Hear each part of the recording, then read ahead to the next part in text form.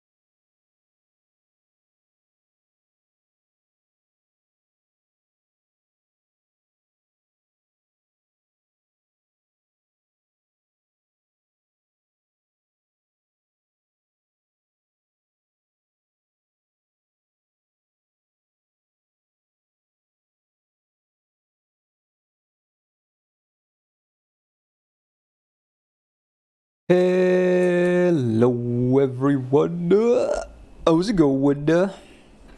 Welcome to the Friday stream of the week. We're back after what was a pretty good return to form yesterday, I want to say. Did all the subset games that were meant to be played last week but weren't because of a migraine, and it was good. All the games went pretty well, and I'm sure you'll be seeing some video action probably from the brown dust section as well at some point. Also, Jane rolls on ZZZ went well. That was cool. So all in all, pretty good day. Even if it was a bit of overtime, no worries. But today, on this Friday, we are back for some FGO stuffs, and we have something interesting for today. Gonna start off by the good old, playing more free-to-play, of course. Still grinding on that Agartha mostly, but, you know, we might come up with some other stuff too, and of course, I'm sure we're gonna be doing some gacha as well, because, yeah, it's always fun to do, isn't it? But then, we're not gonna be doing free-to-play today for the full stream, actually, because I decided, hey, it's finally time to watch a certain video together that has been accumulating a good amount of attention on YouTube from the FGO community, which is the Atrocious Gacha review video about FGO. Yeah, that video, a guy that usually makes like long video essays about various gacha games posted like 4 weeks ago or something like that. I think he requested that people wait at least 3 weeks before like, you know, making reactions to it or whatever. So obviously, you know, I humor his request because, you know, get that bag first, of course. It's his content. He worked hard on it. But now it's been like 4 weeks, I think, so we should be good to go to watch it together on stream. I'm pretty excited, honestly, because yeah, it's gonna be a review about the game I play the most, and a pretty well-researched one at that, supposedly. I don't really know much about the video, besides that, you know, he doesn't love the game. I think that's about it, but yeah, it's a long video. In fact, it is nearly 2 hours long. It's like a freaking movie. So we're kind of having like a movie watch-along today in a way, which is pretty interesting.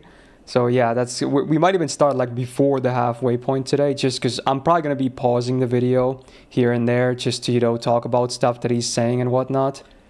So yeah, we'll see. Yeah, it's like 1 hour and 40 minutes or something like that. A bit more than that maybe. So yeah, it's a long one. I don't assume most of you guys will be here watching the full thing with me, but hey, if you are, hey, I welcome you to join me. Grab some drinks and snacks for that. But yeah, that's gonna be a bit later. We're gonna start with some free-to-play first. So that's the plan for today. Also, hey, if you're a subscriber, a member of the prestigious Gao gang, you can still vote for Subsat, because I did do the games of last week yesterday. So we can actually have a brand new Sub Saturday this week as well with new games and everything. So you still have time until the end of the stream to vote for whatever you want to see me play tomorrow, if you so wish to do.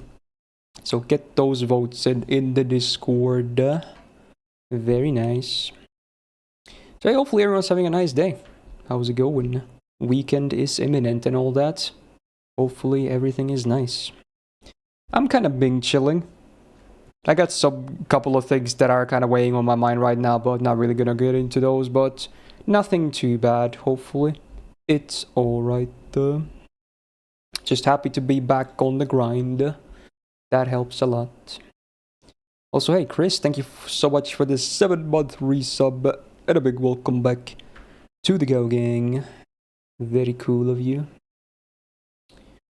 Alright, we got song requests rolling. Obviously they will be disabled by the time we get to the video, but yeah, we'll be rocking them for the duration of the free-to-play segment at least. Nice. Alright, let's see here.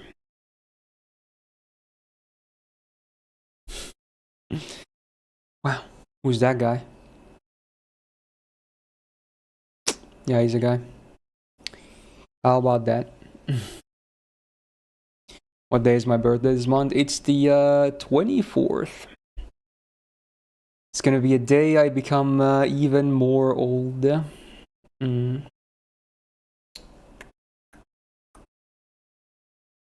really gotta clean up my mess, dude. All my badminton gear is still on the floor. But luckily it's not like it's dirty anyway, it's on the nice rug. How old am I? I'm gonna be 30 years old. It's crazy, right? Really feeling that.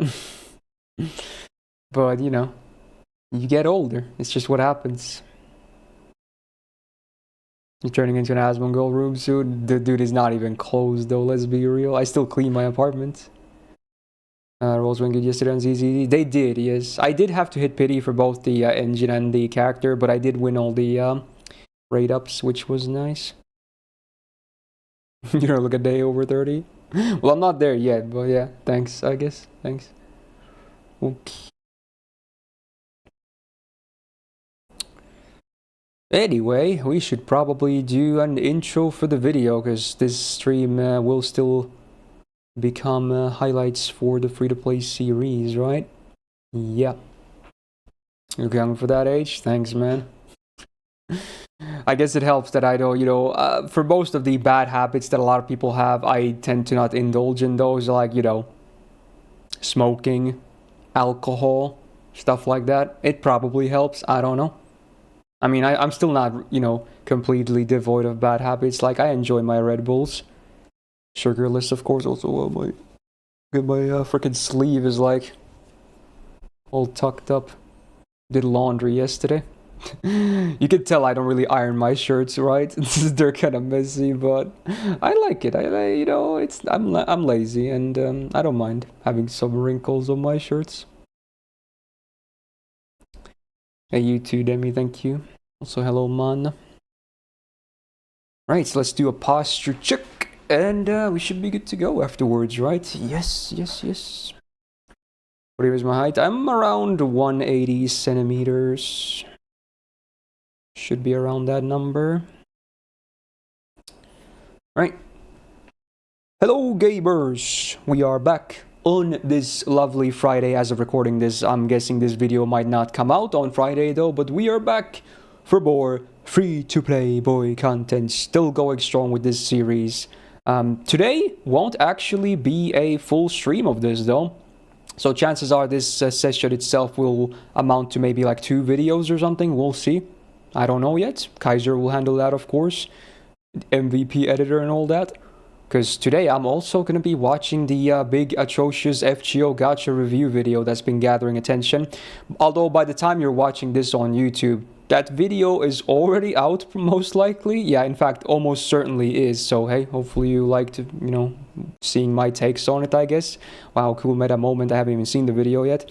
But yeah, there you go. So that's why this free-to-play segment won't be as long as usual. But hey, I'm sure we're still going to have a lot of fun, okay? Going to be continuing Agartha most likely, making some progress there. Maybe some other stuff too, like leveling servants, etc. And of course, we are going to be spitting some kind of gacha banners, because we always do. And it's fun. Last time we got Achilles, which was just insane. So let's see if today has anything in store. Who knows? But regardless, I'm hoping it's still going to be a fun time. So yeah, let's do our due diligence and log in, shall we? Okay, full screen by, not OBS, freaking BlueStacks. Okay, there we go.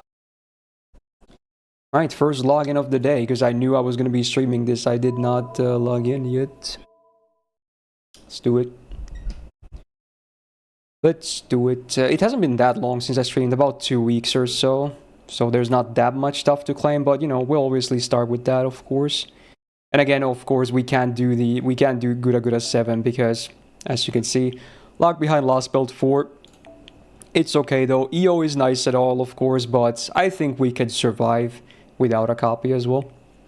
I'm not too worried at this point. This account is actually starting to have some okay tools as is, so it's alright, it's alright. Alright, let's claim all the nice stuff. I think I'm gonna go with shells, even though I barely have rainbow thread, because shells are gonna be used way more. And there we have the new tickets for September, I believe. Pretty even numbers on the materials. I think I'm gonna grab some homunculus babies. Sure. We'll probably alternate between these. And then let's grab all the other stuff. Actually, still a good chunk of quartz in here as well. Love to see it. Oh yeah, this happened, right? Yeah. So yeah, this account hit 500 days of logins. Wow, imagine that. It's been 500 days already. Obviously, if you look at the account and you saw what it has and the numbers, you might be thinking there's no way this account is 500 days. And I don't blame you for saying that, because again, I only play this account on streams, and most weeks I don't even stream this account at all, so we are very much on that slow progress track. Obviously, I could be grinding my ass off with this account as well if I wanted to, but again, this account is just for nice, chill content. That's it. I have my main accounts otherwise that I can just go sweaty mode on, so yeah, it doesn't look like 500 days, but we have hit it regardless, okay? That's a free multi right there if I've ever seen one. Well, and I think that's it. That's already a good amount of stuff. Let's see, we go from 371 quartz to 449. Damn, we just never run out of quartz on this account, even though we roll every time. That's the beauty of all the freebies, am I right? Okay. 500 days ago feels like yesterday. It does, yeah. It really feels like I haven't been playing this account for so long, but I have. And again, I have even missed some days here and there. It's not a perfect streak at all. It's been broken, like, if I had to guess, like 10 times at least. But I try to log in every day regardless, but some days have still been, missing there, I suppose. Okay. Right, so yeah, we'll be mostly grinding Shinachimo's Gartha today. What banners do we have though? Let's do a sneak peek here again. Oh yeah, we have another Gura Gura 7 banner. This is an interesting one. It's Mao Nobu, Summer Nobu, and Mori on the 3-star. And then the actual normal, the new servant banner for Gura Gura 7 with Yamanami and Sen Norikyu. And then we have story. Good old story, am I right? Yes, indeed. Right, also free to play check. Drum roll. Yes, we're free to play. There you go. Gotta throw that in there as well. Oh, his buff came out? Oh yeah, I did, yeah. Yeah, true. I haven't done that yet actually on my main.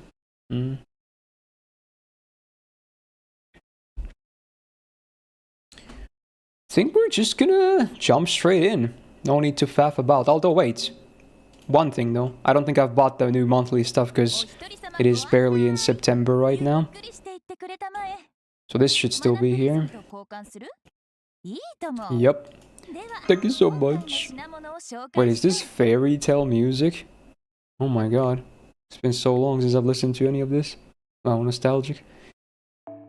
Okay, 2k prisms. We can at least buy 5. I think we can buy both sets of EXP.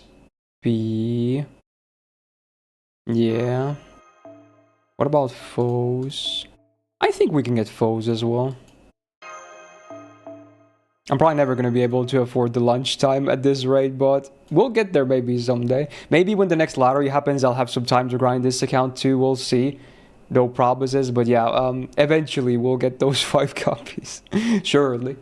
Okay. I'm not sweating it too much though. It's okay. Winner Battle Pass at FGO. I'm surprised they haven't actually done that, because every gacha ever nowadays has some form of Battle Pass. Like, it's just the norm. And that's just gacha games. Even other, like, online live service games that are, like, don't even have gachas in them. Everything has a battle pass. It's just the norm for, like, monetize. It's like the no-brainer monetization that developers put into every online game ever nowadays. Even some single-player games, which is pretty questionable. Oh, BA doesn't have one? Really? No. I'm shocked, actually. Interesting. Right, let's jump into Agartha. I actually forgot what chapter did we leave on? Oh yeah, we were like in the middle of 8. Had to stop in the middle because I got a sudden migraine last time. Not to jinx it too bad, but hopefully none of that today, of course. So yeah, let's pick up where we left off. Yay! From what I remember, I was actually kind of underestimating a lot of these battles last time, so I gotta be careful with that, because the egg mobs were actually very high HP. So I started to put actual, you know, at least a real full front line. I still have some bondable servants in the back, but trying to have like an actual proper big front line. How's the bonds? Okay, she's already done. I should swap her. Dude, all my girls are about to be bond 5. Hype. About Medea. She's done too, okay. Wow, there's not that many left, huh? Then we gotta bring in the dudes. Hey Zarku, how you doing? I'm doing okay. I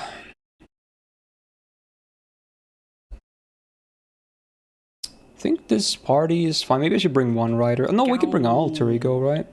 Yeah, true that. Yo, Frost with 40 months. Thank you so much. And welcome back to the Go Gang. Hey, how you doing?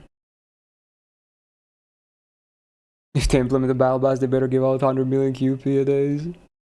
Like every day? There's no way, that's way too much. But okay, fair enough.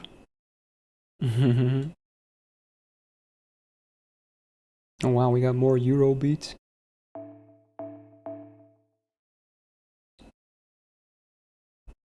I guess I'm just gonna bring Ushi because she's also quick, which works with Scotty. We'll do that. Is Mystico leveled up yet? Nope. Gonna keep using that. Let's go.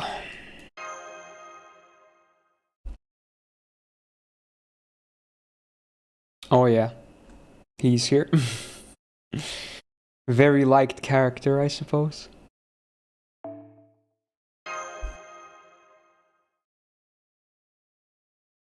Hello, not Alex.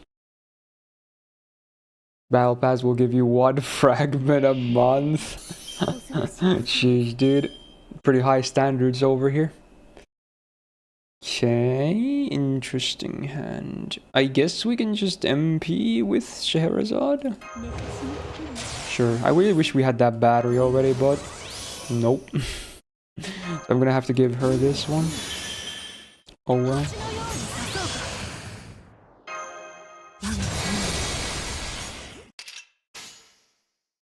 Can do like this, this, and then this, I think. This should hopefully be enough.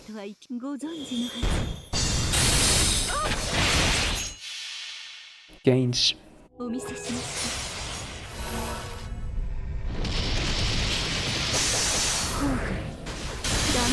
I mean, doesn't that sound like every other BP ever Tyrant on any game? I don't see how that's much different. Hello Leon, how's it going?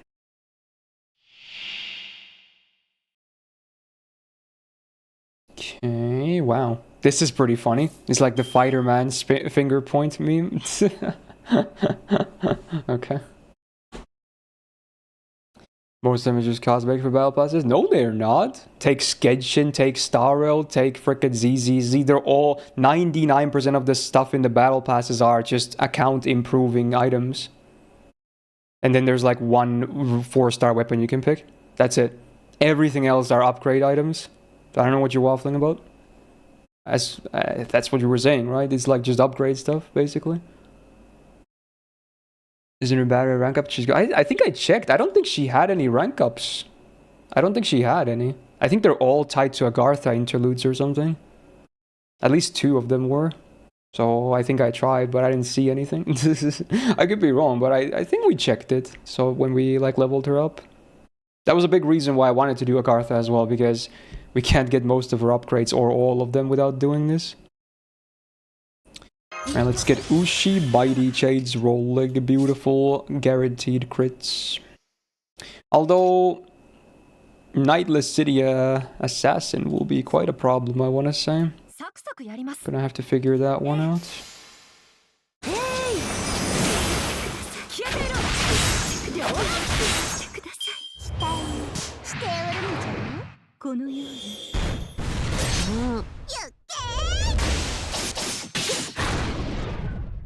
Okay, this Ushi MP at least will do a ton of damage.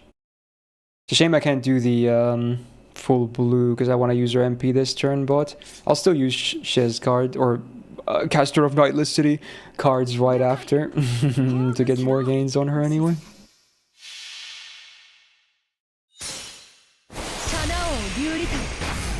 This should definitely kill. Oh my god, yeah, that's a lot of damage. Any crits? Nice. Do another one. Keep going. Nice.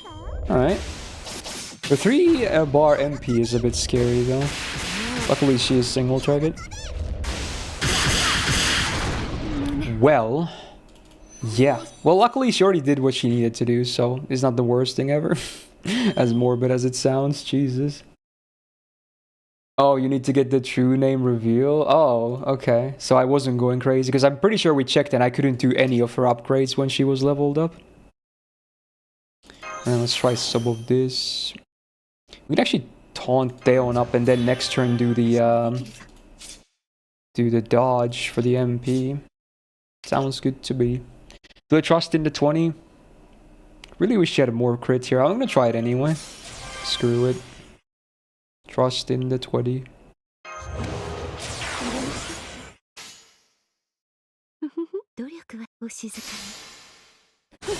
Come on! Land it, please. I need that big damage.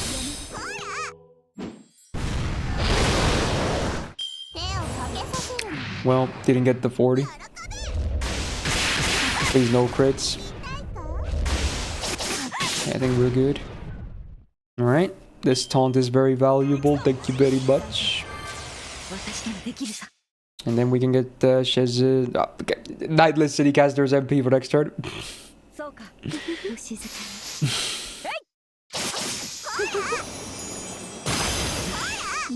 It's a long title, okay? Whoa, question marks. Damn, she took a bath. Or he. Or whichever. It's Daeon. Easy guard. Let's see, any cards for caster? Yes, we do. I think I'm gonna take him. Just gonna take this chain right here. Might take a while to get this bar down, but we'll get there.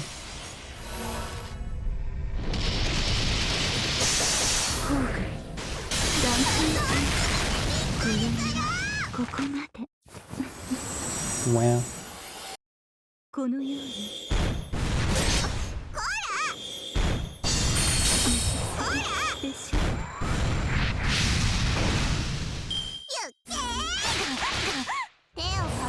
Oh, don't land the defense up. Oh, she landed both buffs. Oh, man.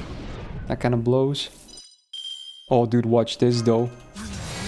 You're not ready for the crits? No one is. Actually, let's do this. That looks fun.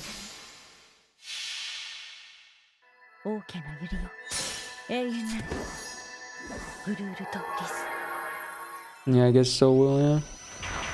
No charm, but it's okay. Kabod, crits. Kabod, one more.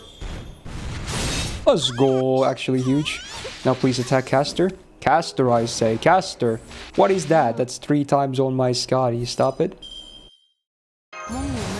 This mighty, or this brave chain is still very nice. Yeah. I think I'll take it. Wait, actually, wait. This is 10%, isn't it? Yo, this is perfect. Oh, dude, that's amazing. Oh. Dude, and it's a full blue as well. Actually, it's probably better for me to take the red here, actually, because of Scotty's first skill. So, no, we'll actually get that Buster crit this time. But, man, it's a great hand anyway. Alright, let's see. This should be it, right? Surely. The MP won't do it. But, man, those face cards are gonna hit really hard. In fact, she's probably already close to being dead here. It's gonna hurt. Yeah, oh my god, overkill imminent. Ow, and then, how much is this? Well, probably like close to 50k, I couldn't tell, but yeah, jeez. Ay, ay, ay. It's pretty good. Damn, the juicy bond is back. Love it.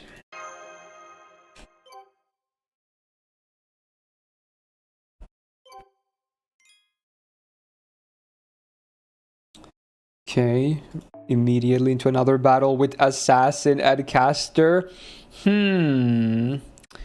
Surely not, right? Surely not. Well, I guess, yeah. Why not?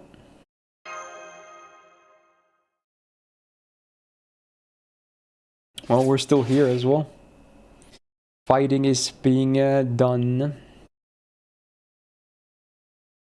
More's the pity. Don't say that word, that's forbidden, okay?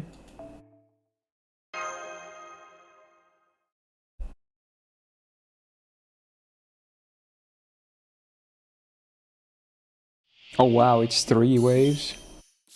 Roro. Still gonna go for the MP though.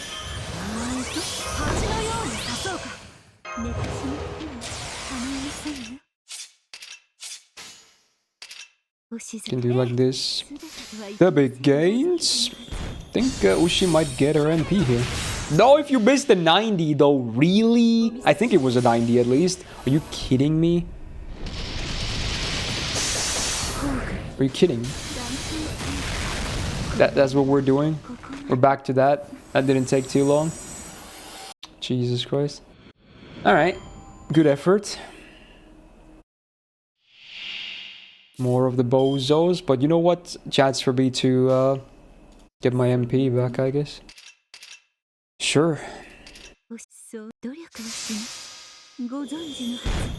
on, crits for the Myst one earlier. Okay, be that way about it.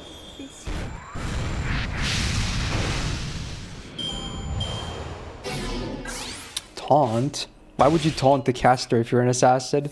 Are you stupid? The answer is probably yes.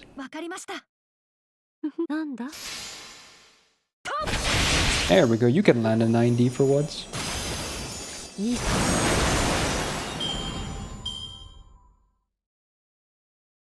Well, maybe landing that 90 was too much for the game, though.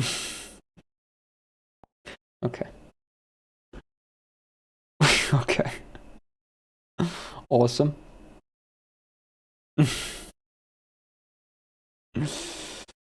Ay.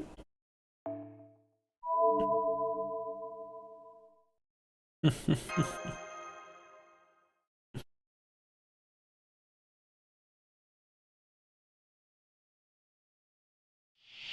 try that again. Land the 90, right? Yeah.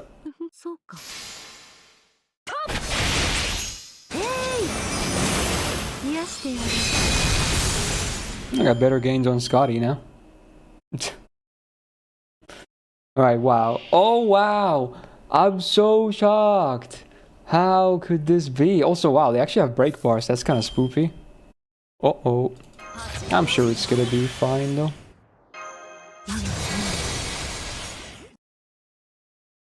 Yeah, I'm sure it's gonna be fine.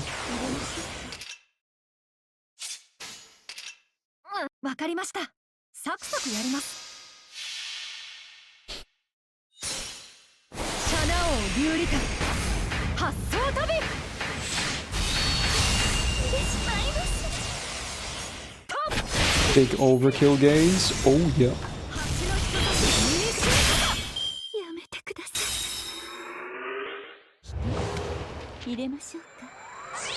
She did a no effect on herself? Was that like remove debuffs or something?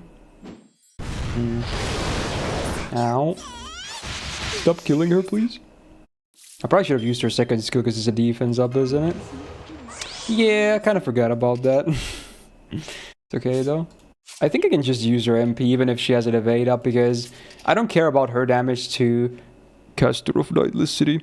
I only care because Ushi can take care of her. So we'll just use her MP anyway, I think. Yeah, that's fine.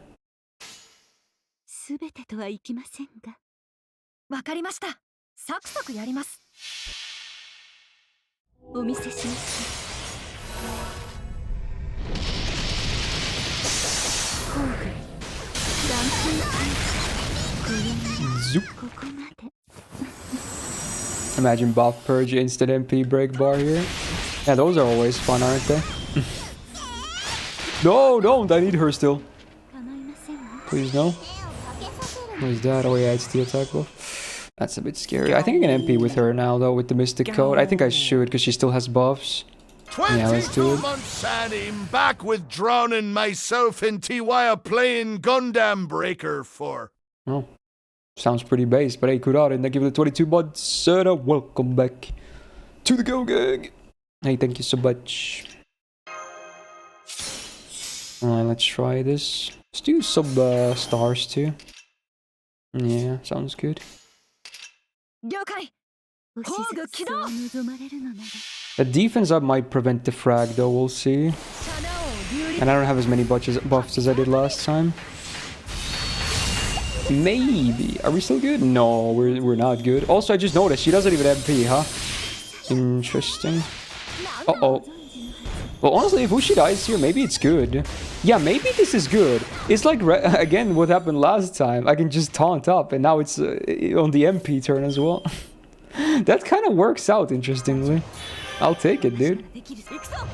And I have a full blue for Caster of Nightless City as well. So I'll take it. And we got all the Euro beat today. Not that I mind. It's good.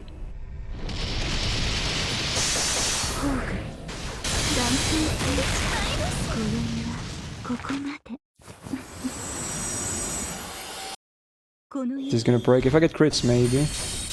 Without, no, I don't think so. It's gonna be closed though. Okay. Manual of Accusation? Wow, I can totally decipher her true identity based on that, because I'm 5-head.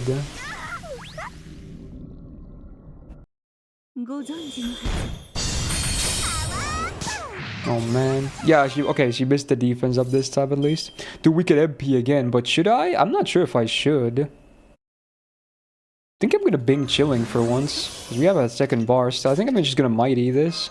We'll do like this. Yeah. Yeah, that sounds good. I don't think I'm gonna get enough MP though, sadly, without the battery, so maybe I should have used it anyway. Unless this 30% crits. Come on, you got this. Damn, if it crit, I actually think I got it. Damn. Oh, well, speaking of instant MPs, I guess. Well, Daon still has the taunt though. No dodge though, rip. Ow, that's a lot of damage. What, you don't know all historical figures that ever lived, SMH? Yeah, true. Fake fan. Oh yeah, now we only have level 1s on the back line. True. I think I should take the MP here. I should. I have a Brave Gen as well, but I want the full blue. Yeah. I have the mana burst as well. Actually, not even gonna use Garrett's Guts, I think. As evil as it sounds. Wait, do I have the Buster crit damage? I don't. So I'm just gonna go with full blue this time.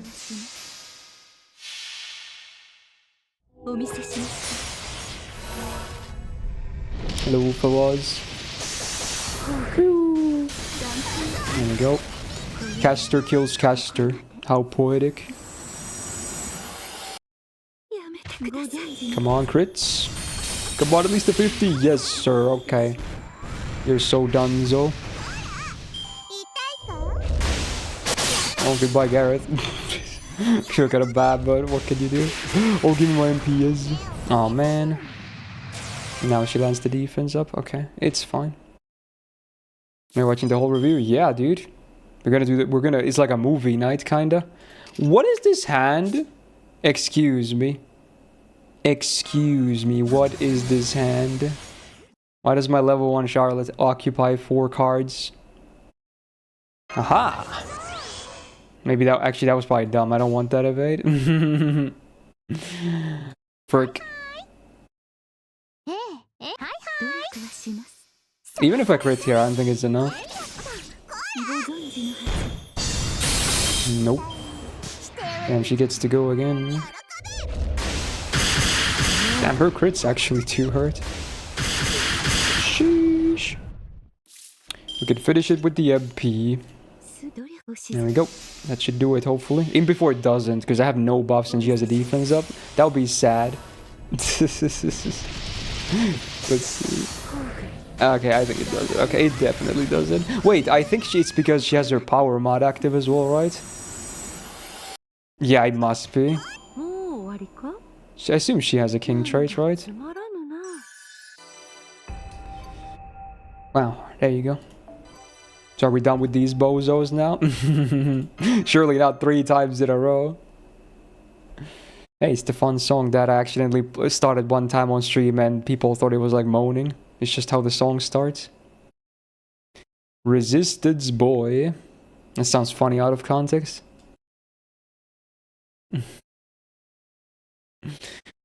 Oh, the big guy. Scouting out the place, huh? With no ulterior motives.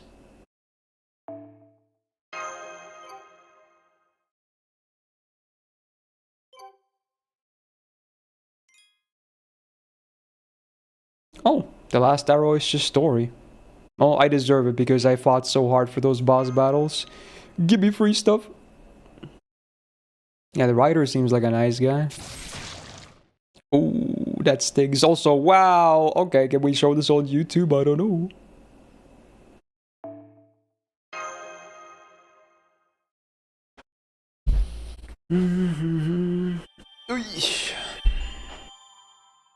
Lovely. Oh, yo. Whoa, true name revealed. Assassin of Nightless City is Wu Zetian. Ain't no way. That's crazy. She looks like a little girl. What? What? It's crazy. Absolutely crazy. I'm shocked. I'm shooked. Oh wow, look at that. Section 9 is like just one arrow. Quite the contrast, isn't it? Alright, sure. Temporary retreat, huh? Let's do it. Oh, we gotta bring Stolf a little bit too. I should frontline him as well. Forgot about my code. Okay, let's bring a Lancer. Let's bring Erish. Yes.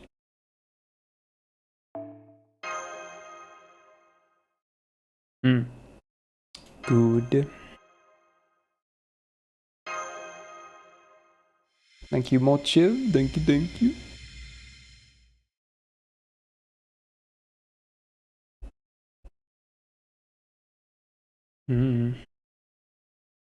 Damn, he's not happy about it.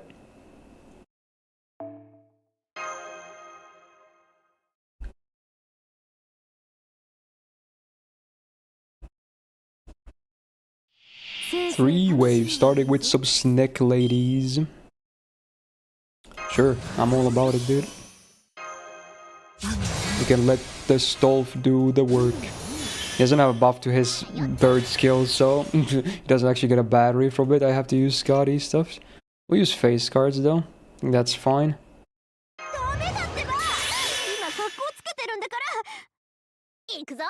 Go! Go! Nice. Hope everyone is enjoying their tea. It truly is the empress of beverages. Not only is it tasty, but it also has health benefits. It calms your mind, energizes your body, increases your penis size, and prevents the early onset of baldness in those about to turn 30. Drink tea, everyone.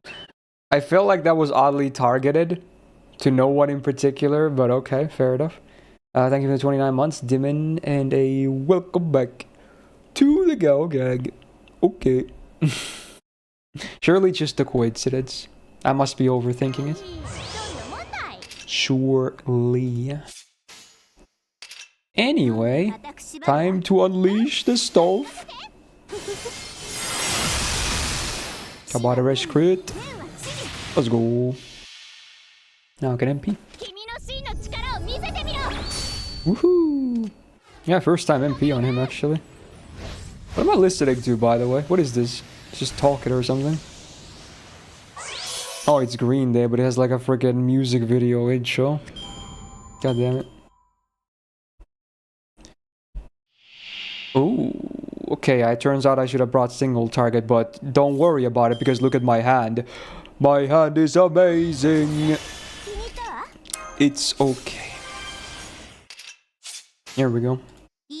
I could go for the mighty, but there's no fun in that, is there?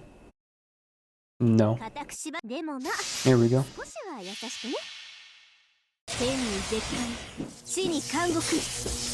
The one hit quick MP. Yeah, it's a bit tragic, but what can you do? Ooh, wow, the MP alone did how much damage? Jesus, this must be anti-earth in work, right? It must be. Oh my god, yeah, who needs single target when you can just DPS with the rest anyway? Sheesh. Now give me another set of her hand, because we have a lot of stars. In fact, I can make it guaranteed crits with the Mystic Code. Well, there's no Buster, but I do have 2 of her cards though. So, you know, I guess don't look a gift horse in the mouth. Did I just miss all her RNG buffs? What the fuck? Kinda. Okay. Full crits.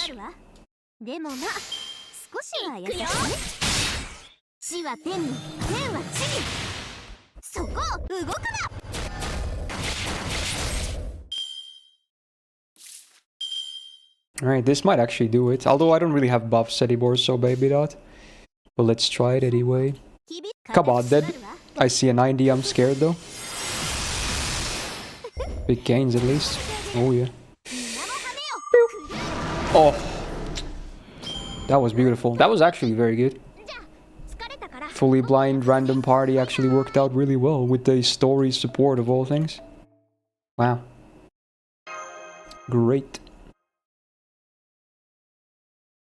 Yeah, his stun actually landed. It is pretty surprising, yeah. Doesn't land very often. At least not the non-maxed ones. Whoa! Scheherazade? What? Say what? That's her identity? Ain't no way. Whoa, we get free stuff. Uh-oh, uh-oh, oh, there it is. Oh, caster of the Nightless City was Scheherazade all along. No way. Woo. Also, apparently this music video has a lot of drama happening in it. Jesus Christ, dude. What? It's annoying if they're like, okay, I get that music videos can start with like intros, whatever, and with story, but don't at least interrupt the song when it's already started to have like, you know, just dialogue in it, right? Like that, you don't do that at least. You know, if it already started, you're just gonna let it go, you know? You can keep the video up if you want to, but you're not gonna stop the song just to put like, you know, people arguing or whatever the fuck was happening in that music video. Anyway. Wow. I can finally call her with her real name and not the crazy ass long title. Oh! Wait a minute. Oh, it's like, it's not a buff, is it? It just tells me what the MP is. Okay. Yeah, I thought I got the buff already, but yeah, this is just the normal MP, right? Yeah. Okay. But I think we can do... Yeah, we have the rank up now. Hell yeah. Oh. Dude, the power up is imminent. So next up would be 10. But honestly, we should do that. We should do that. We'll do the rank up and then we'll do Gacha maybe. Yeah, that sounds great. Okay. Oh, there's the Lancelot MP upgrade as well, I believe. Yeah. Should do that at some point too, but let's just do Scheherazade now. Feels nice to again call her name. Very good.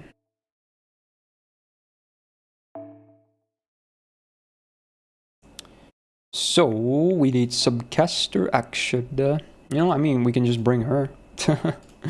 Yeah.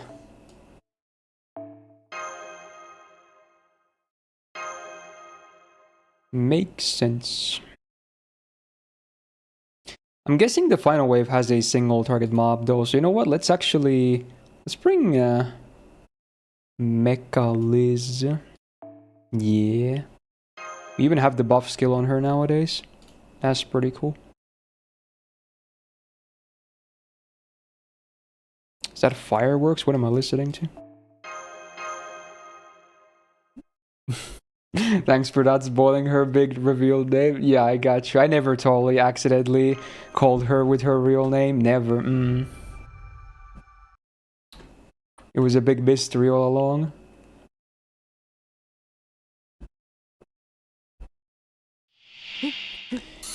Wow, just 2 mobs, huh? Spoiled for choice. Let's actually get a big star bomb going immediately. We can just crit through this wave, I think. Yeah. Sounds good. 53 stars. Oh!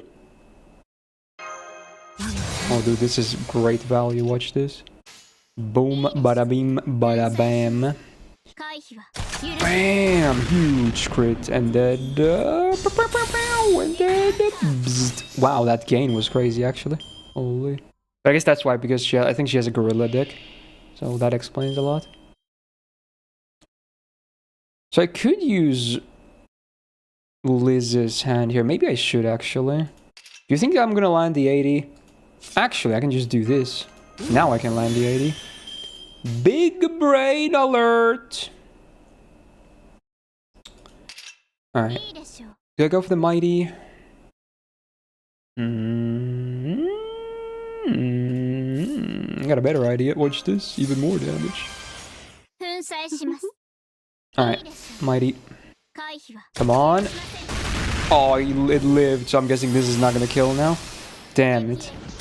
No, my big brain was not so big. Damn. It didn't die to the buster. Damn. I'm gonna get Scotty stuffs at least. Unfortunate. Insane games.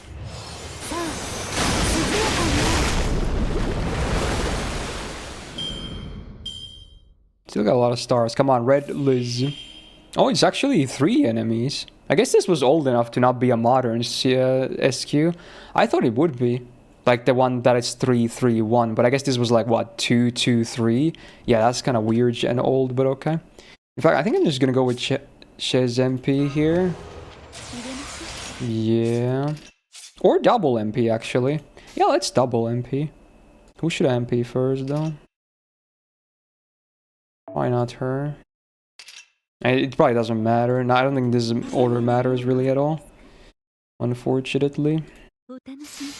Maybe I should have gone for triple MP, actually. Yeah, maybe that was the play. In that case, I should have started with the Liz MP, because it's a defense down. Does the skeleton also have a king trait? I'm guessing no. But I don't know, its name says Skeleton King or whatever, right? Can anyone check? That would be interesting. I doubt it does, but I mean, it would make sense, I guess.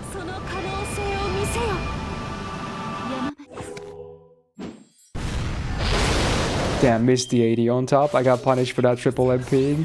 I atoned for my sins. Oh my god, it does like a triple buff AoE. What? Alright, here we go. Big DiMaggio. It does! Oh wow, they actually followed the name. Damn. So turns out triple MP actually would have been the best probably. Anyway, it's fine. Ooh, oh no crit, feels bad.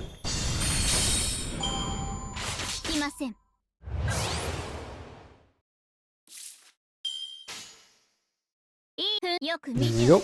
That will do that. Is this Kanako Ito? I don't know what this song is though. This is from like one of the semicolon VNs or something. Like Chaos Hair or Chaos Child. Because I don't know those two really well.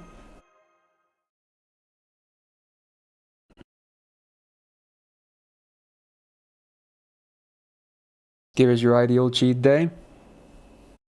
Well, your mom would be pretty familiar with that. Got him. Okay.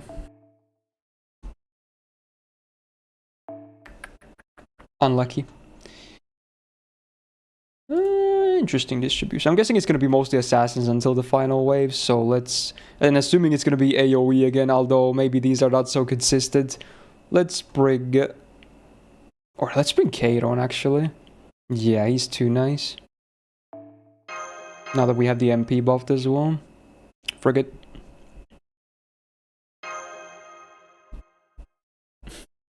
Well, I don't know what I actually would say. Probably, definitely involves pizza. I love pizza so much. So it would definitely have pizza in it. For shizzle, my drizzle.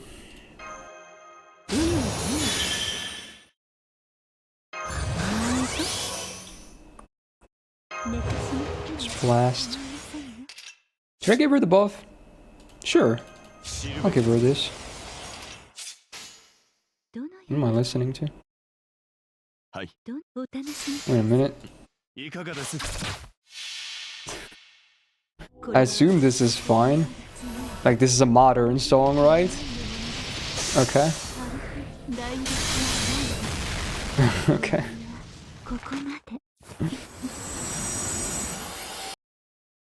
Fair enough.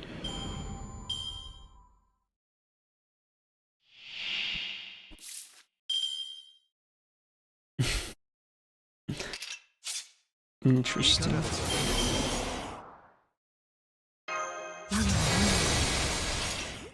All the stars.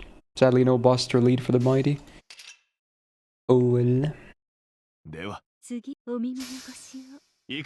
Ishura, how you doing?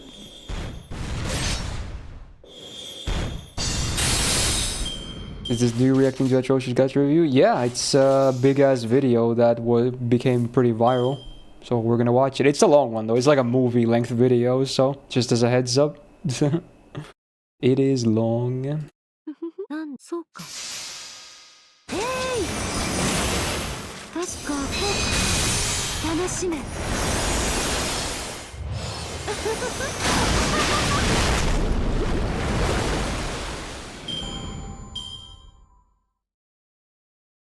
Okay, how's the enemy distribution? It's just 2 this time. Yeah, it's all over the place with the enemies in these older CQs.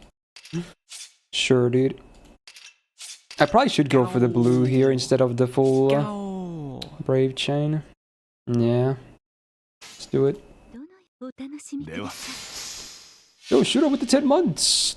Thank you so much, and welcome back to the Go Gag. It's very cool.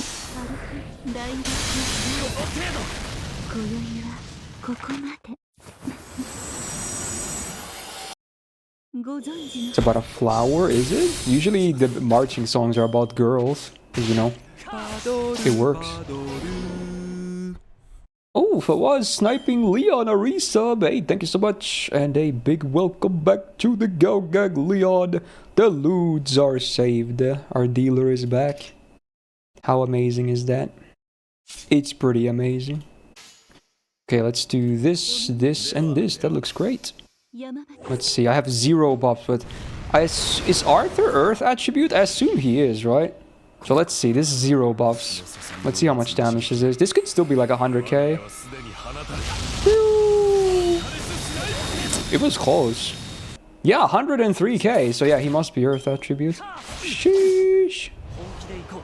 Well. The French one is about an onion. Why? Or should you say onion? Or onyo? There's no N at the end, right? Onyo? It's funny. Today I'm gonna show you how to dice onion. Did you hear about hentai getting down?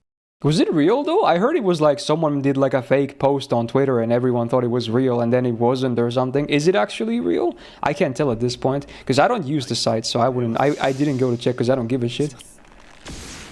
So I think it may have been a debate or something. I don't know. Damn, he lives, no crits. Close.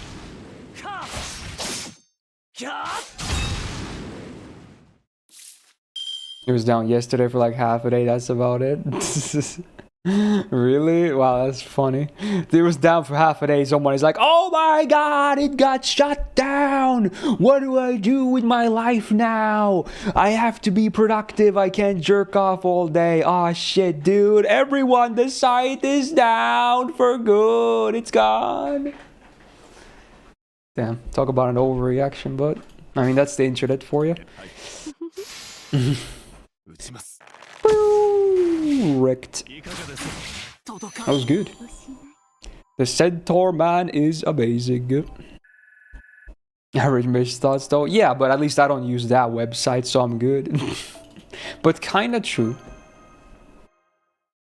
The news was cap? Probably, yeah. Yo, Jaggle, how you doing? It's the last node, and it's only assassins. How fitting. Alright. Let's do our due diligence then. Bring the daughter.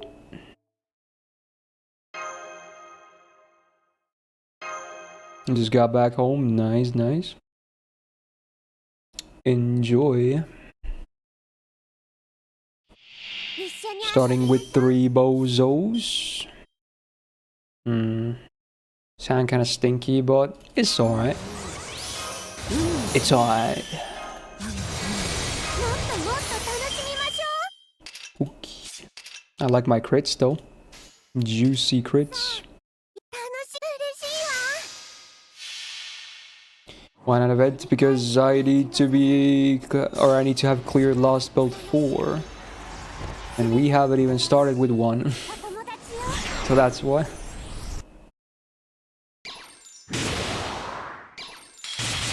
huge. How many stars do I have? Not bad, I can get more as well. Can keep face carding this wave. Let's do it. Watch this. The snipe of the century. Just don't miss your crit, Shez. Pew! Rebozo. Come on, crit, crit, crit, crit, crit. Yes, and another one. Yes! Yes, I say. Let's go, let's go. Wait, is Nidocris a king? She has to be, right? Because she's a pharaoh, right? Surely. Hell yeah. Alright, let's do this. Let's do the Dalteru Shade, I think, is full blue and still has some crit damage. Dude, even there's 2 skeleton kings as well as minions. So this is totally pandering. It's her rank up. So the servant is a king and the 2 mobs are king as well. It's like this never happens. Such pandering, but you know what? I guess it makes sense. Yeah, sure. Okay, so this is Scheherazad's rank up. Now that we have her full name or true name unlocked, we got it unlocked. Very nice. What is this hand? I guess Shez's cards are all like in the next hand or something? I don't fucking know. I'll just go with Dalteru again then. In fact, we can go for her MP. Nah, I'm just gonna go for the more damage.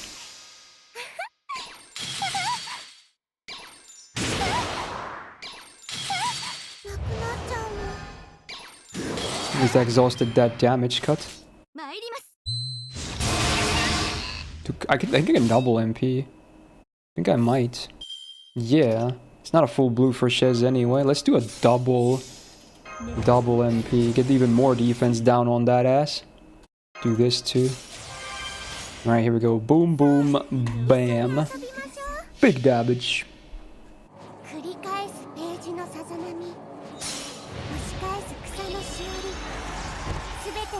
This song goes kind of hard. Beautiful. Even landed the charge down. She's never MPing. I'm full of charge down on this team. Actually, it literally... Oh, dude, look at that OC popping off. Everyone in this team actually has charge down. So it's kind of a delay team. Interesting. 300k with no MP upgrade. Just because they're all like king trait. And she was overcharged. That never happens. You can never have like 3 targets that are king, let's be real. But we at least had that. That one time Scheherazade is like absolutely amazing. Never seen her do so much damage. Yeah, exactly. It's like double Castoria damage. Or more. Hey Ryan, how you doing? Lots of Fei Zhao, English voice actor getting fired. Oh, I didn't hear about that. I'm guessing it's like a completely reasonable reason that has nothing to do with drama, and I bet everyone is trying to get drama out of it. I remember when like I saw YouTube shorts of like, here's why March's original English voice actor was replaced. I was like, oh, it's drama bait. But it was like, oh, her voice was just a bit too high. It didn't fit the character. Next. And that's it. It's like completely reasonable. So I wonder what it is this time. I can't wait to hear this. It is drama this time? Oh, spice. 2 quartz. And then... Wow! Alf Layla Wa Layla is now... Goes from EX rank to EX rank. But we like it. Did they add anything else here? I guess there's the debuff resist down for all enemies. Interesting. Yeah, it helps her to land the charm as well, now that I think about it. Sure. Yeah. I know the boycott issue you should know it by now. Do I? I don't know if I do. Oh, yeah, of course, there's another rank up as well that we get right after. Yeah, we'll do that too. But before that, let's do Gacha. Let's do Gacha. Let's freaking go. So, any polls in the chat? We got the Mao banner, we got the Sen no Rikyu banner, and the story banner. I don't really mind any of them. We can do whatever you guys want. So, can somebody make a Polarino? Okay. Hydration meanwhile.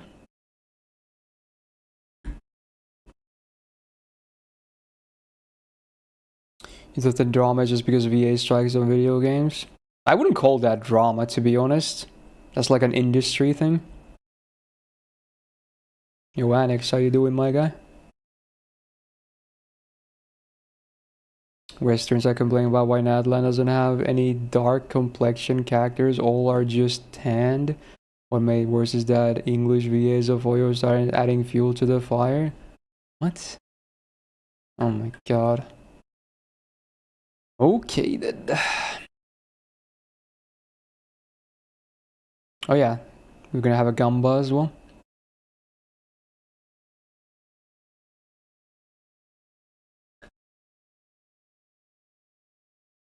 Doing good, nice. Paul is about to lock it. Okay. Seems like the limited banners are definitely on popular vote, but yeah, with 61% of votes, we're gonna be trying on the Sen no Rikyu banner.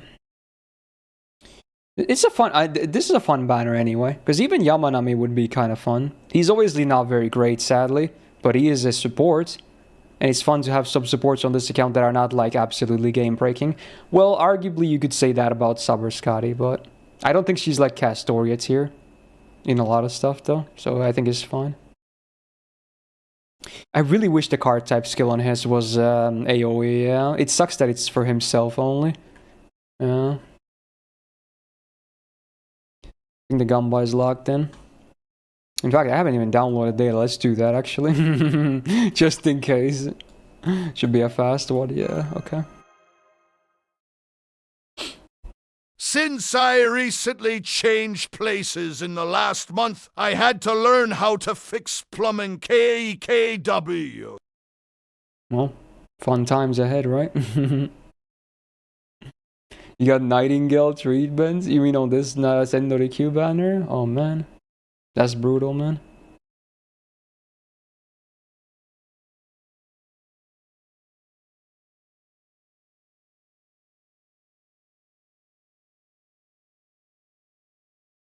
Oh, you're saying case, yeah. Okay, yeah. True. I guess. Alright, let's go. Alright, one multi, go again, let's do this. Oh, bam, done. It is done.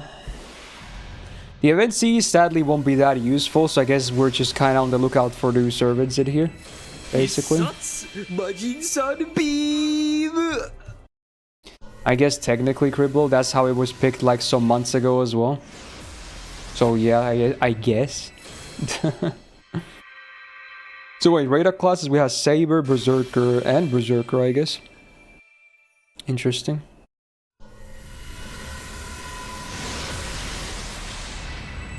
Art of Death. I'm not sure if this account ML beat it yet, actually. Which sounds kind of crazy, I know. Well, we got the event 5 stars, sure. It's actually not bad.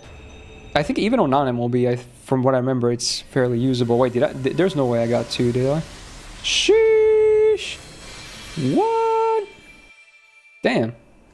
Okay. The MLB dream. Wow. It's crazy. Yeah, it's an Invul Pierce CE. Not sure if this account has any of them yet, actually. Maybe it does. Yeah, maybe it does. Damn, a lot of the same CEs, though.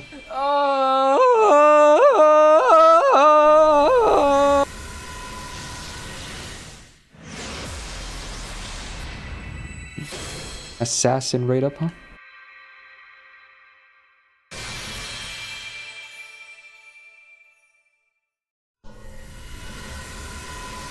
Can you buy an Invul in the shop? Well, you can buy Sweet Crystal, but you need 25 RP to MLB it. So there's that. Unless you meant something else. Bro, it's literally only 3-star assassins. I think it's the double Jekyll now as well. This is the multi of the doubles. What is going on? It's like back-to-back cards as well. I think I had 4-star assassins or 3-star assassins. What? It's crazy. What is happening, dude? Wait, that wasn't Servant Pause, was it? No. No. No. No. It's just because we got some other class for once. That's funny. that's a funny looking multi. So we got back-to-back event 5-star Cs, back-to-back dual swords, and then back-to-back Jekylls later. That's so weird. Interesting. Which Gacha review? The Atrocious Gacha review. Alright, I mean, it's not bad. Again, this C is useful, right? Yeah, it's Invul Pierce, Buster Up, and MP damage. Sure. And full attack. Alright. Okay, sorry. Sure. Alright, let's do her second rank up now with her upgraded MP. So I assume this one is maybe a modern one with the layout? You would hope so, at least. Let's see.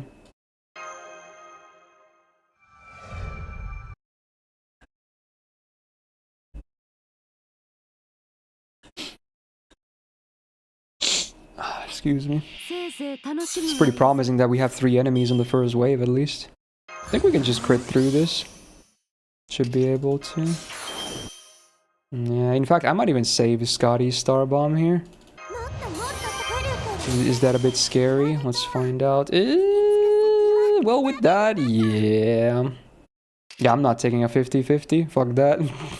Changed my mind on that. There we go. Now we can get guaranteeds. So we'll do like, I think she doesn't need that, does she? You know what? Okay, I'm scared. Just do it like this. I think she actually wasn't gonna kill that guy. Hopefully she kills this last one. Oh my god, like 0. Jesus. I should have used Scotty's first skill, man. I don't know why I didn't. I'm being greedy about it. 0 freaking damage, dude. Wait, is this that meme song? I just realized. It's just no one knows this part of the song, but I think it's that song. It's the meme song from like early 2010s. Not sure if people remember this song anymore.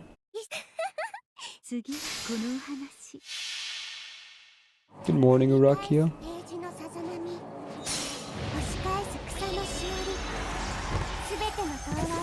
Hopefully they put more king mobs on the third wave. I need that damage help. You know this song at all? I think you will when the actual meme part starts, assuming this is... It is that one, yeah, now that someone did a current song.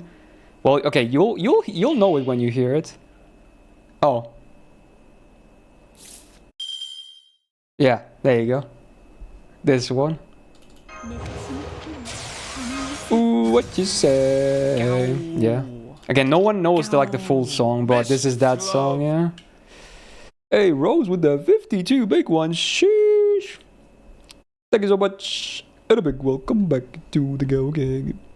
Yeah, then Lonely Anna made the Dear Sister parody thing. It was so funny. That video is actual comedy gold still to this day. It is hilarious to the max. By the time you read this letter, I'll be dead. Yeah. Wonder how it became a gunshot meme. I think they made a parody of the TV series The OC, where I think there's a similar scene like that. Obviously, didn't plan out exactly like that in the TV series, where everyone just keeps killing each other. I think it's just one guy shoots another guy, and that's about it. But they made a funnier version of it. I'm not sure if they used this song in The OC as well, but that's what the Lonely Anna at least used. Yeah, maybe they did actually. I forgot. But yeah, it's from The OC. It was a very popular TV series when it aired. I remember even everyone in Finland watched it when it was on TV. It was like the soap opera TV series to watch. I think it's a soap, right? I think it is. It's not as long running as some of the actual crazy ones, but it did run for a while. It was a drama at the least. At the very least.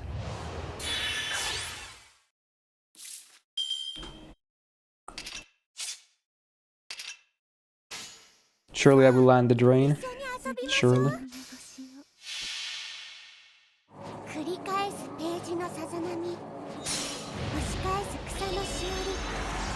I think I saw some episodes of the OC as well when I was a kid. Yeah, I did land it. Nice. Very nice. About 10%. Of course not. What inspired you to start streaming? The funny thing is, if we count like my first stream ever, it was literally just to show gameplay to some of my friends on Discord because they wanted to see me play. And I don't think Discord had streaming back then. I don't think it did actually. Yeah, voice chats didn't have streaming as an option. So they were like, "Hey, we would like to see you play your playthrough of this game." It was Monkey Island. I think those are still up on my channel, by the way. So if you look at those, I'm so clueless and my voice sounds completely different. And there's like at most like 5 people in the chat. I think those are still up on my channel. I should watch those. There's probably gonna be a nostalgia blast, but that's like kind of when I first streamed ever. So if we count that, then my motivation was to just because some friends wanted me to see my playthrough, basically. That was it. That was it. That was the whole reason. Oh yeah, it was a playlist as well for it, right? How long ago was that? Like 7 years ago? I think it was before even FGO NA even came out, I think. It was like 2017 or something still, I think. I could be wrong.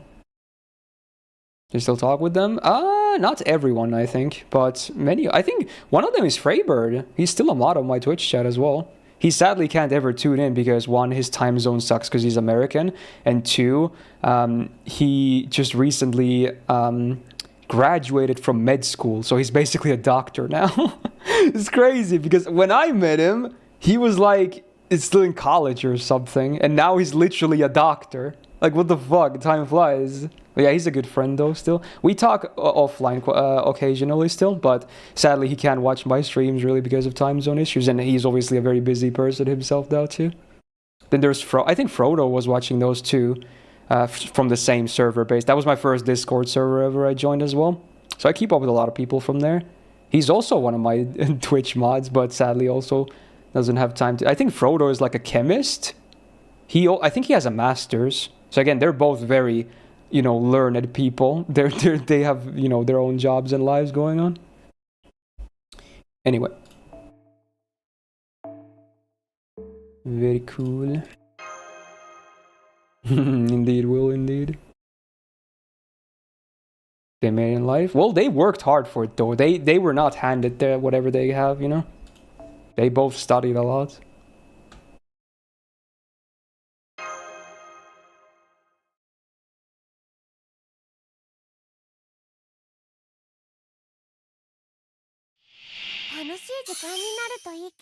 Chemist, doctor, and Gacha gamer. Well, they're both FGO. They both still to this day play FGO NA still. They both play daily. In fact, I'm pretty sure. So they're Gacha gamers as well. They're both on my friends list still. Yeah. So even though they actually have real life obligations, they still are Gacha gamers as well. You'd be surprised.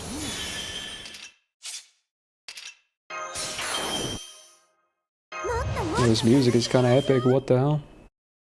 Sounds pretty good.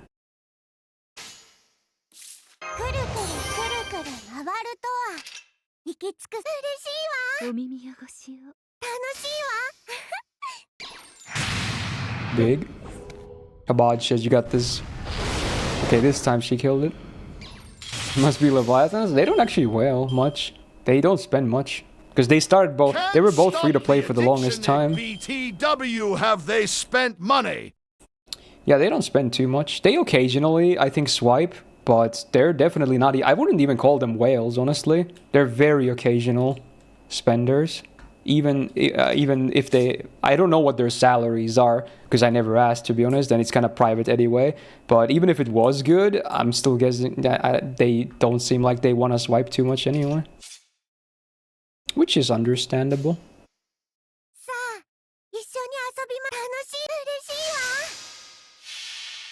To hear the new singer for Linkin Park. I saw that. It was in my recommended. They did like a live with like a female singer. I forgot her name. Emily someone. I don't recognize her though.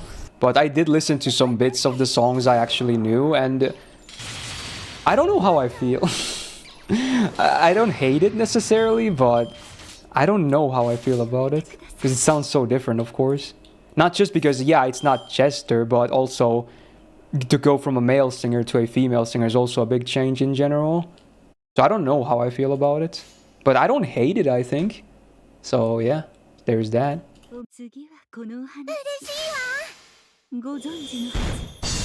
like Linkin Park, not so much nowadays, honestly. I used to be very big into them when I was still like I was a kid. I used to listen to them so much. So I still have like a soft spot for them, even if I don't really listen to Linkin Park anymore. Wow, sneeze. The double. Okay. Wow, that came out of nowhere. Okay. Full blue for Shez. Amazing. We take it. Surely Jekyll is a king, right? King of bad servants. Okay.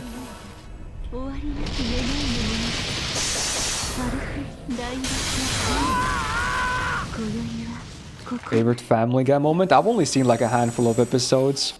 I watched a few when I was like flying to Japan because they had that in the TV in the plane or whatever you want to call those things. I think Family Guy is kind of funny, but I'm a Simpsons guy. So Simpsons has always been my go-to for funny cartoons. I don't watch the new stuff, but the first 10 or so seasons of The Simpsons are actually some of the funniest TV has ever been. Their jokes are so clever and multi-layered, and you can both enjoy them as a kid and an adult. There's a level of innuendo as well that doesn't ruin it for kids either. It's amazing. Like, it's just... If you look at, like, there's a lot of these analysis videos on YouTube that just go to the lengths of explaining how clever this shit is, especially in case you don't get some of the references. There's a lot of really funny and clever shit in there. It's crazy. Like, their writing team was amazing in the old seasons. They even had Conan O'Brien work on many episodes. Love that guy.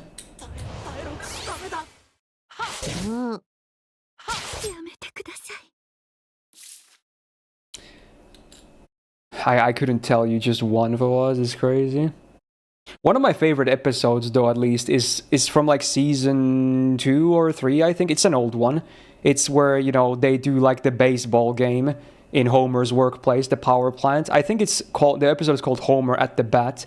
It's a 10 out of 10 episode from start to finish. It is hilarious. It is just the funniest fucking episode ever. Every moment could be like a top 10 thing. It's so freaking good.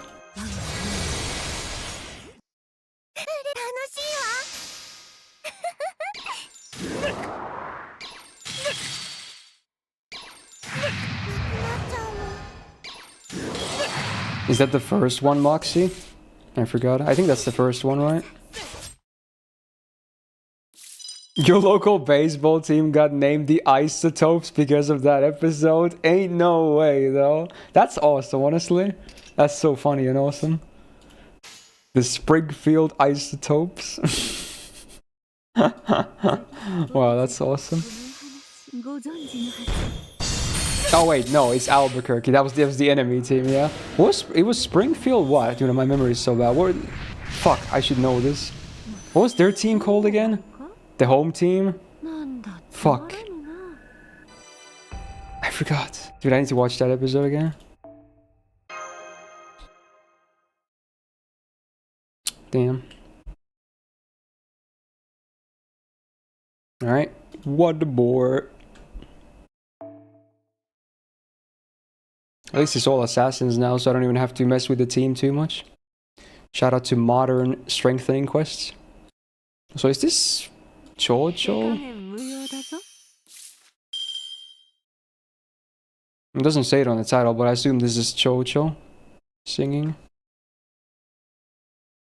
Yeah, it happened after we beat part 1. We did like a celebratory story multi and she appeared watery. So that's why we're also doing Agartha, because the game kind of decided, like, go to Agartha is basically what the summon was saying, you know? I'm not going crazy, I swear. That's what the gacha dictated.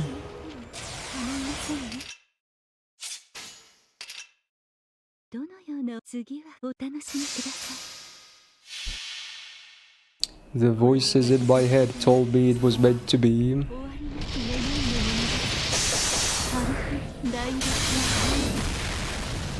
Nope.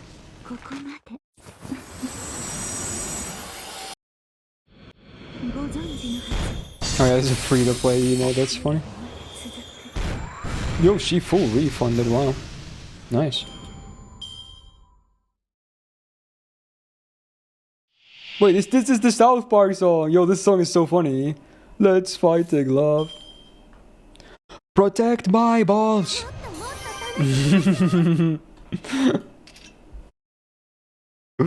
Oh my god, this song is amazing.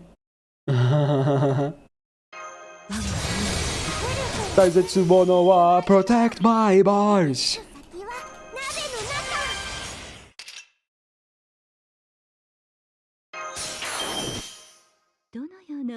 Hey, hey, let's go kick ass suru.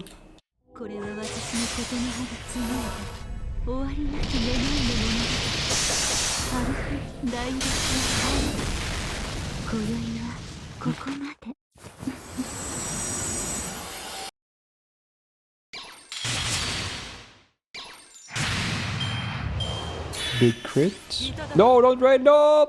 Oh, she missed. That's so... Dude, the one time you're happy she has a shitty version of vampirism. She missed the drain because it's not guaranteed on, you know, her skill. She would have screwed because now I can do this and just get her MP anyway. If she hit that, I wouldn't be... I don't think that 10% was gonna be enough. So the one time I'm actually happy that she has a really bad version of vampirism. That is funny. Let's go. Plushie in shambles. Well, that's nothing new, let's be real. I think Plushie has just embraced the shambles life, you know, by this point. I still feel like him requesting buffs for Koyat is still... I mean, yeah, Kukulkan is better, but come on, dude. He has to realize that his waifu is still pretty good. Like, there's so many servants out there that are absolute trash. So, I know he probably does it mostly for the memes, because he built his persona around the thing that, oh, Koyad sucks, she's never gonna get buffed, she's never gonna get summer version, she's never gonna get X, you know, insert whatever here. So I guess he's probably mostly doing it out of obligation now, and I get that, of course, you know. I mean, I'm the caster guy as well, and etc. So it makes sense, but I'm sure he also realizes the fact that there's a lot more servants out there that could probably use more attention than Koyan.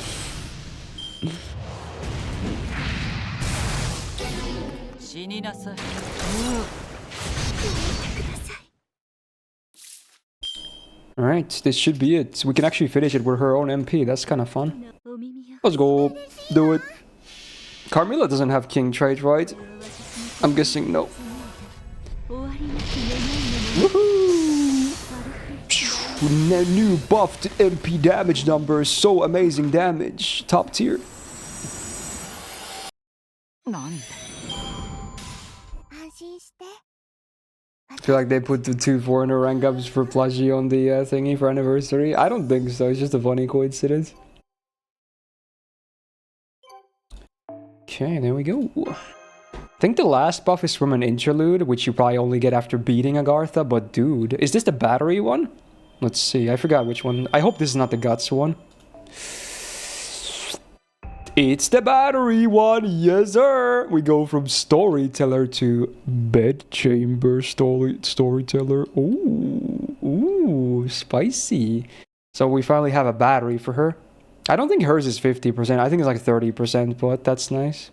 Hello, Myst, how are you doing? Did you see the emulation for Bloodborne PC? They have improved quite a lot. It can also be played on Steam Deck, it seems.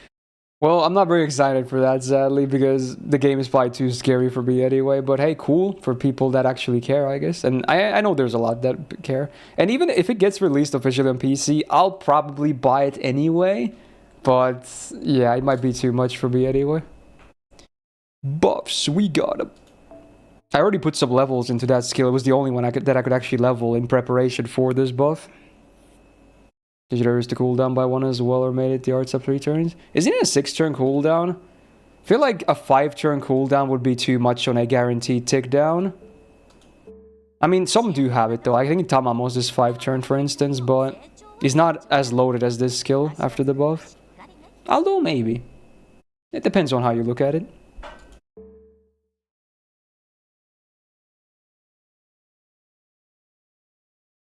Okay, there we go. Let's go back to a little bit more Agartha.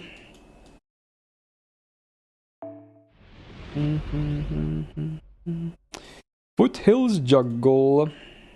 Invading El Dorado. Ain't no way though. The Golden City. Poggy. Remember that one video on YouTube where you molded because you accidentally used Carmilla over his Koyan? Yeah, it was like lottery farming, yeah, I think. But to be honest, I still stand that my argument was reasonable. Why the fuck would he put a lottery boosting currency seed drop on a single target DPS that cannot even farm? So honestly, I assume if you asked him or showed him that clip nowadays as well, he would be like, okay, what the fuck was I doing? Because that makes no sense. So I still feel like my argument was good, that the mold was justified. Like, you can put lottery Z's on DPS as well, if the DPS is actually a farm servant too. Like, let's say Taikobo, you know? He has a lot of multi-core use. He's a great guy. Sure, go for it. But Carmilla, especially back then, I don't think she even farms nowadays, but definitely not back then either. So, yeah, okay. Right, let's see here. Dayon, let's go. Wait, Rider of Resistance still has a question mark MP. I wonder why. Huh. Must be waiting for the epic good guy reveal. It's gonna be so, he's gonna be like Excalibur 2.0. He's gonna slay all the bad guys. Can't wait. It's gonna be hype.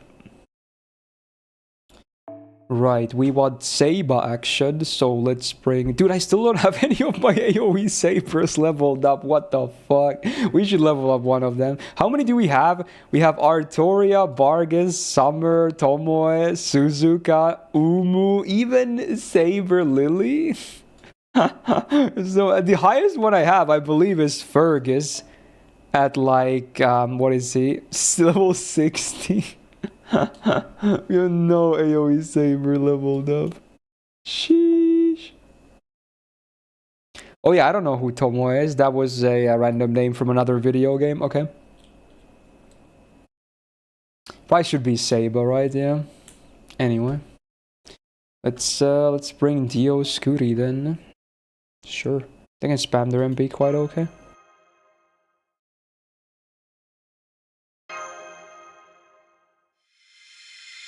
Section 10. Double digits. Ooh, the jungle is real. Hey, it's our good friend, Rider of Resistance. Yes, let's infiltrate the enemy home base. Welcome to the jungle! We got fun games!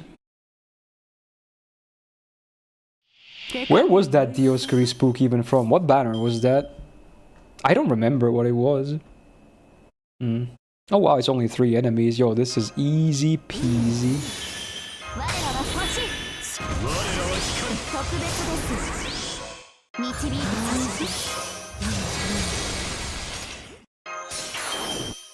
I like my odds. Let's just go here. Because I'm not sure if the MP is going to kill the big one. I think it would, but I want the face cards to land on someone else. Yeah, he probably would have actually, yeah. Let's see, how much is this? 9, yeah, he would have, but I'm going to play it safe. Easy refunds. Already got it with the Mystic Code alone.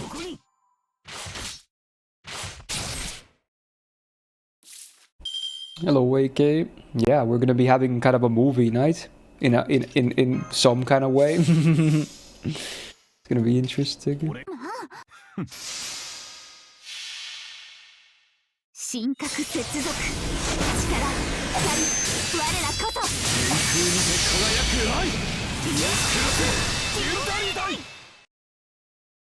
Oh damn, I should have just gone here in the first turn because I didn't have the MP damage now.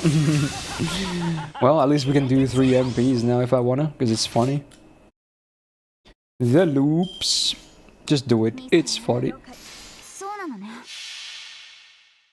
You got snacks vacation? No, I don't have any. Actually, I could maybe grab an ice cream or something. That could be funny. What is this Atrocious Gacha review? It's a YouTube channel that makes, like, you know, it's one of those video essay type channels that doesn't post a lot, but when they post, it's like an hour plus long videos. And this one channel that is a guy that plays a lot of gacha games. Apparently had played FGO as well for a long time. He made a video about it. And from what I understand, he doesn't really love the game. So the video addresses probably a lot of his, you know, gripes about the game, if I had to guess. Again, I haven't seen it, but yeah. Should be fun watching him analyze and talk about everything to do with the game. I'm probably going to agree with a lot of his points, honestly. I'm sure it's pretty well constructed. We'll see.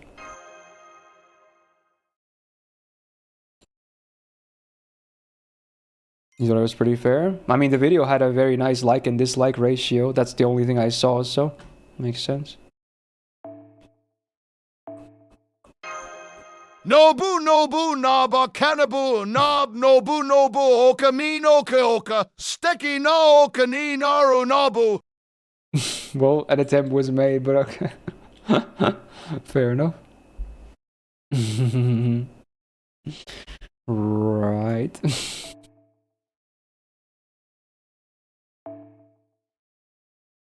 I'm still gonna keep Dioscuri, frigate, dude.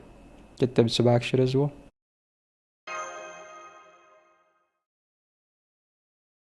The jungle action continues. Down go the Amazonas.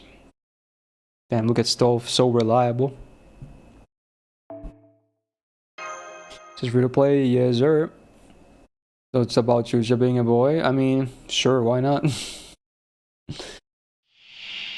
I've seen crazier things. Oh, now it's 3 waves. Oh. I think we're still gonna be fine. Yeah.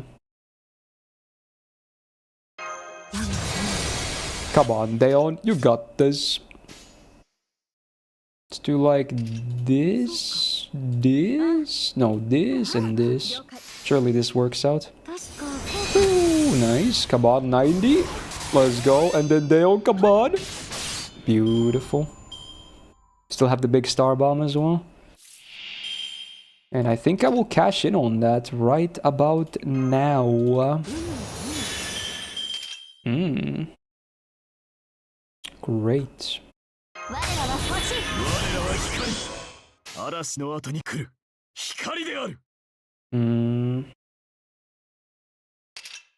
Can probably go here. It's a 90%, but surely it's gonna land. Wait, it's a saber actually. That's not gonna work. Oh man. I thought it was a lancer. Only this guy's a lancer. Alright, fine. I'll just go with the mighty. That probably won't end up killing everything. But yeah, whatever. Let's see. Yeah, it's not enough. It's okay though. I still have their buffs for the 3rd turn as well, I think. Yeah.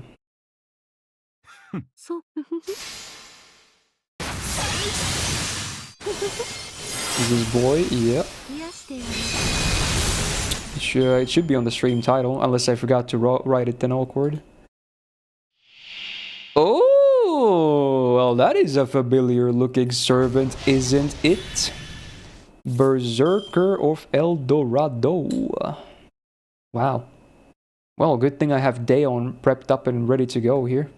Because they look like they want to fight me real bad. Embrace. Damn, no full brave for Dioscuro. But we can go for the double MP. But maybe that's bad. Actually, if I land the charm, that's going to be really bad.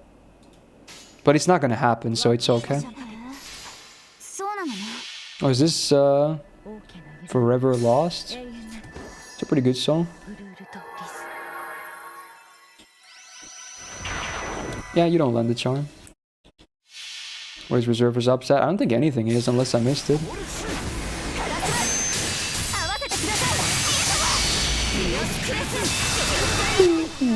Oh yeah, we overcharged the card effectiveness down as well.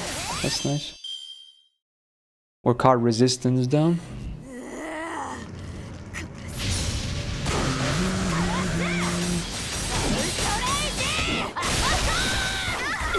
Oh, did I ask if I was cool even reacting to it? I think he said it's fine as long as people wait like 3 weeks. And it's been like 4 weeks now, I'm pretty sure, since the video came out. I didn't actually see him post that, but that's what people told me. So maybe he tweeted about it or commented about it in the video. I don't know. But I'm gonna just trust that. Because I looked at the description. I didn't see any like anything that said anything like that. I'm always gonna give full credit as well and link the video and everything, but yeah. Oh, he said it in the video. Oh, okay. Well, I wouldn't know because, yeah, I didn't watch it yet, so. Alright, that's cool then. So we should be good to go for sure, yeah. That's why I'm doing it at this point and not earlier anyway. Because I probably would have done it on the first week because it was very popular immediately, but I wanted to obviously respect his wishes. Because he probably put a lot of effort into the video.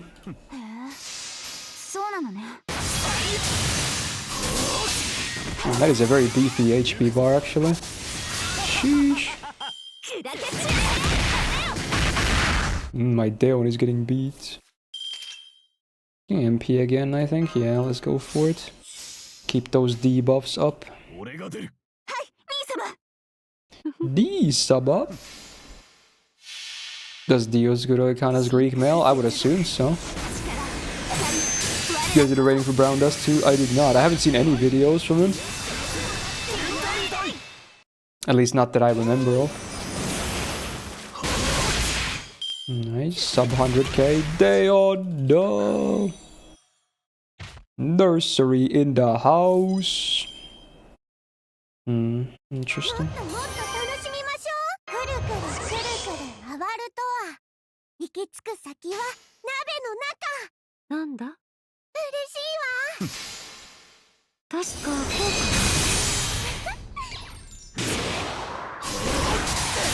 Oh, nice. I got all the crits, so that was enough. Sheesh. And there we go. Nice. I was pretty sure it was going to end on first bar break, so I wasn't really sweating it, because that was already a huge bar. Good that it was like that. Does anyone have Deon's third skill icon other than him? Now that I think about it, actually, maybe not. It actually might be a unique icon, I just never thought about that. Yeah, actually, I think it is. Wow. Speaking of Gacha, congrats on Jay along with her weapon. Thanks, bud. Dude, apparently, I think next patch they're gonna release that one blonde girl from the new faction, and she looks amazing as well. And is she gonna be like the next banner though? That sucks for me because I used almost everything I had for Jane. She looks so good as well, dude. What the fuck? I love her design. It's so nice. Yeah, Bernice. Is that how you pronounce her name? I don't know. Caesar looks pretty nice, but Bernice looks. She's the blonde, dude. It's so nice. So we'll see if I can get her as well. I don't know. I don't think I'm gonna swipe though, but we'll see.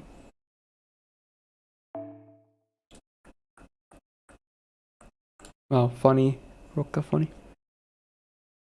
Okay, I think this might be the last node we do here, and then we might spin the gacha one more time, because I think after that we gotta get to the big video.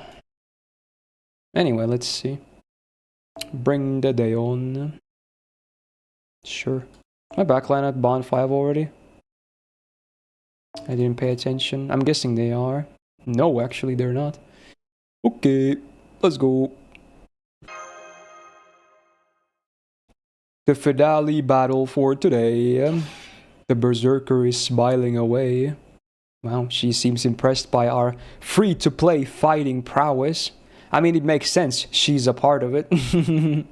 She's been a part of it for a good long while already. In fact, she has been actually a servant I've been using a lot on this account anyway. I've used her quite a lot. Even on some events that I farmed on this account. It's nice how she gets so much free battery.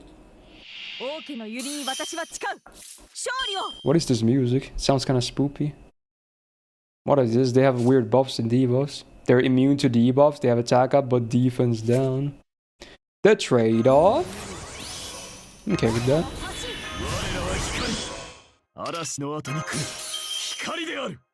I am definitely okay with that.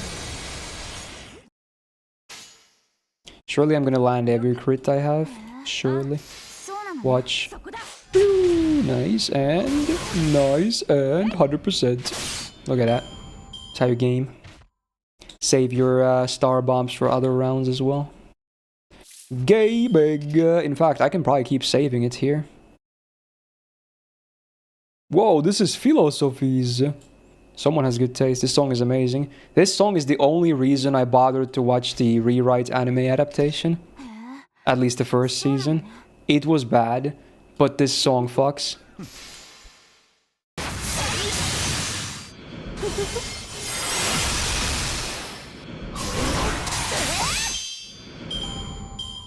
Wait, what version is this? Hold. Oh, it's from the... This is the visual novel version. Oh, it sounds even better, honestly. Hell yeah. Oh, I love it. Just play the VN. It's really good. Is it though? I have another friend who plays quite many VNs. He tried to get into it. He said it sucks. It's like way too complicated. It also wasn't good either. Like you need a fucking like a fucking 10-page PDF to walk through the fucking thing anyway. That doesn't sound like very, you know, ideal to me.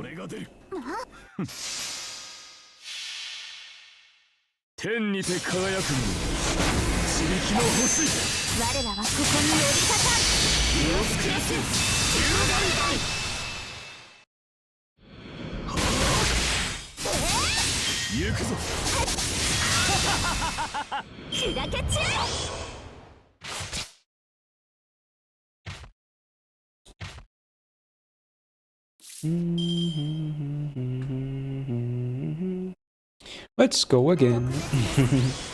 'Cause I can.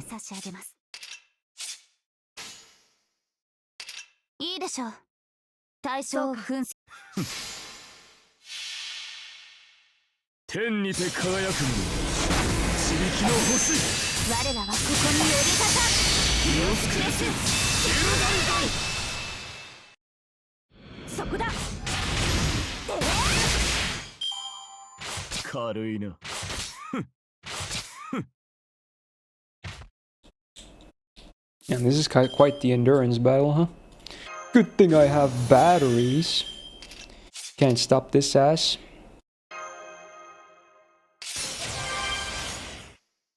Do a bit of this, and a bit of this, and a bit of this, and this might actually kill everyone here. It's gonna be close at least. If that crit lands on the final card, it might do it. He's the best girl in rewrites. Okay, I have a question for you as well, Ryan, because you always ask me about stuff I've either watched or done. Do you actually remember like all the stuff from all the games and anime you played? Because I don't think I can even name a single character from Rewrite. You must have an insane memory. I don't think I can name a single character from Rewrite. I mean, it probably doesn't help that, you know, you probably liked the thing and I hated it. So there's that, but like, Jesus. Like, there's no way I'm gonna remember anything about that. God damn, dude.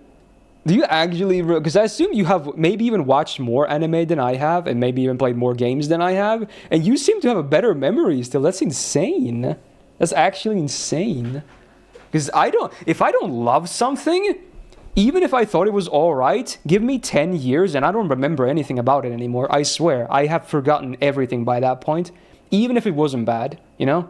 So that's crazy. But you seem like the type of guy that you probably watched Seed Destiny when it aired like on 2003, and you can probably still, you know, give me every plot point in order, you know, chronologically from episode 1 to 50. You seem like that guy.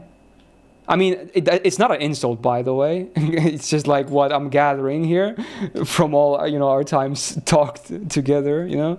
It's crazy. Like, I would not be able to... Like, I love Gundam to death, right? But if you were to ask me, like, give me a summary of every plot of, like, all the main Gundams, I would not be able to do that. There's no way, dude. There's no freaking way. I mean, they usually follow formulas anyway, but even then, it would be so... it would be a struggle and a half.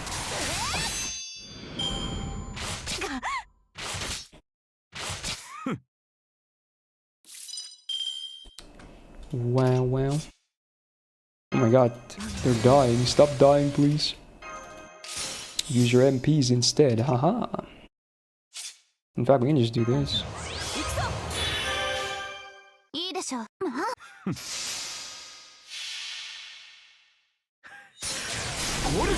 Gundam songs though. Yeah, but that's because I actually listen to them even years after watching the series, and I also play AMQ like it's my religion, because I'm very much addicted to it. In fact, I play AMQ more than I play FGO, probably. So that's a whole different case though.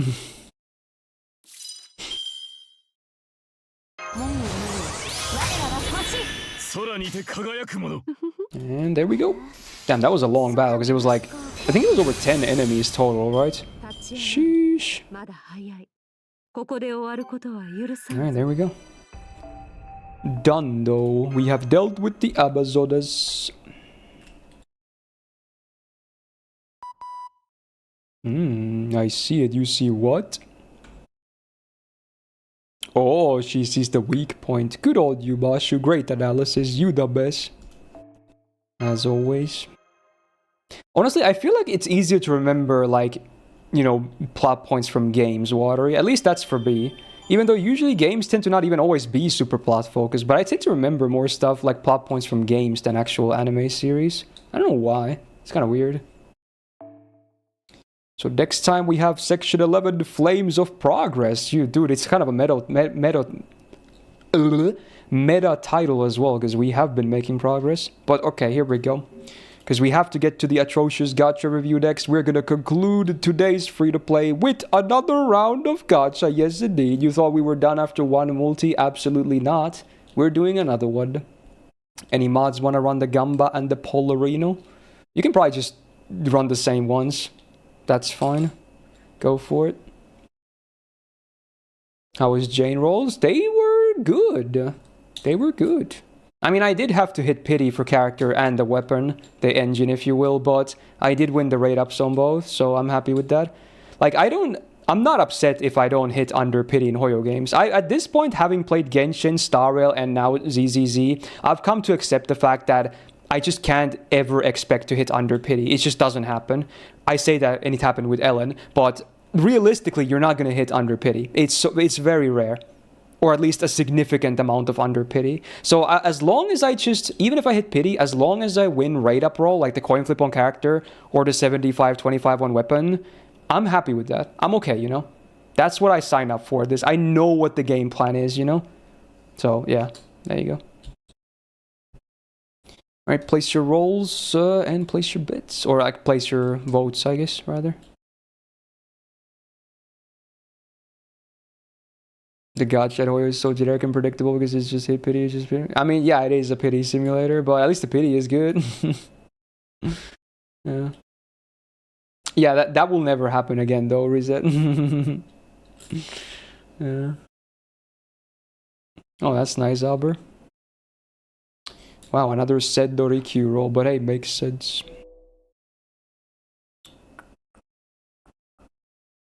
Is the game all the games like 0.6%? I think so. I think they kind of are kind of universal, yeah.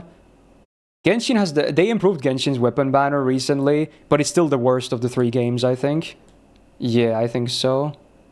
Because of it having 2 rate up 5 stars instead of 1. So it's still harder to get the one you want from the first pity. But at least you don't have to go 3 pities anymore. Yeah, I think 2 is the cap now, which is nice. But it's still worse than Star Rail and ZZZ. Gonna double SSR and Kafka banner. Yeah, but that one of them was pity, right? So it's basically hitting under pity when you think about it. Which does happen very occasionally. But yeah, true, I guess. Okay. And it wasn't double rate up either, so there's that. So I also lost the coin flip there too. Alright, here we go. The final thing we do today for free to play, boy. Bam. Done. There it goes. I think with this we're back to being under 400 quartz, but it's fine. We still have a bunch. So no worries. We're still covered for basically the unforeseeable future.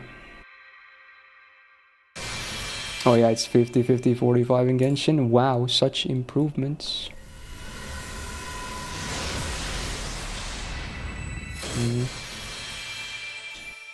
Well, there's the event 3 star CE. Sure. At least the art's kind of nice, even if I can't really utilize it that much on this account. Yeah, sure, I'll check it later. This sounds video game music. Is this like a Mega Man or something? If I had to guess.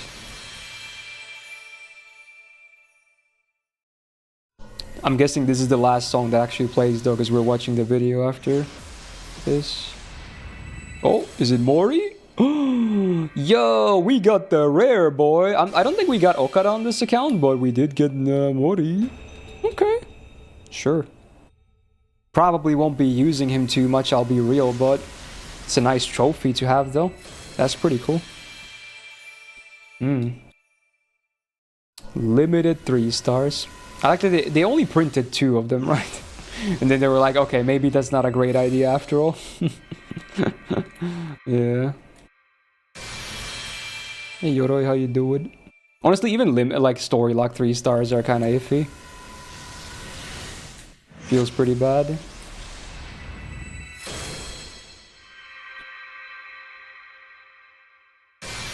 Yeah, they're both good at I am.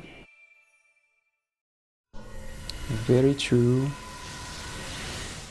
The Gouda Limiteds. Did we get anyone? No. Well, we got Mori at least. So it's cool. Something to flex with. Like, wow, I got a rare 3 star. So cool, man. This is another copy of him. Yo, we got MP too. Wow. Actually getting 2 in 1 multi is pretty damn nice. That's rare, actually. Woo! Wow.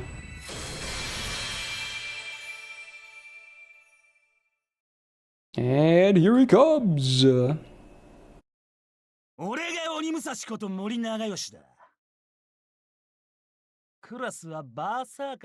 He's not sure. He don't know. Get more copies of more than my main. Nice.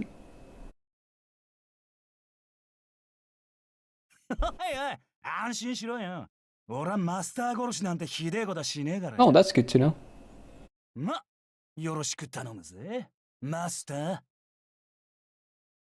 Wow, it was a min roll, otherwise I didn't even realize.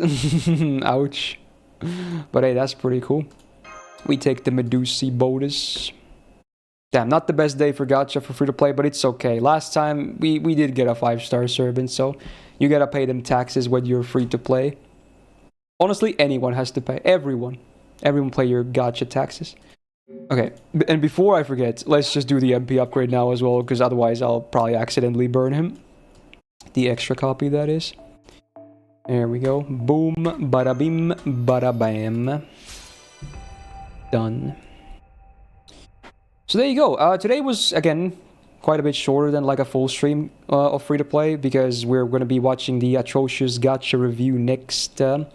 And again, by the time this video is out, that definitely will be out already. So hey, hopefully you enjoyed it. Hopefully it was fun. Maybe we'll do something similar in the future. I'll, leave suggestions, I guess. I don't know why I'm asking it on this video, but okay, there you go. Also, if you enjoyed these videos from this stream, I don't even know how many it's going to be, maybe 2 or something. Again, Kaiser decides with his cuts. Press the thumbs up button, okay? It really helps out. Also, do subscribe not to miss out on future videos, because we are still going to be back with free-to-play sooner than later. Also, shout out to my patrons right after this, and also Suet for being a big YouTube member. Actually remembering my callouts for once. Awesome. So hey, there you go. Have a great rest of your day, and I'll see you in the next video. Bye.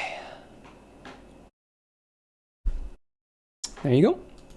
That's a wrap right there.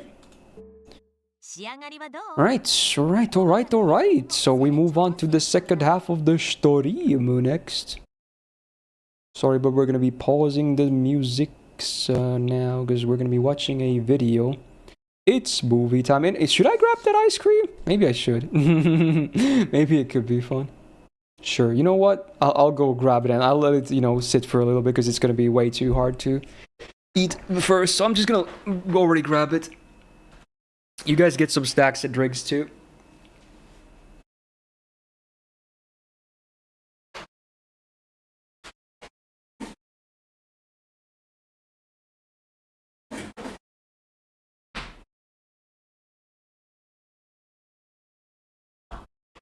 Woohoo! Okay. Also, might as well grab a new drink. Okay. You got peanuts? Nice. I don't really eat too many nuts. Don't make any stupid jokes, okay? Like I like pistachios occasionally, but that's about it for nuts. They count as nuts, right? They're nuts. Yeah, they're definitely nuts. Okay. Let's go here. Let's do it on this screen. Is there gonna be subtitles on the video? Should I move the sub goal like that to the top or something? Because if there's subtitles at the bottom, it might block some of that. I'll just leave it there. I'm sure it's gonna be fine. Okay. How about... Oh, the classic... Oh, I see you, Water. Okay. Anyway, let's see. This should hopefully be properly done, so I don't have to edit this, because I'm gonna open it on Chrome instead of Firefox, my normal browser, because Firefox has my audio routed away from the VODs because of, you know, song requests, copyright protection. So for me to not having to like resync and download and edit all of this, I'm gonna be using Chrome. So this should all be now audible on the VOD as well. For both the VOD experience and for my, you know, life being easier. Let's see. Atrocious Gacha review. Wow, look at that. Okay. It has over 2,000 comments, that's crazy. Well. Okay. You should probably do an intro, yeah. Because I think I will upload this eventually. Hello, gamers. We're back. Now, you may have noticed this video is probably going to be very, very long, because chances are I'm not really going to cut this video. This is all going to mostly just go out raw. Maybe I'll just edit this intro and that's about it. But hello. This is an interesting thing I've kind of never done before. I have done some reactions, of course, to content, and that stuff mostly ends up on the Clips channel, because, you know, it tends to be short. But this is definitely not short, because I'm sure you guys have, you know, come across a certain video titled The Atrocious Gacha Review Fate Grand Order by, I'm gonna butcher their name, Psyche, maybe? I'm sorry, I can't read your name. But yeah, this is, he like makes a lot of these kinds of videos, apparently. I never knew about his channel, sadly, before this video. And I figured, hey, I'm literally a day one player. I'm one of the bigger FGO content creators on the English side. I have played this game since launch every day. I play 2 versions of the game. Kind of even 3 if you count my free-to-play account. So I figured, hey, it's an actual critique of the game from someone that I don't really know the opinions of. So yeah, let's just watch the whole thing. I haven't seen the video, but apparently somewhere in the video he requests people to wait at least 3 weeks after this video was out to do any kind of reaction to it. So I'm gonna trust that my chat was not lying to me, and I believe now it has been like 4 weeks or so. In fact, it does say here 4 weeks ago. So we're hopefully good, and hopefully Psyche is not gonna be mad if I post my, you know, reaction of this as well. If he wants it taken down, I understand. He probably put a lot of, you know, effort into this video, so you can message me. You don't even have to do a YouTube takedown or anything like that. In fact, I would prefer if you didn't. So just message me in my Twitter, Discord. You can find me everywhere. So I will take it down if you want.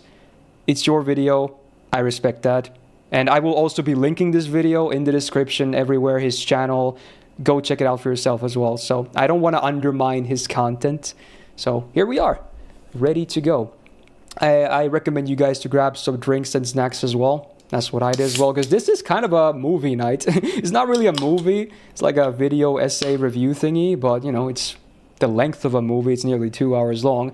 Also, I'm going to be pausing a lot probably. So my video is probably going to be even longer than this, okay? So I apologize in advance. If you hate videos being interrupted and whatnot, that's probably going to happen a lot, because I want to comment on all kinds of stuff that he's going to be talking about, okay?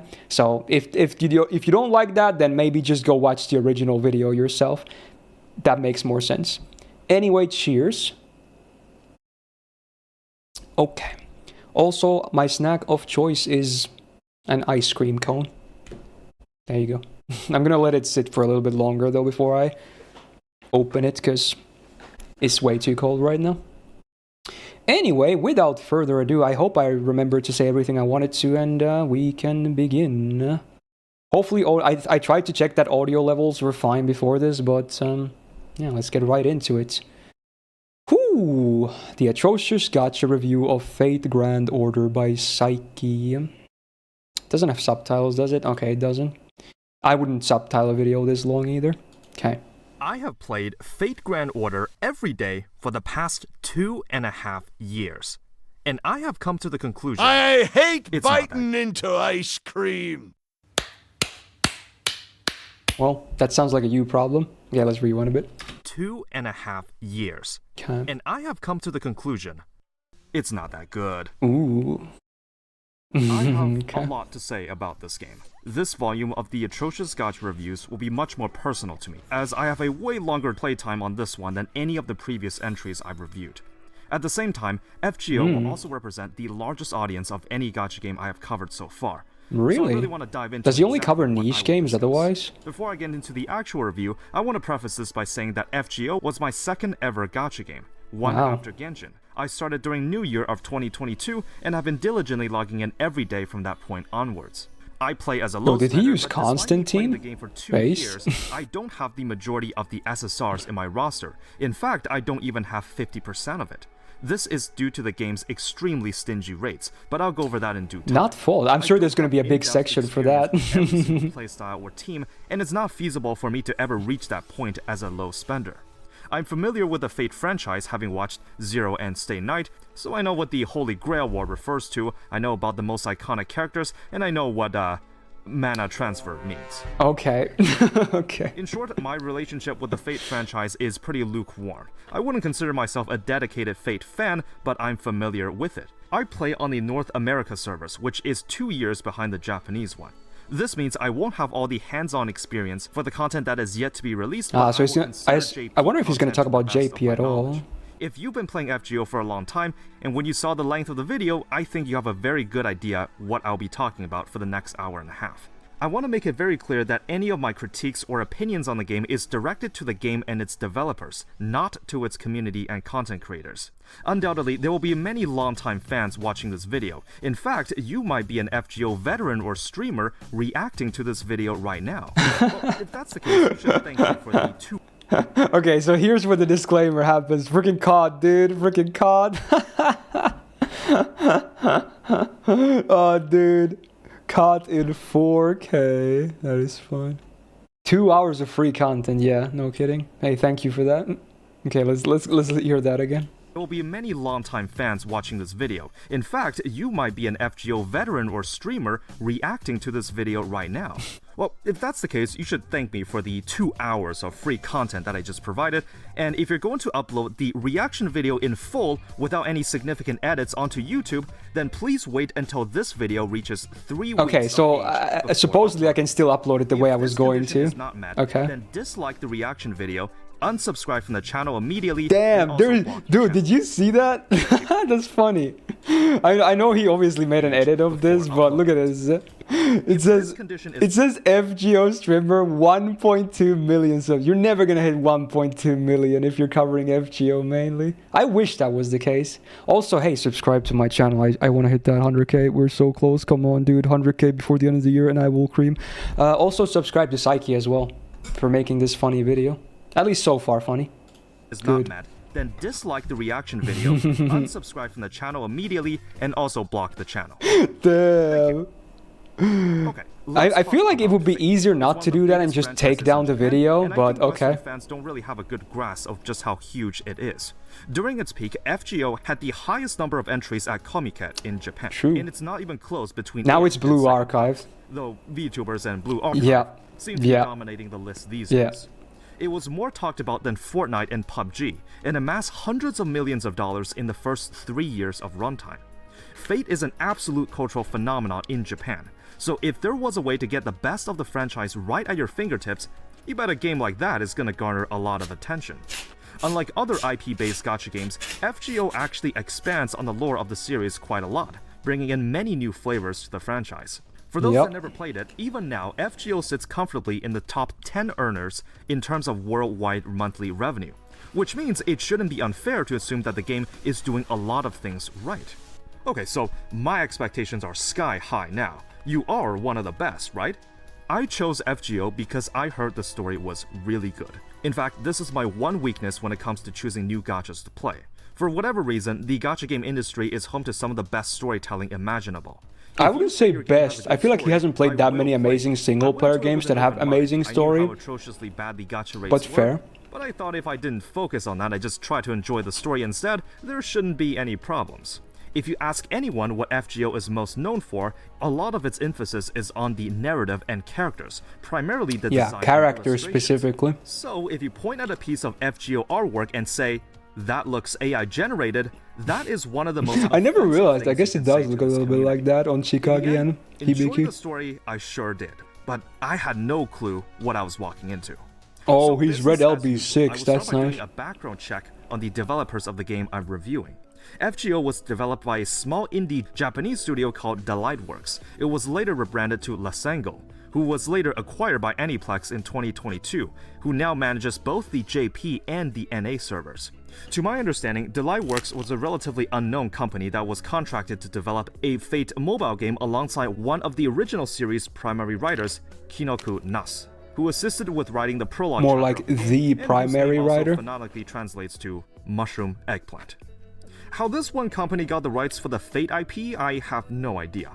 Nas, alongside Takashi as the illustrator, formed the visual novel company Type Moon, with their debuting visual novel. I'm gonna get a history lesson at first. You know it's a video essay when it has all the history. Released visual novel in 2004, with a follow-up sequel in 2005. I've never seen it myself, but it was immensely popular at the time. Heresy! No, I'm not that strict about that, jokes aside. Multiple forms of media. I know some people are elitist about it, but I think it's fine. They got some other works under their belt as well, but there's no denying that these two are industry veterans. They have influence regarding the direction of FGO narratively, with Nas taking the lead on writing the main story chapters.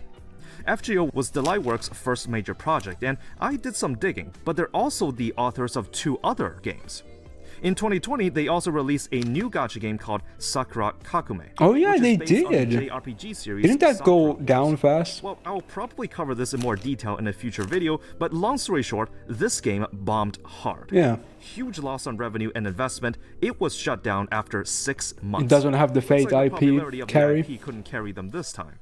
Guess the success of FGO must have gone to their head, and the terminated game is suspiciously missing on Lasango's website. Damn, they actually, wow. You can't hide from me. They don't even want to associate with it, really? An entitled new game, presumably also gacha, but the teaser site and the trailer have been taken down quietly sometime in 2022.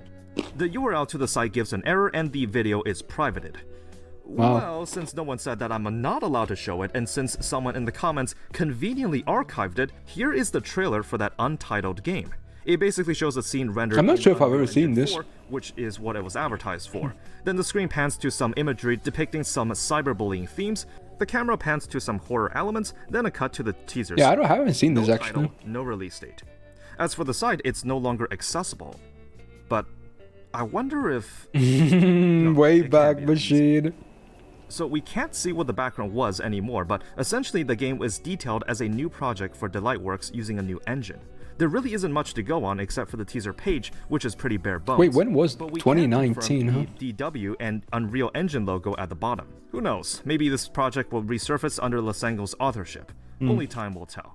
Overall, it's a company with few projects, but FGO's scale has expanded way beyond anyone's expectations. So, back to let's FGO. finally talk about it. Yeah. FGO JP We're launched 7 in minutes August in. of 2015, and the History lessons continue though. 2017. Well, when it first launched, the game wasn't in the Dude, the UI was so scuffed. Obviously, the game engine had 9 years to be polished at this point, so the NA side didn't experience much of the bugs. But to the uninitiated FGO player, you might be wondering, damn, the UI for the game kinda looks outdated. Yes. I think that's Yes, a common exactly. criticism, but I don't think it's that Even bad. by 2015 standards, this didn't look too good. Pokemon Go released in the same year, and mobile game staples Really? like Clash of I don't Clans think Pokemon had Go already looks been better. released Is with it more because it has intuitive 3D UI. models? Are we There's a gonna lot go of there general jank immediately? compared to other Gacha games I don't in think terms the of UI today's looks that standards, good. but the UI will get its turn later in the video. The main thing to remember here is that the FGO project was not the most well thought out or the most well developed. It was originally created as a cash grab mobile game.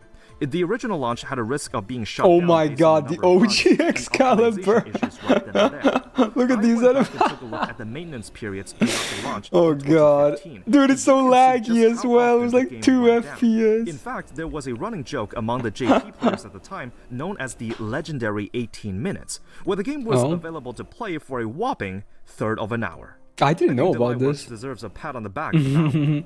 During its first Halloween event, there was a limited quest that only lasted for 1 hour. Everyone tried to log in, which overloaded the servers. This flimsily put together game engine will be the crux of a lot of FGO's problems down the line. Classic. Let's keep this in mind going forward. Oh man. So since FGO often ranks in the top 10 and sometimes even top 5 of monthly gacha earners, it shouldn't be unreasonable to have high expectations for it, like in terms of production quality, It's a gameplay, gacha and game, update schedules. but okay. So in Vagrant Order, you play as the Master of Chaldea, a novice Yes, rookie sir. mage that happened to be at the right place at the right time, who is also canonically heavily implied as underage, despite what the doujins depict. Chaldea is part I mean, of that's a the same research with everything, foundation for though. magecraft. In 2015, the institution predicted that humanity will reach extinction 2 years later. In order to find the cause of this anomaly, Chaldea has conducted ray shifts into previous eras. Do you think they made it 2 years because they thought the game would be dead in 2 years? I never thought about that. The foundations of humanity by recovering 7 Interesting. singularities formed by the omnipotent Holy Grails, the Master, alongside his or her Kohai, Mash Kyrielite, Da Vinci, who is a MILF in the Fate universe, Dr. Roman, Olga Mary, and Professor Lev. And you go on a grand mission to recover the Grails and delete these singularities, preventing humanity from extinction. Now, if I were to describe FGO's gameplay, it would look like an iceberg.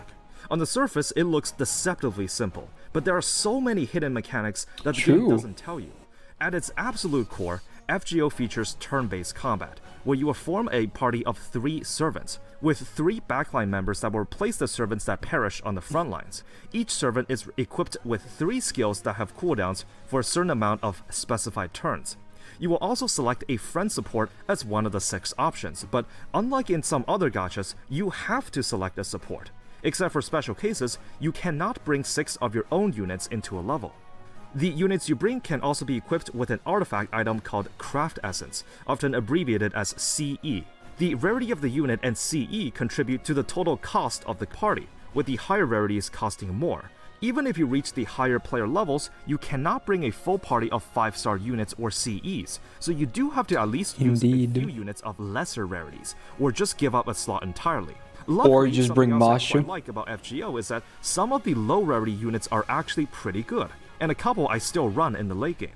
The Yo, typical Ushi team consists enjoyer? of 2 supports and 1 DPS on field, but this is not a hard requirement and you can basically run whatever. The backline members exist to replace downed servants, and the last slot, usually referred to as an anchor, is used by a strong Damn, he solo knows the unit with terms. great survivability to close Oh, that the card fight order was before you bad run though, out not of that it steam. really mattered. Each servant has 5 cards in a deck, and it consists of 3 card types. They will have access to their Noble Phantasm, so when the NP Dude, this gauge could be is like a at new 100% player or tutorial above, at the same the NP card can time. be selected Not just the during your turn review as of the its own game. separate card. Each It gives you the non-NP card, also fundamentals. referred to as a face card, can also crit, depending on the number of stars currency you have. 1 star equates to 10%. I mean, so Since far, crit even is though an obviously I all-round understand all of mechanic, this, so it's you're gonna easy have for me times to where you get like a take it 10% in, but chance and miss even if you 90%. didn't know how the game The works, 3 I think card he's types in the game understand are or Buster, explaining it in a which pretty does good the way. most damage, generates a small amount of stars, and does Yeah, not he doesn't list increase all your the MP, because there's so much more to Swords, face which cards does and card medium types than damage, this, generates the but he's not most like MP gauge overloading and with generates very information. little to no stars, and Quick, the weakest card type in terms of There's like all the strength, important generates bits the most summarized, stars basically. and increases the NP gauge by a little. Each servant has a slightly different deck, so the 3 card types can be distributed a bit differently. During a turn, the game will select 5 cards at random, and you will choose 3 to use. Since there are 3 servants totaling 15 cards, they will cycle through every 3 turns, assuming He you did don't the math. specifically use a deck shuffle effect. The three Or cards unless selected someone will have dies, its it effects resets as well. modified depending on which ones you picked. The first card, often referred to as the lead card, will determine the effects of the subsequent two. Buster will slightly increase the damage, Arts will slightly... This is also not even that true anymore now that we have Mighty Chains. Was this made before, actually, Mighty Chains on an A? I don't know. I'm guessing he was working on this video for a long time, so I don't know. It came out after, but yeah, I don't... Who knows? Something called the Buster chain. If all three are Arts, then any servant cards associated in the chain will gain 20% MP gauge while increasing the gain itself, and if all three are quick, then 20 stars are instantly generated, and all cards will get a that is new, that is new. crit chance. If the chain contains Yeah, okay, one of he's at each 20. type, then you will get a small It used to be bonus of 10. 3, through something Okay. called the QAB chain or the Mighty chain. If the chain Oh, only okay, he's contains talking about cards it. from a single servant, they will perform an additional fourth attack at the end called a Brave chain. It's worth noting that you can combine a Brave chain with the other types, so you can do Buster Brave chains, Arts Brave chains, and onwards. It's also worth noting that even if a servant does not have 3 of the same card type in their deck, if their NP card can make up for the missing one, they can still perform Oh my the god, chain. all those Each NP animations. can either deal damage or grant buffs or debuffs. There is also a unique overcharge ability for each. While the NP itself is usable at 100%, if you pull additional copies of the character, you can charge it to 200 or even 300. Overcharge level goes up to 5, and if the MP is used at 200% gauge, it will have a level 2. Yeah, I'm probably gonna end up posting You're this not as gonna well, see a level Bento, 5 yeah. overcharge NP very often, but another type of attack chain is something called the NP chain, where if you place an NP right after another, then the subsequent one will increase 1 overcharge level. You can even chain 3 Yeah. in a row, but if you split up the 2 NP cards like this, then it will not count as an NP chain, and no overcharge will happen. You can freely target an enemy before an attack is initiated. I feel like he but there's didn't really no way have to go change this the target in for depth each about. Okay, individual let's be attack real. card. Anyone If the watching this enemy is video is probably defeated, already an then the FGO game will player. auto-select It has a the lot of right views, most but I'm enemies guessing for at the least next attack. 95% of the If you select viewers two are of your face actually cards belonging to the either same servant, active you will keep FGO attacking players the same or former target, even players if that their know health all is this, zero. but yeah, The I get target it, you know, I priority get is it. changed if you use an MP card or use another servant's face cards. So for example, if I use the Brave chain here, then the servant would just keep hammering on the same enemy. But if I put their NP card in the middle, then the first attack kills the rightmost enemy. So since the NP counts as a different card type, then the third one and the extra attack will finish off the last on the left. The thing is, Wow, the the game doesn't resets, tell he you knows this. about that It's just too. something that you have to figure out for yourself. There is also a class system with damage advantages, where a class will deal double damage and only take half damage to another. So for example, Sabers have advantage over Lancers, who beats Archers, who beats Sabers. The same Missed Oh, a Bento. month of streak, but that's okay, we still going. Hey, thank you for 44, man. Welcome back to the Go Gang. Thank you so much.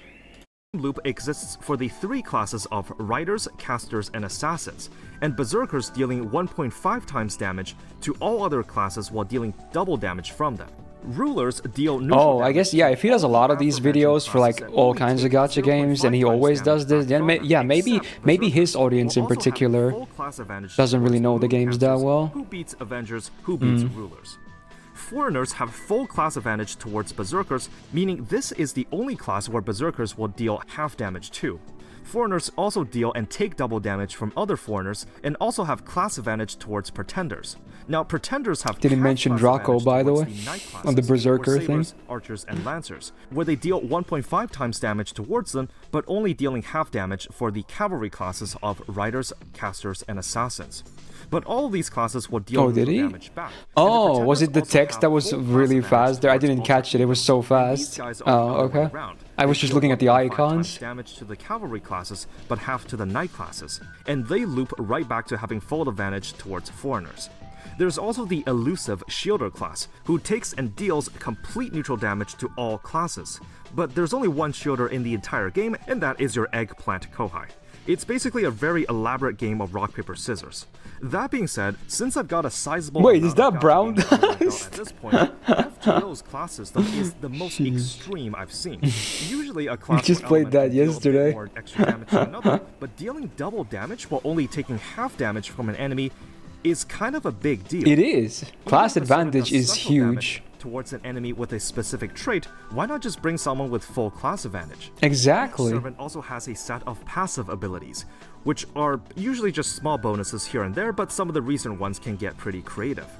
For each battle, you are also equipped with something called a Mystic Code, essentially just an outfit. Oh, he that also has gives one of these three videos master for skills Brown you Dust, to that's use. funny. These can range from anything from healing a servant, switching the order of a backline member, or shuffling your deck. On the upper right corner, you can also carry up to 3 command spells. You can use them to heal a servant back to full, fill the MP gauge, or using all 3, literally bring your entire party back to life and fill their MP gauges.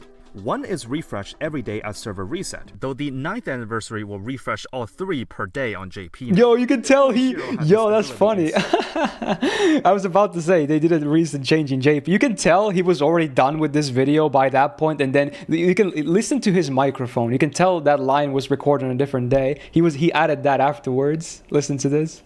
And fill their the MP gauge, or using all 3, literally bring your entire party back to life and fill their MP gauges. One is refreshed every day at server reset, though the 9th anniversary will refresh all 3 per day. I know how that goes. I don't blame him. Obviously, that's fine. I do that a lot too. Yeah, if something is changed, you gotta go back to the video and then record a new line so it sounds a bit different as well. Representing a big part of its cultural significance and popularity. Even if you use the same guy with the same mic, it's gonna sound different though. That's the funny part. First couple singularities.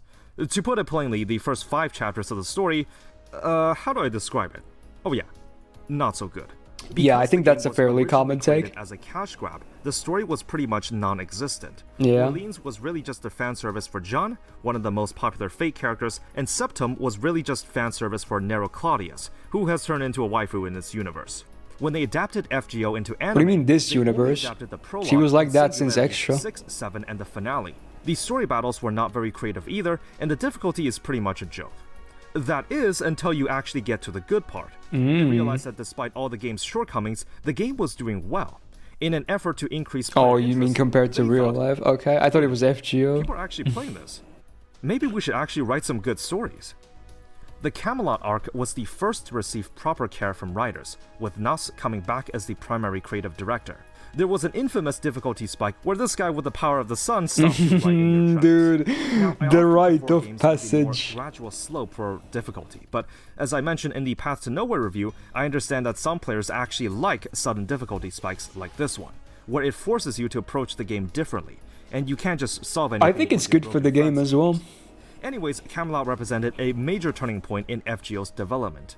Alongside the next singularity, Babylonia, the game was able to reach the apex of its popularity peak of part 1, fight me. 2017 period. It's good. The world genuinely felt alive and the characters were fleshed out. The fights were no longer huge enemies with inflated health bars, and some bosses have some pretty interesting gimmicks. For the time, I didn't regret my decision to start this game at all. I mean, the story was scattered in bite-sized pieces, so I didn't have to commit too long when I was commuting to university at the time.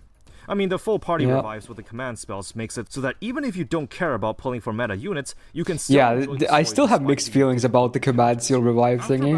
It's good because it makes the game easier for casuals, but it's just it's like basically a free win button. FGO at its peak. All masters were tasked with bringing I wouldn't say Solomon on its peak. It was great, but I still like Babylonia more overall. It was an exciting era, and there was no better time to be playing FGO.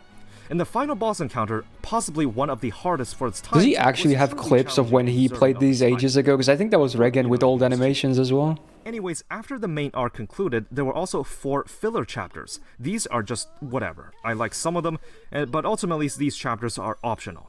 And so, Arc 2 of the main story, known as Cosmos in the Lost Belt, where you're tasked with, again, solving 7 singularities where a tree of emptiness is corrupting that timeline. Teaming up with he blurred out Git, big spoiler. I'm not sure how FGO got the license to use that name, since Ace Attorney had to change it to Herlock Sholmes. Gordov, the pompous new director, and also Da Vinci, who has turned into a lolly. Arc 2 is still ongoing to this day, even on the JP Wow, service 7 spoilers. years later. I think a lot of the aspects of storytelling and gameplay have improved in the second arc. The bosses have the break bar mechanic, where you can only deplete a maximum of 1 bar per turn, so you can't just stack every possible buff in existence and blow away the boss in a single turn. The designs are more intricate, where there's some encounters where you're actually up against another master. Oh, he's using John. Wow. It's really just sprites moving across the screen, but all these small touches really makes it feel like you're battling in the Fate universe. I think what something Arc 2 does really well is really encapsulating the feeling of hopelessness. You barely escape from Chaldea, you're in a foreign snowy region, and you don't know how Lost Belt is nice because it immediately got serious. Like the prologue was already crazy, right? There are Like, they were animated not messing cutscenes around now, and anymore. some of the Lost Belts, especially the later ones, are genuinely very well written. Lost Belt 6 Yeah. represents such a bombshell that if someone my argued it God. was the best story arc in a gacha game ever, It I is. would not even contest it. Based. On the JP side, these 7 Lost Based. Belts have ended, but there was a new sub-arc called Ordeal Call that continues part 2. The basic takeaway is that FGO has some of the strongest story writing in gacha gaming, especially getting Yeah. into the later chapters. It is very good. The only thing is that if you are interested in diving into the lore, there's no skip function to go straight to the Lost Belts. You have to slog through the early chapters first. That is a bit We'll tough, talk yeah. about that later. But for now, let's start the critique. Strap in, this is a long one. Starting the For critique, the 22 remainder of the minutes video, in. I'll Alright, be let's giving go. the usual below, within, or above Oh, he has like a expectations metric. Oh, for wow. each section, starting Alright. with progression. Alright, let's I will see. critique FGO with the exact same metrics as any other gacha games I have reviewed. I do not care about any limitations with FGO's shoddy engine. If a common feature wow. is not available based on 2024 standards, then I will simply say that it's missing that feature and that it's not up to my I standards. feel like FGO is going to have a It's lot of up to those the quote-unquote Sengo or missing Enterprise things to address compared to a lot of the other problems that the game may games. have. I feel the need to clarify this because I know people will say that some of FGO's problems can I be wonder if he's going to say excused since story the game skip is, engine or so MP old. skip are one I of them. personally disagree. Or Since auto Enterprise battle. makes so much money from this game, it should be a reasonable assumption that they do have the budget and the capability. Those of are usually the addressing some of common them. And it criticisms. would be unfair to make an exception to FGO when the same standards were held to all the other games I've reviewed. He gave Brown Gameplay may be yesterday. from another Wow. era, meaning the core loop cannot be changed, and that is fine. I actually think in terms of the UI It's interesting he puts the aesthetic, score it's on the all old thumbnail. school and unique. I would FGO recommend him is to a not do turn-based that, visual novel style unless it's like 1 out of and it 10, then should everyone's stay going to that. click that. There's a reason I Or don't 10, judge 1 or the 10 is when gameplay people by click. reviews. Because otherwise, I feel like Say people are that not going to an care too open much world about the game is better video. than a visual novel. He probably doesn't want That's my what we're thumbnail comparing tips, apples and but I oranges. would not put the No score one on the wants to thumbnail. fundamentally change FGO into an open world or shooter game. When someone compares one of FGO's features to another game, what you need to understand is that they're not comparing the premise and genre. I'll of pause them. sometimes They when are I have more comparing the stuff to quality and say. standard when it comes to handling that feature, of what they, including myself, believe should be reasonable expectations. For example, developer feedback. How often does the development team respond to players and The improve upon what's never. there? Doesn't matter what genre of game it is, developer responsiveness We is got one universally response important this year for because of the building goodwill and coins. trust with the player base. How about a crossplay Before feature? that, mod Players check. should be able to seamlessly carry their progress to another device and continue playing from there. Doesn't matter what genre of game it is. Crossplay is a standard modern feature in these mobile games. Not having it doesn't make FGO have its own unique identity. It makes it an inferior product. I can't disagree with that. Yeah, that's fair. I wish they communicated more. Or did stuff with community creators as well. Come on. Still to this day, nothing except like the biggest VTubers, which is lame as fuck. Progression in FGO. Let's talk about it. Alright. Using the time-gated currency called AP, you can use it to clear certain levels to gain certain upgrade I actually materials forgot for action the points story. was I AP. should note it's one of those games where everything requires it. Damn. If you run out, you actually just can't do anything. Luckily, the game is quite generous with these apples that restore. Yeah, honestly, the but if you're a stamina veteran, system is you'll know to great save in up FGO in these my apples to opinion. farm certain events You that can have play better the game a upgrades. lot. All servants can be ascended 4 times, and their default level cap depends It's like on way the better player. compared to like 1 Hoyo star games where it's have a really cap of level stingy. 60, 2 Really stars stingy. at 65, 3 stars at 70, 4 stars at 80, and 5 stars at 90. This Yeah. means low rarity units get shafted pretty hard here, since their stats are gonna be gimped. That The is majority also of the true, low but rarities that's considered what good are most either gacha ones that games give do as support well. buffs, taunters, or just kill themselves off so a better unit can take their place. For Oh, 3 he's of the he knows the ascensions, you esports also unlock strats. a new appearance for the servants' in-game sprites. And again, you can see that low rarities get gimped here since most of them just add an Shout out to the extra bar 10 of foes on clothing Caligula. SSOs Wait, the change their Lady sprites. Apple is not even fully foed. Loveland Servants uses Uh-oh. an item called Ember. which Oh, is dude, none of farmable his by servants one 5 stars of are the fold nodes. fully. Except unlike a common currency like any other gacha game, Embers physically take up a slot in your inventory.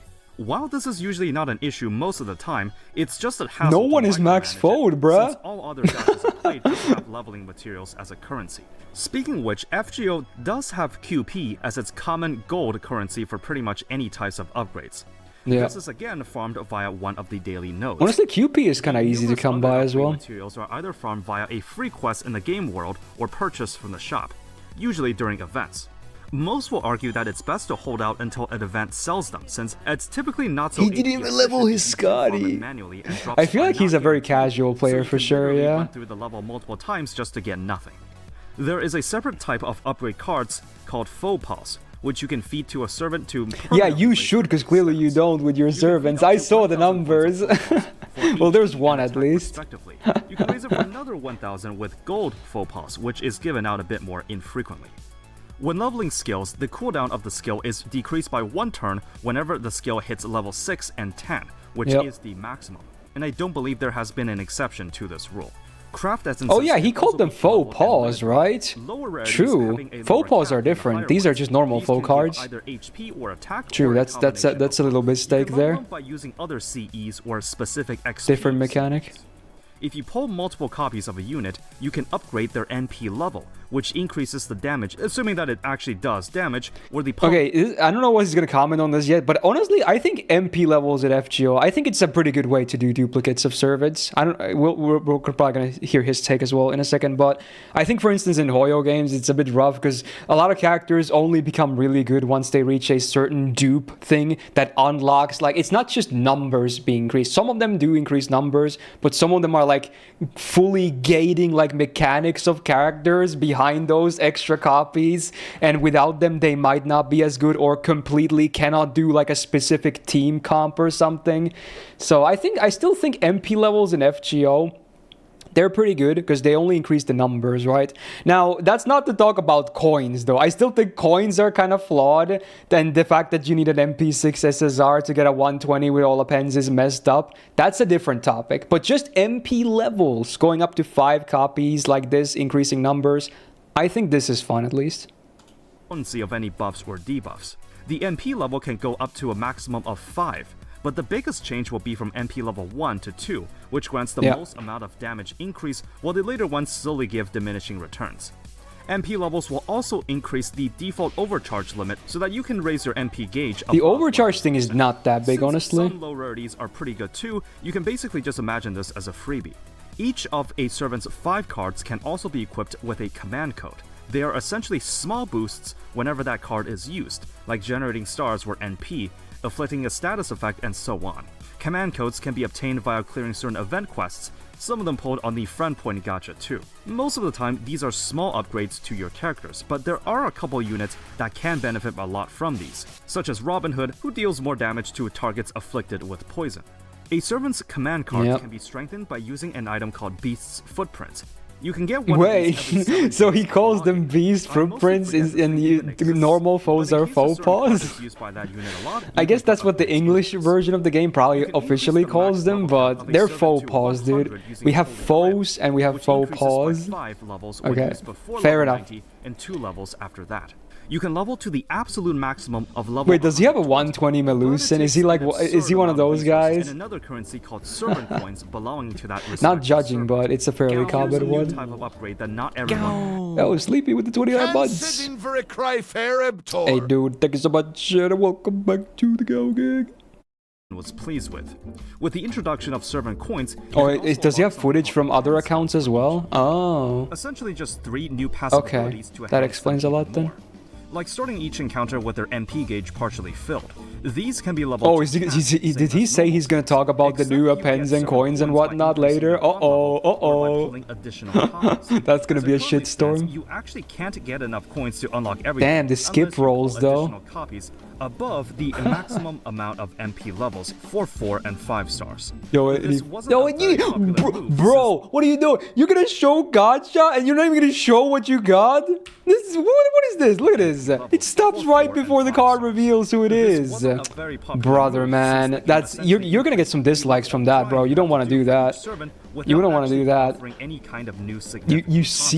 need to show the results. By any means, but you'll have to live with the fact that what used to be the theoretical maximum now has its bar raised, and your beloved level 100 servant is no longer performing at their absolute. Yeah, this definitely still divides opinions. Levels, which functionally doesn't change much gameplay-wise, but unlocks new voice lines in the menu. At bond level 10, you get a unique bond CE for that servant, but this is widely debated as a questionable mechanic, since the stats on that CE is fixed and gimped to provide they suck than a normal CE.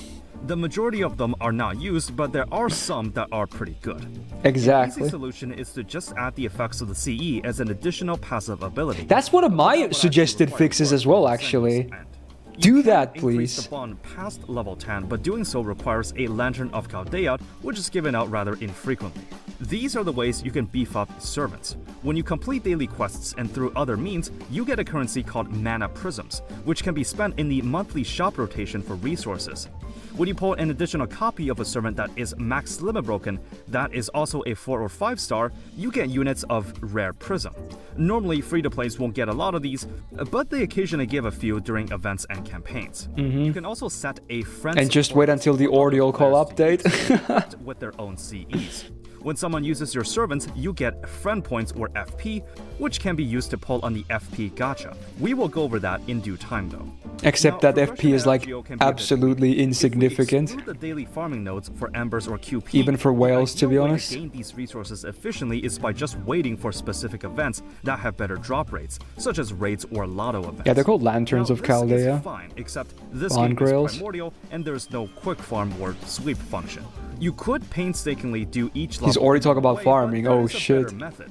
From community efforts, you can do something called 3-turn farming, where if you have a compatible damage dealer and a meta support, and if you bring another meta support from your front list, the idea is that since buffs Level last 3 turns, 70. and there are usually 3 waves of enemies, Why? if there's a way to use a damage dealing NP every turn for 3 turns, you could beat the level with minimum effort True, and Will. clear time.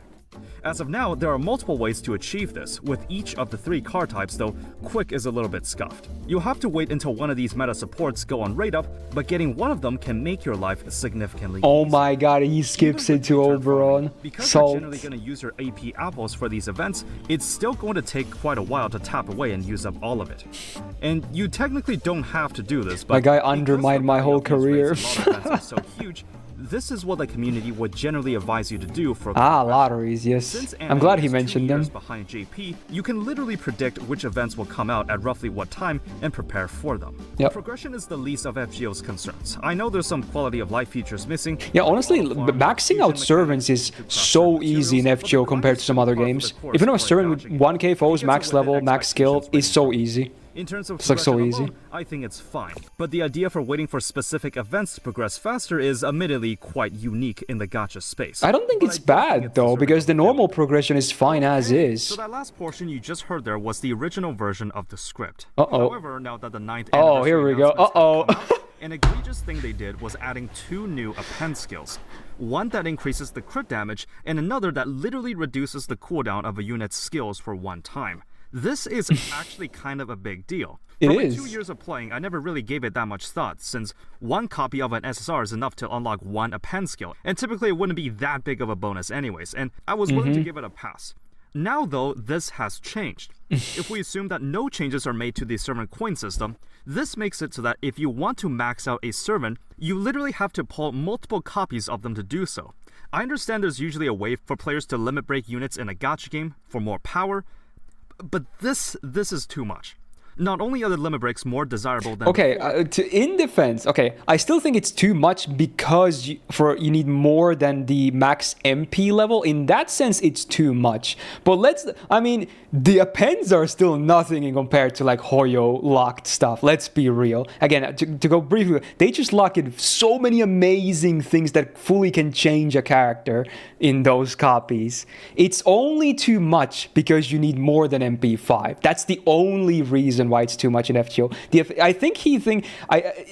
appends can be good, but they're not that good. They're not that good. They're good, but not like insanely broken good. So only because you need more than MP5, assuming you're also going for higher than level 100.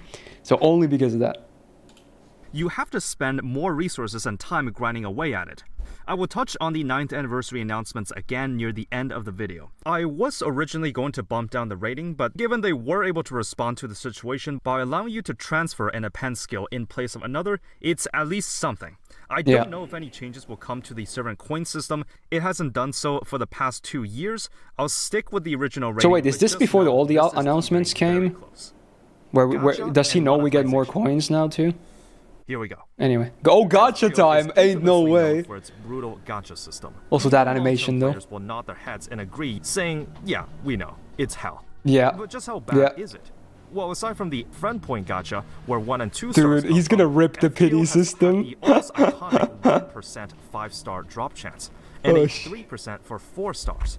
You roll using the gacha currency Saint Quartz, and each pull costs 3 units, with a free pull for every 10th time you roll on it.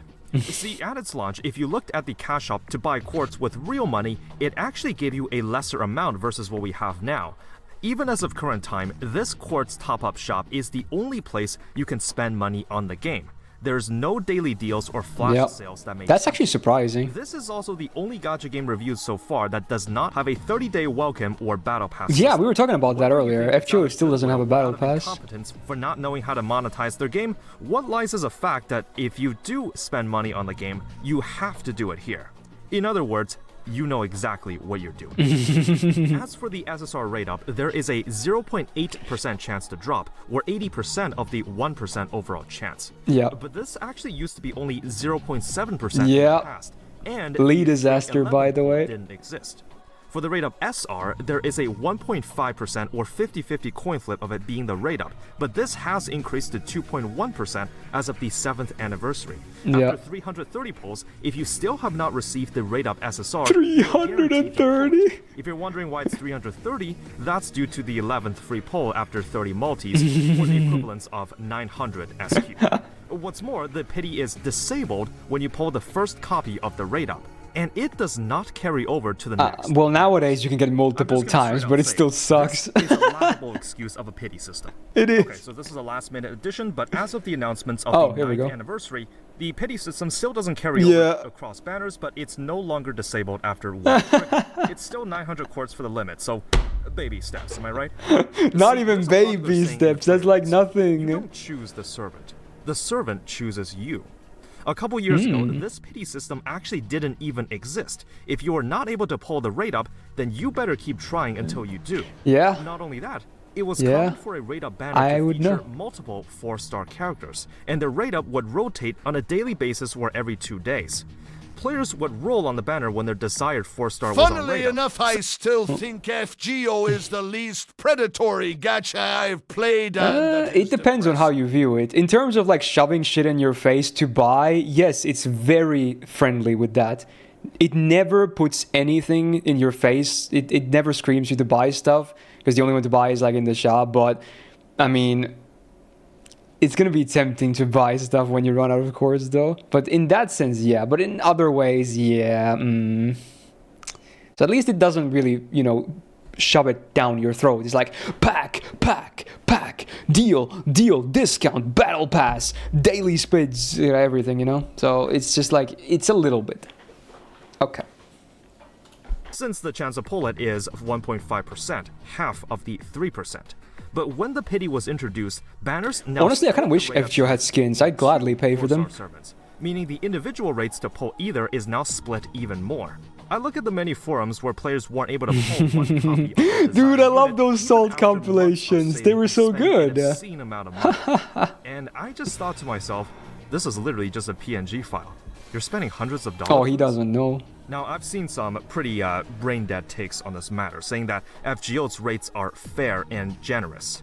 You know what I Has say in anyone ever response? said that? Bullshit. I've never seen anyone say that, but Gets okay. disabled after one use and requires 300 pulls to I've activate. never seen anyone say that, Ask yourself seriously. this, is this really acceptable in 2024? No. BK has the Spark system where you can hang on to these mileage tickets for as many and for as long as you want, traded for 200 per rate-up character. Limbus Company's top-up packs are so generous that the $1 pack can buy you 10 daily pulls with the first top-up bonus. In Reverse 1999, after an SSR goes on an initial banner for 3 patches, they're added to the permanent pool. So Tooth Fairy released in 1.2 will be able to split I you feel from like I 1.5 wish and more onwards. gacha games did, like I more myself have a set permanence. of standards when it comes to how a gacha system is handled. There's a reason FGO is the butt of every joke when it comes Bango. to this. Well, the rates are bad, but at least it's not as bad as FGO. Quartz count better read 900. or else you ain't guaranteeing anything. Yeah. Despite all of this, FGO has one of the most dedicated and committed fan bases I've seen. During its peak in 2017-ish, FGO was leading the top charts in terms of revenue. So even without a pity system, watching people throwing away their money at this game is unimaginable. You gotta get your 5 different Saba faces. Literally tells you to stop. Yo, I remember this. Holy, blast from the past. Is time to stop. This is when gacha games were relatively underground, but while you hear about the rise of loot boxes or grinding battle passes, FGO went completely under the radar by major Western news outlets.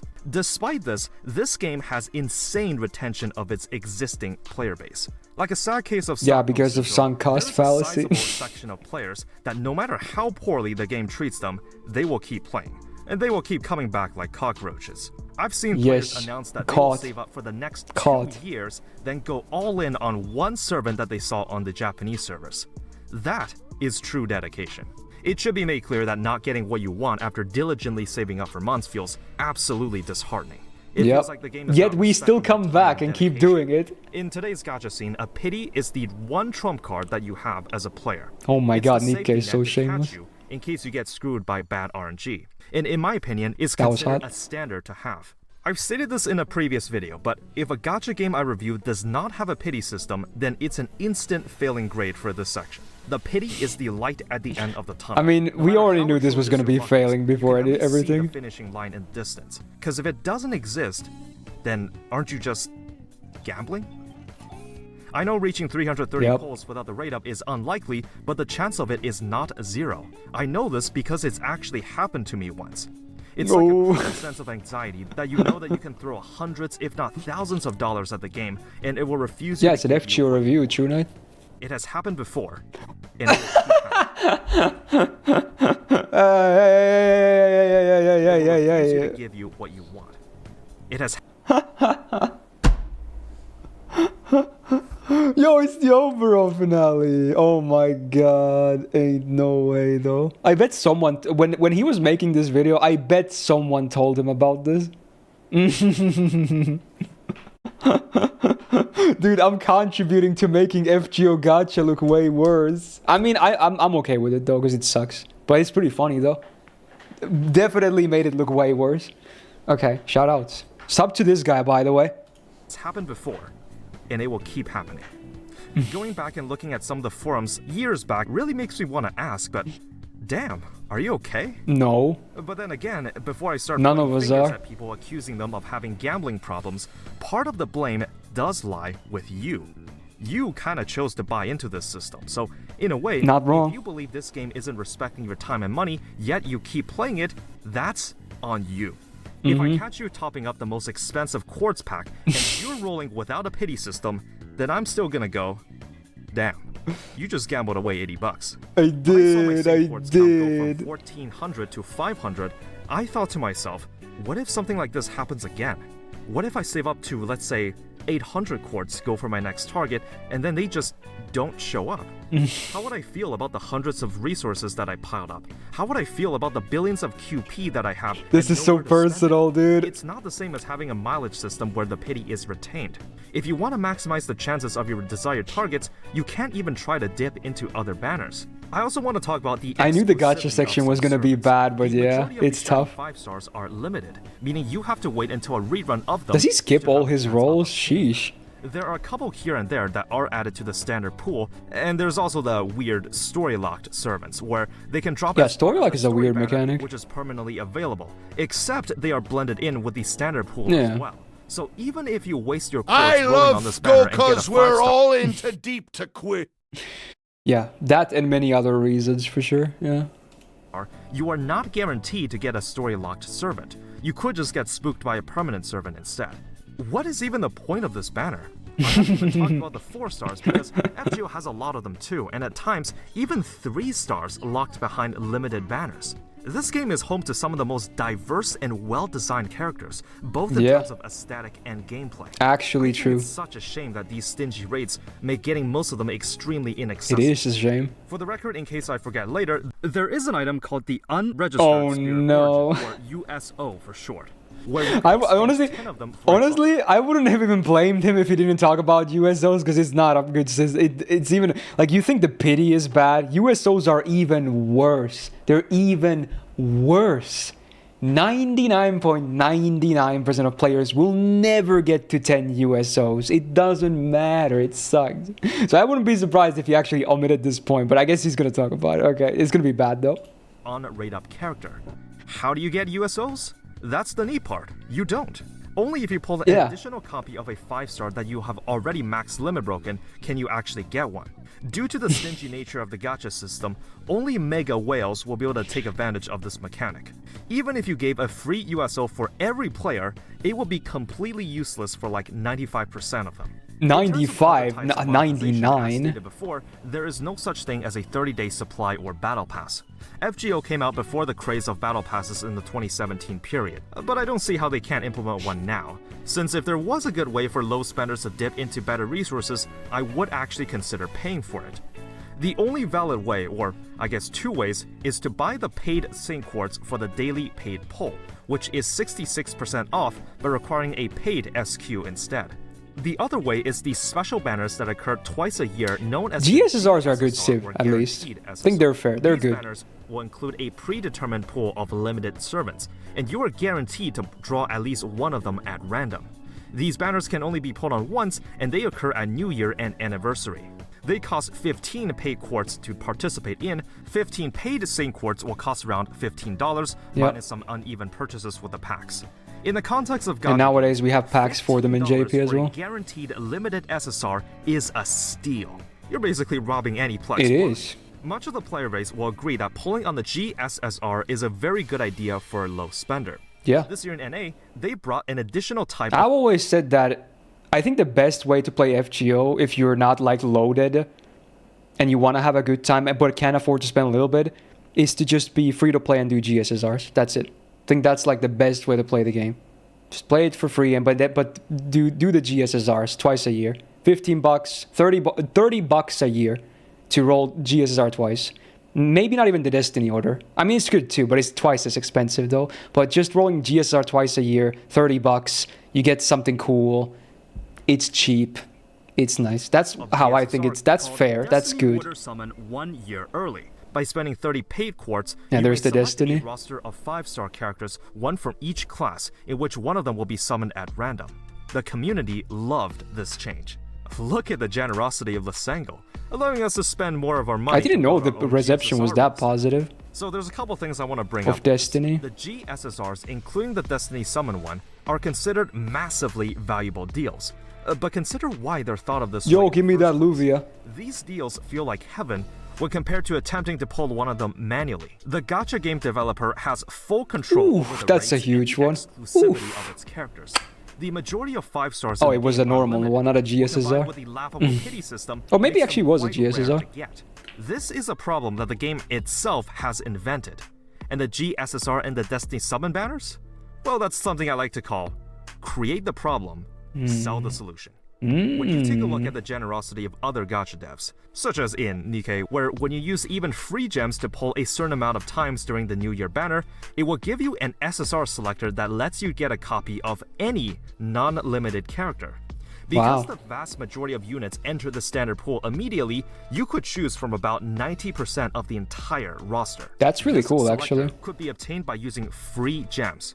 So don't come in here and argue that FGO has a generous or fair gacha system, because when compared to the larger I think GSSRs are still fair, but the system itself, the gacha system is not. Something else I noticed is that if you go into the gacha menu of any gacha game, you can preview the kits of the unit, but that doesn't seem to be the case in FGO. FGO Wiki! Let's say I am a new player. Or watch my tier list, please watch them, they're totally accurate, and yeah, the best way to know if a servant is good or not. Jolter in the community. Let's say that I'm interested in the design of this character, but I want to know what her entire kit looks like, including passives, skills, and append skills, so that I can make an informed decision whether or not I want to commit some pulls. The question is, how do I do that? Watch my tier list. On the gacha screen, there's no tab or info page that reveals Jolter's kit, only a page explaining the rates. There's none of that in the news section that goes over each rate-up character except for what their noble phantasm does. So how do I get that? Yeah, that is actually kind of bare bones. In all the gachas I've played at this point, the entire kit is outlined in the Why gacha don't- page for you to view. I mean, we have some including their trial stats quests and skills. sometimes, but why are they not the I'm grasping at straws norm? here, but maybe if I go into the servant roster, I can maybe pull up Jolter's kit. Except you can't see Who the profile cares of a about Kit's Jolter Hot Insta-Row and Grail? Yeah, fair enough. servant that you don't own. The only feasible way to see it is by going into the friend list, find someone that has Jolter, then tap and hold on it to see the profile. See, Oh, look at whenever a those new servant gets foes. announced on the Oh. JP server, they showcase their NP animation, and they show what it does on a stream, but they don't actually show their full kit. They Only when don't. players pull that character can that information be added to the wiki. So here's my challenge. No, no one needs to When the pull next them. They servant dynamite releases that on shit. JP, make a servant guide on that unit, but you can only use information given in-game. No looking anything up on a third party. That's what I thought. You, of course, Yeah. want all the information you can on a unit before making the decision to pull for them or not. If you are making Well, a to guide, be honest, I feel like he's playing the game wrong. Like, I kind of agree with Pablo just now. Who cares about pulling for gameplay? You see a character you like, you go for it. That's all that matters. So, all I'm hearing is the yapping of a gameplay roller. Again, maybe I'm mostly joking here, by the way, but I think I still hold on to that principle that I think you should mostly just pull for characters that you like. Because FGO, I'm not sure if he's going to touch on this much, but compared to a lot of other gacha games, FGO is easy. Overall, it is a very easy gacha game compared to, like, you know, the highest difficulty weekly, monthly rotation challenge modes that like Hoyo games do, where you need to have like really well built 5-star only characters to even clear them and get the max stars and your fucking rewards. FGO doesn't have that. We just have challenge quests, and because you can pick a friend support too in like basically every single one of them, it's so easy. You just pick a castor if you don't have one, and then you win. You just auto-win. You have command seals, you have everything. The only thing that I think gacha makes it a bit easier is to improve your account more, because you can farm better. That's what I think it's gameplay rolling is actually can be significant. To be able to farm more, better, faster, efficiently. That's about it. But overall, I think people should not be rolling for gameplay. you of course will want other Not gonna, people to you know, all the judge anyone that information does, about the though. servant before recommending them to pull or not. It is truly baffling that information crucial to how a character works is not displayed in-game.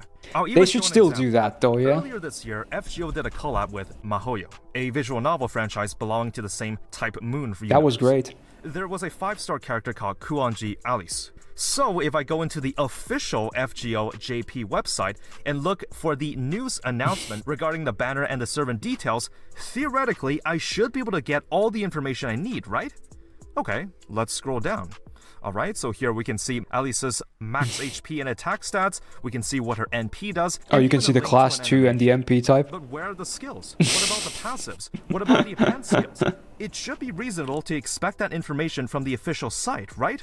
Because if you can't, don't you find it a little odd that you can't actually see? True. And now that I think about it, all other gacha games do show this in game, though. FGO doesn't. Another turn-based visual novel gacha that allows Uh-oh. for 3 actions per turn. If we click on the magnifying glass on the rate of SSR, Yeah, this is what they always do. You can upgrades, click them on the ascension banner. passive, the Like raw every stats, other and gacha game even the does limit this. break buffs, including the full numbers of what gets upgraded. We're just by so how wiki much. brain now. We don't even Clicking care on the about it 4 stars anymore. We look, just we get the assume exact it's same the thing. case. Some gachas even let you take the character for a test drive. I know there's a few cases where FGO does put out a test trial for a new servant, Yeah. like the anniversary or the New Year ones. But why not just put one out there? Yeah, for every I was character that goes on mentioning the this map? earlier. Why There's isn't a it not a few lines I norm? wanna Huh? draw that a gacha game should never cross. One of them is that the game should make it very clear what your money is buying you. I think the fact that you literally have to look up the information on an external site to get the full details is, in my opinion, a little shady. So with all these components in mind, it's only natural Yeah. that I give a below expectations rating for this section. However, I do want to give a few suggestions on how the Honestly, system can improve. below expectations is kind of generous. I would give it like a 0 and say, fuck this sucks, what are you doing? But you know what? We'll take a below expectations. That's actually kind of generous. no matter how slim the chances they'll get implemented are. I guess he's not gonna go below his scale or whatever. And we'll have its pity decrease to 220 pulls, with the equivalent of 600 sane quartz as opposed to 900. Even 600 is rough. Pulse mileage is quite common these days, and even then, this is still on but the it would be stingier way side, better, given of course. most gachas are below this limit for pity anyways. Third, after a certain amount of time has elapsed, a 5 or 4 star will move to the standard pool. This is something, again, getting quite common in gacha games these days. Cause I think it's such a shame because FGO has a lot of cool designs for servants, even for the lower rarity. I like that he actually kind of reads, like, I remember earlier he said about the cool designs. He showed Summer, Gareth, and Bakian on both of those as well. Those are like his favorite designs. I'm not blaming the guy, but it's pretty funny. He did the same thing. I remember it was specifically Bakian and Summer Gareth being shown on the designs. Some of them are definitely showing their age, and I'm sure a lot of players would appreciate classics like Cleopatra or Gilgamesh becoming summonable as part of the permanent pool. The wait time can be like a year. Idle death gamble. Throughout spending in gacha, I, alone, am the gambler one. Always bet on that 0.7%. It's 0.8 now, excuse me. It's marginally better. Lysenko can keep their collab units and their favorites as truly limited, but after a year, most SSRs will be able to spook you. Get rid of the story-locked mechanic. Why does this even exist? You're not guaranteed a story-locked servant when you pull on the banner, so if you wanted a specific one, you would have to wait until that character goes on raid up anyways. Or Yeah, it's stupid. Just give players a different type of summoning tickets for this banner exclusively, so they don't waste their resources on the story banner, like 5 freebie monthly pulls for it. So yeah, FGO Gacha. Whoa, flexing. To sum it up briefly, that's how you're walking into. He did the line. Next up, presentation. For the record, I do not judge gacha games for 2 primary aspects, gameplay and story. Well, technically music too. Gameplay and music are both pretty subjective, as long as there's nothing glaringly wrong with it. I think both are amazing, fight me. The story, well, I don't think a gacha game needs to have a good story to be a good game, like how people play Epic 7 for the PvP. Story is second priority. This section on presentation... Is it really that big in that game? Holy crap. PvP being the main in a gacha game, that's crazy. And so on. Let's start with the framework that FGO was built on. Because of the initial cash grab nature of the game, the engine was hastily strung together and was slowly patched over time. Many of the UI and quality of life elements feel so outdated and so out of touch with modern standards, one might wonder why not just port it to a new engine. I used to play an online card game called Gwent. Yo, Gwent. There was a major update called Homecoming that completely revamped almost every aspect of the game. CD Projekt Red ported everyone's progress to a new game and continued development from there. Of course, the main gameplay loop was kept intact, but its framework for supporting the game was improved upon. I just gotta wonder, what's stopping Lysenko or Aniplex from doing the same? The game consistently performs on... Well, it's way more resources by now, but they should have done it ages ago anyway. Once again, I need to reiterate that it is up to the developers to address any issues with optimization and any technicalities. I cannot give any exceptions to FGO, simply because it wouldn't be fair to the other games I've reviewed on the channel. So the story of FGO is presented in a visual novel format, but for whatever reason, they never bothered to make more than 2 lines of dialogue show up at a time, so you have to be very selective on how the words are read. I think that's fine though, honestly. I never minded that part. It's weird because they have figured out how to do scalable text in some of the dialogue choices. I think that's a nitpick, if anything. Live 2D animation here, and parts of it can be forgiven since it wasn't. Yeah, there's a lock button too. Plus, I'm sure someone can argue that Live 2D goes against the spirit of FGO and ruins the original artwork. Another thing is that the original game that's subjective as well. Those older generations of phones where the display were less. Okay, performance issues are bad though. The game should be running well on even average phones, and it always doesn't. Like a year or so to migrate the display. Before that, you could still download the game, but it will have an ugly-looking border around it like this. Yeah, that's sort of thing too. Once ported over, the sprites retain their resolution, so if we blow it up on a big screen, it gets pretty pixelated. There's also no voice acting, despite the amount of revenue that gets pulled from this. It's really a shame because some of the story moments are really good. I kind of wish they did, but it's, yeah. To see these scenes come I think they could afford it. I guess should they can do save the that. budget for the anime adaptations, but as of currently, none of the Lost Wait, that's so funny. I'm not sure. Was that an accidental? I assumed it was an accidental, but he literally mentioned it's a shame there's no voice acting, and then he shows the part of the Solomon movie where all the servants get summoned, but none of them were voiced. None of them said anything. They were just there to. Again, I assume it was just like a coincidence. But if he did that on purpose, that's actually hilarious. It was the one part of the movie, like they just didn't bother to bring all the voice actors for the small cameo servants. Most of them just said nothing. They were just there, like doing that. So that's funny. Again, just maybe a coincidence. They can save the budget for the anime adaptations, but as of currently, none of the Lost Belts have been adapted to anime yet. They should. I know it's possible to add it, since some scenes, including the Valentine stories with each servant, are fully voice acted. Yeah, this is one of the best things. Unlike a silent visual novel, you can't really argue that it's more immersive to imagine what the different servants sound like, since they already do have voices. But hey, small indie company, am I right? Now, I've been an avid visual novel enjoyer for quite some time. I understand the importance of writing clear and concise words, but also being very flowery with it. I have no doubt that Kino Kunas is a very skilled writer. A lot of the story is extremely captivating, filled with well-established characters and lore, not to mention the faithful localization to English. I ultimately don't have any problems with it, but I can't help but think that it could have been more. For example, let's compare this to Reverse 1999. I mostly which just also agree does with the a visual voice acting novel part style there. of storytelling. Not only is the main story and event stories fully voice acted, the character sprites are expressive and detailed, beautifully animated in live 2D. I don't think the animation, I think that's a nitpick as well. Modern servants tend to have so many expressions that they can still easily convey what's happening. I don't think that's a problem, but I would like to hear the voice acting at Plus least. a special illustration for the fourth and final ascension. However, it's quite clear that the newer and shinier 5 stars get the special treatment here, as their portrait arts change more dramatically, whereas the low rarities just kind of add a few details here and there. Technically, each servant comes with 3 skins, and for the newer units, they even have different sets of voice lines depending on which Ascension skin is applied. Something else I quite like when gacha games do this is special interactions between characters. When you level up the bond level of a servant, these are tapping on them cool in the always. lounge menu can sometimes trigger a line of dialogue regarding another servant if you have them in your roster. Yeah. I like this. This is a very nice touch. It showcases that Chaldea is alive and the servants physically know each other. And that's what instead fuels of the only doujins as interacting with well. the player, making them the center of the universe. The music is also pretty good. I wouldn't say the game is known for it, but it's there. Though I wish there was a way to change the lobby music. There are skins that That could be cool too, They actually. are not paywalled. You trade for it using in-game materials and some I'm still QC. surprised they actually You gave cannot us pay money costumes for a free. skin in this game. Some give unique voice Considering lines, the but game some has are like just no small changes to monetization character besides sprites, which is still better torts. than nothing.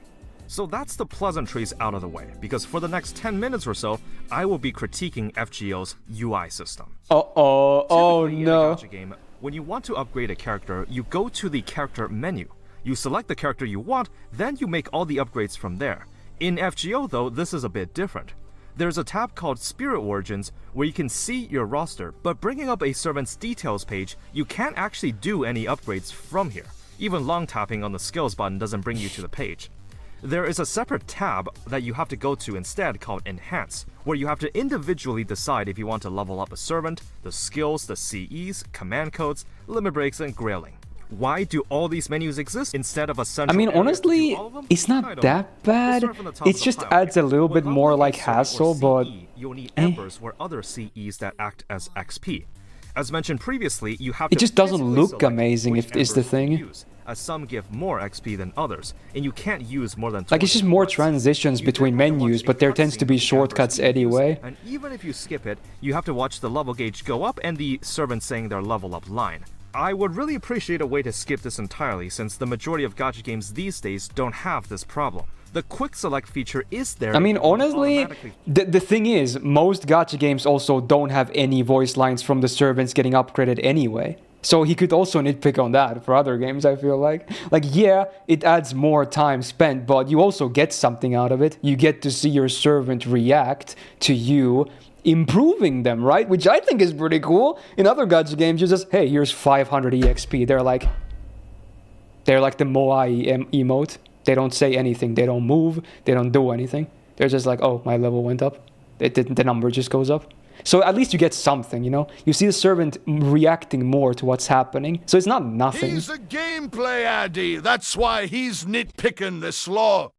Yeah, I don't know. I mean, based on the gacha thing, he might be more biased towards gameplay over, you know, other stuff maybe as well. I don't know, but yeah, we'll see, we'll see. Filter and select ambers, except this feature is not there for CEs. It's not so bad if you're just leveling a CE leveling is ass though, that much I agree. Servants I'm okay with. CEs are ass. They're ass. Bombing CEs, getting them up, it's ass. That sucks at least. Like, wow, he's doing his idle animation. You leveled him up. Wow.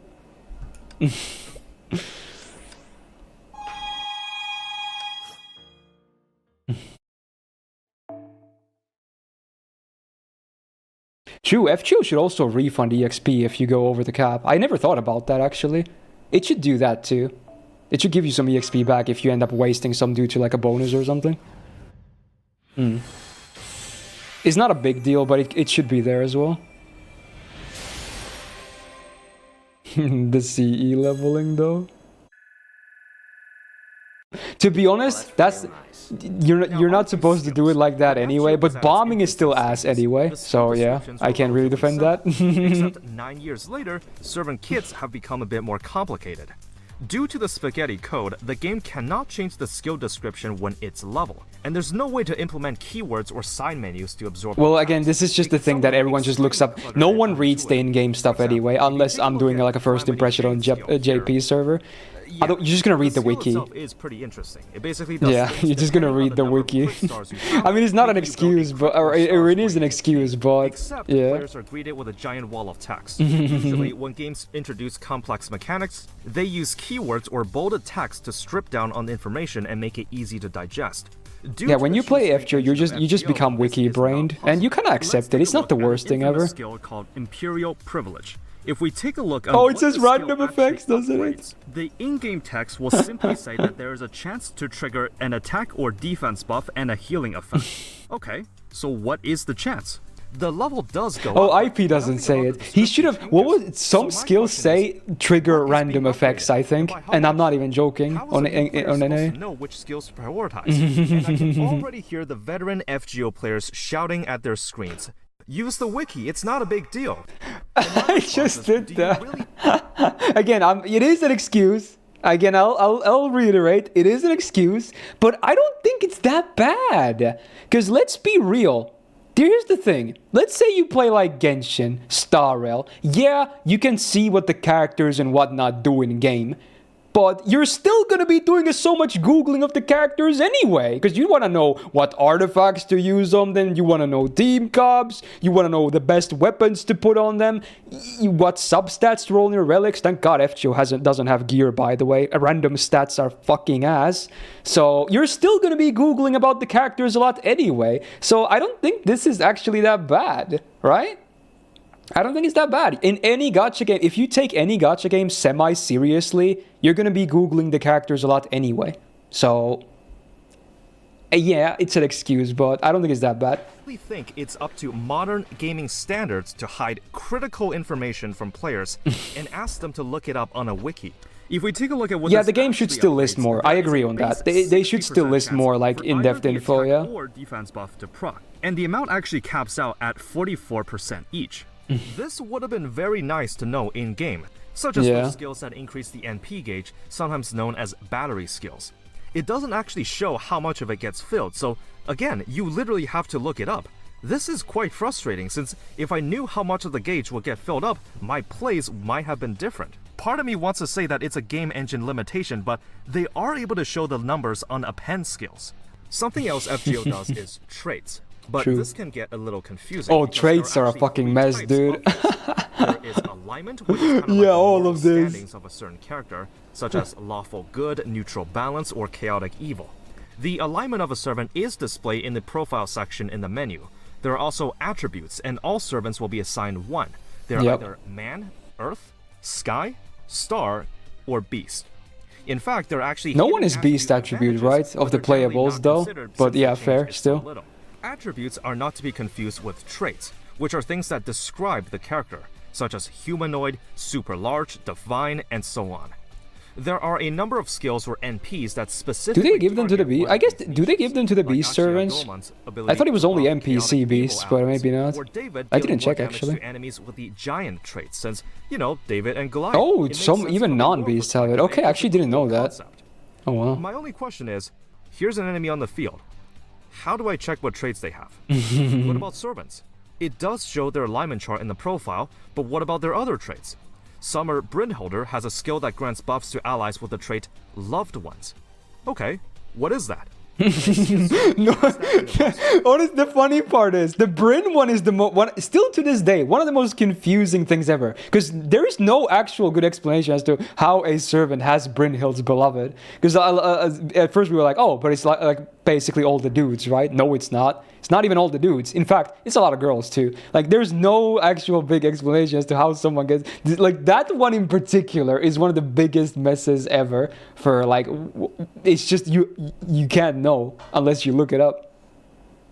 How would I know which allies to bring if I don't know if they have this trait? Internally, this trait is known as Brynhilder's Beloved, and it is tagged onto a handful of servants. Okay, so if I see that Bedivere here is tagged with it, then how would I know in-game that he has the trait? You wouldn't. It doesn't list it anywhere on the profile. What about Berserker Ku Hule? His profile has the alignment of Chaotic Evil, vastly different than Bedivere's Lawful Good. The alter ego Okita Alter has the Loved One trait, but the summer version does not.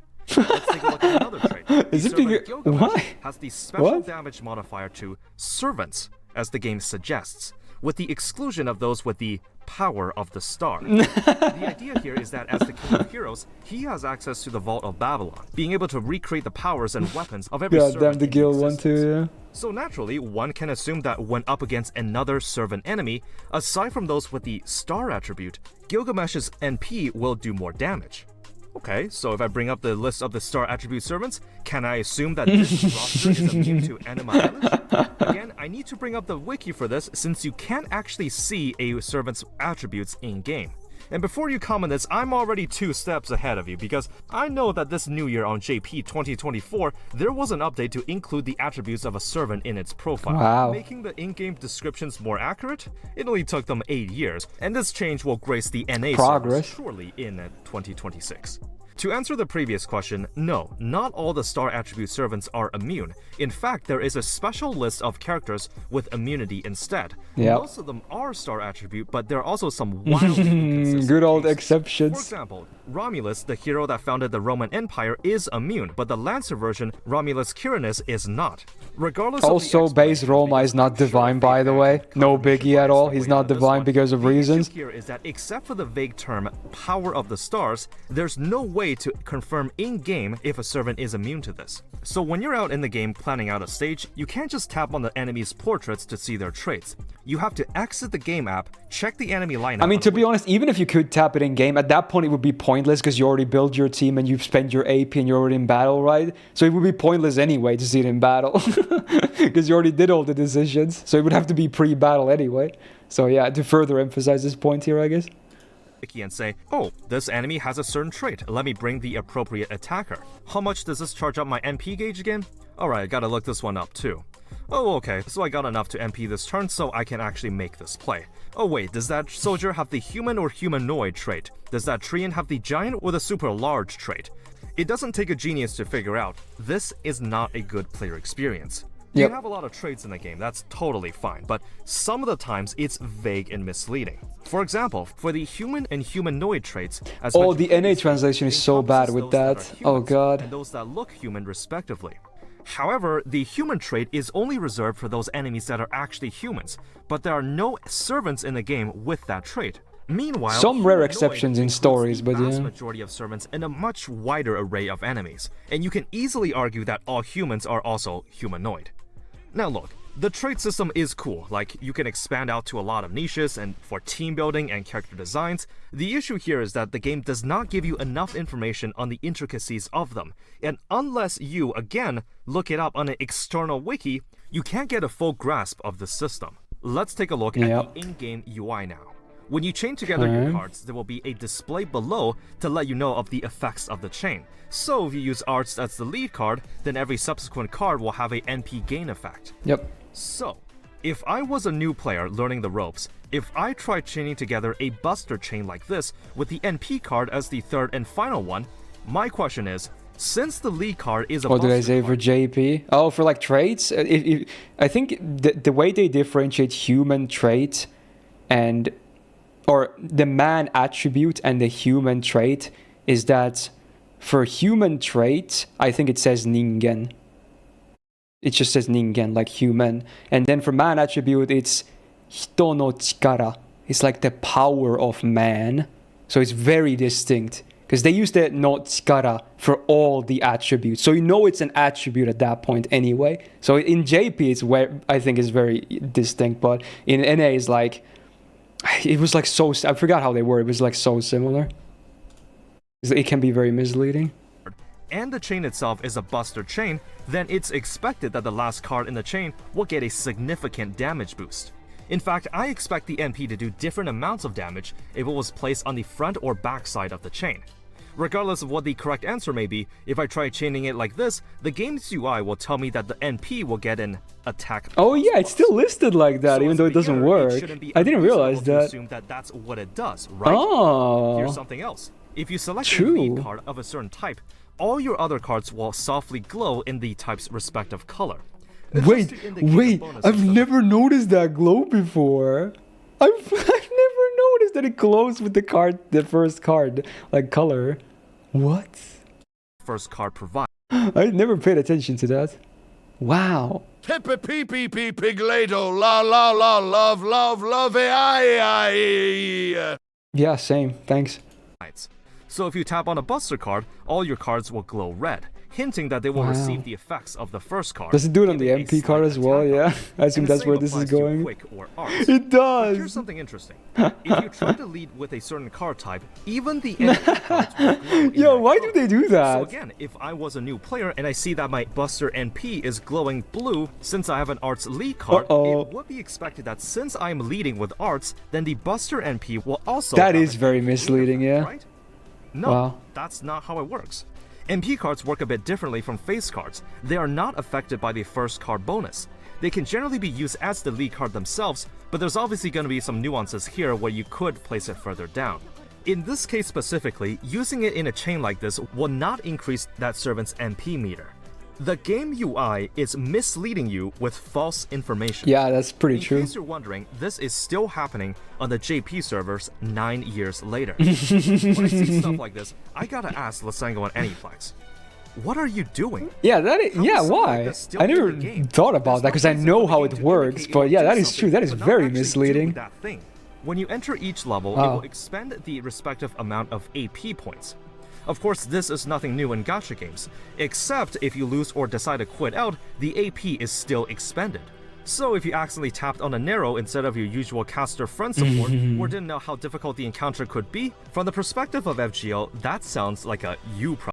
Well, to be honest, usually the difficult battles are like 5 AP anyway. So I feel like that at least is a nitpick. But I guess they could refund. But at the same time, like he was saying earlier, and what I was saying as well, the AP in FGO is very generous anyway. So if this was a Hoyo game, you know, where 60 like AP, whatever the game happens to be, it's like fourth of an entire day, and they don't give you a lot of like Apple equivalents like items to refill your AP anyway, unless you're willing to swipe or use your gacha currency for it. In that case, it would be annoying. But I don't think it's that bad. Again, hard quests tend to be 5 AP. That's like nothing, and then you know you get so much AP anyway. So, and if you mistap, that is kind of a you problem, honestly. It kind of is. Don't play when you're like half asleep or something, I don't know. Although sometimes if you have a shitty phone and you're scrolling through the supports, wanting to go down and find someone else, it can lag and then your swipe can register as a tap. It has happened to me sometimes, but yeah. But besides that, Problem. Typically in other gachas, the resource is refunded back to you whenever you lose. Yeah, but or again, quit in out those of a level. games, it's way This harder is to a get by with quality of AP life change I anyway. think is much needed here, as it feels quite This punishing is for the this is player not when that it's big something out of their important for control, FGO, but it considering could that be pretty done, much I all guess. other Sure, gacha why games not? have the safeguard in place. The front point gacha is where you go to roll your low rarity units. Usually in the late game, this is just for getting fodder to upgrade your units for CEs. However, during certain events, there is a limited time servant that gets added to the FP pool. It is generally advised by veterans to accumulate your FP and wait for these events, as pulling them grants you a lot of servant coins, which is then used to perform something called grail casting, enabling you to exchange servant coins for holy grails. It's a small thing you can optimize. The only issue is that it takes ages to spend on. Yeah, this and leveling C's is absolute ass. So you have to sit there clicking away. This sucks. Hundreds of thousands of FP are all used up. And not to mention micromanaging your inventory, since you could quickly exceed the cap for servants and CEs. I wish there was a way to roll the FP gacha. Also, it's funny because, again, he was just talking about the cap. It's funny because the cap is lower for FP, but it's almost limitless for normal gacha, like quartz gachas. That's kind of really like shady though, yeah. Like it caps out way. You can, how much over can you go per cap on FP? It's like 200 over per cap. It's 100 or 200. I keep forgetting. I think it's 200 over the cap, and then it forces you to, you know, oh, it's only 100. Jesus, yeah. Then it forces you to like clear out your inventory. But in gacha, I think how much over can you go the cap? Probably like 1,000 or something. I forgot what the number is, but it's way up there. Basically, you will never need to do it if you're spending, like, unless you're spending an entire paycheck to gacha, you will never have to worry about that when rolling Saint Quartz. So it is kind of shady like that. I don't think he mentions it here, but I might as well mention it. Lottery events, which would be an appreciated feature. Quick play or an auto battle feature is also quite common in modern gacha. This topic. If you already beat the level once and the game knows that you can do it, you can skip This is the level always a and get the rewards touchy immediately. topic. This is not present in FGO. The best way to farm is to use the 3-turn farming methods. But like, here's the thing though. Here's the thing. Like, in every, not just FGO, every gacha game, at least 90% of the content is farming related, right? So if you make it so that you can literally auto clear a node by the press of a button, that removes 90% of you playing the game. Now I get it. Convenience is still nice, and the joke, which kind of happens to be the truth, is that, you know, the less you have to play a gacha game, the better that gacha game is. But at the end of the day, games are still meant to be, you know, played for entertainment, right? Now, I'm not saying FGO's farming is super entertaining always, can be very boring. But again, that's why this topic, it has no, like, I'm not sure if he's trying to be objective with this point. I guess we'll see in a second once I hit play. But I don't think you can be objective with this point, because it's not for everyone where with the press of a button you can clear a node. It can be a very bad thing as well. So it depends on who you ask. There is no objective truth or correct choice to handle this. So there's that. Just want to put that out there, because if you really don't want to play the game, then don't play the game, you know? That's like my take, but yeah, convenience is still a thing, of course. Optimize for time and brain usage. Getting one of those meta supports is not a hard requirement, but not having one will majorly inconvenience you. That being said, when certain I think it's just because most people just want to consider these games as like, since the material drops are more you know, such as raids and ways of they want to be account improving. They just want to be account improvers. They don't really care about the gameplay. They just want to make their account as good looking as possible. That's where the skip button comes into play. Nikkei or Brown Dust 2, you can literally just expand all your AP at the press of a button. Here we have 60 units of your daily resources. Alright, auto battle this for me and we're done. See how easy that was? Nobody looks at but he keeps saying like it's an like, yeah, sure, it's convenient, but he sounds so happy when he says that. It's like, oh, I spent my entire day's worth of AP in 1 second. Now I can go do something else that's actually fun. Like, do you realize what you're saying, right? Yeah, sure, for you. But like, at that point, why are you playing the game? Why are you playing the game? Are you just playing it for the story? You play like once every month? Otherwise, you just log in every day, press 2 buttons, and you're gone? I don't know, man. Yeah, I guess he plays a lot of gacha games. So for him, it's probably really good that you can be done with your game in like 2 seconds. Yeah, sure. But I don't know. It's just, he sounded so happy about it. It's like, oh, look, I can do that. Great. It's like awesome. But I don't think that's it for everyone, you know? I don't know. It's such a weird topic, you know? It's a daily chore, so letting players skip it... I mean, to be honest, in FGO, you can make blue apples and save all those for a lottery, honestly, if you want to. You don't have to do daily QP, embers, whatever. You don't have to. You can do blue apples. Any AP just do that. Command spells they use are refunded. They're only to be used when the level is actually cleared.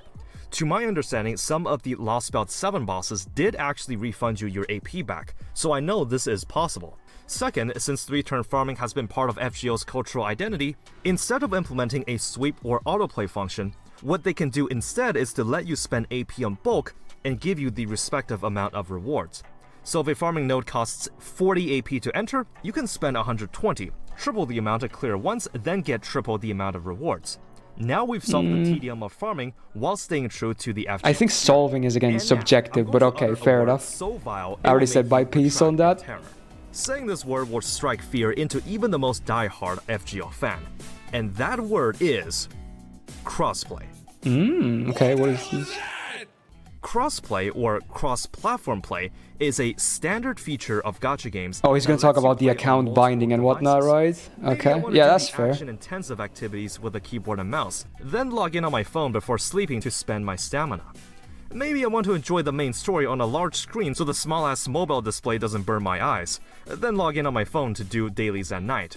Now, I understand that not all gacha games have an official PC port, and that's okay. What matters is that it lets you retain your progression across all platforms simply because, again, it's a good player experience. Maybe it's server I mean, it is, but is it that big of a deal, really? I feel like most people, like, I play, you know, Star Rail. I never play it on my phone. I just play it on my PC. Like, sure, I could also play it on my phone, but why the fuck would I? I don't know. This has been the case with all 6. It is a big deal? Okay, I guess it's just subjective then, I guess. Yeah, sure.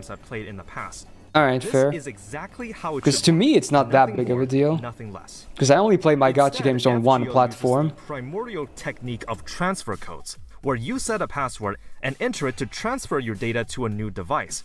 This means you cannot seamlessly play on a phone or tablet without issuing a code first. If for whatever reason the app is deleted or you lost your phone, you can either try contacting their customer support, then they'll ask you a bunch of personal questions relating to your account, then you just might get your account back. Technically, you can do this in a way for FGO, but not officially.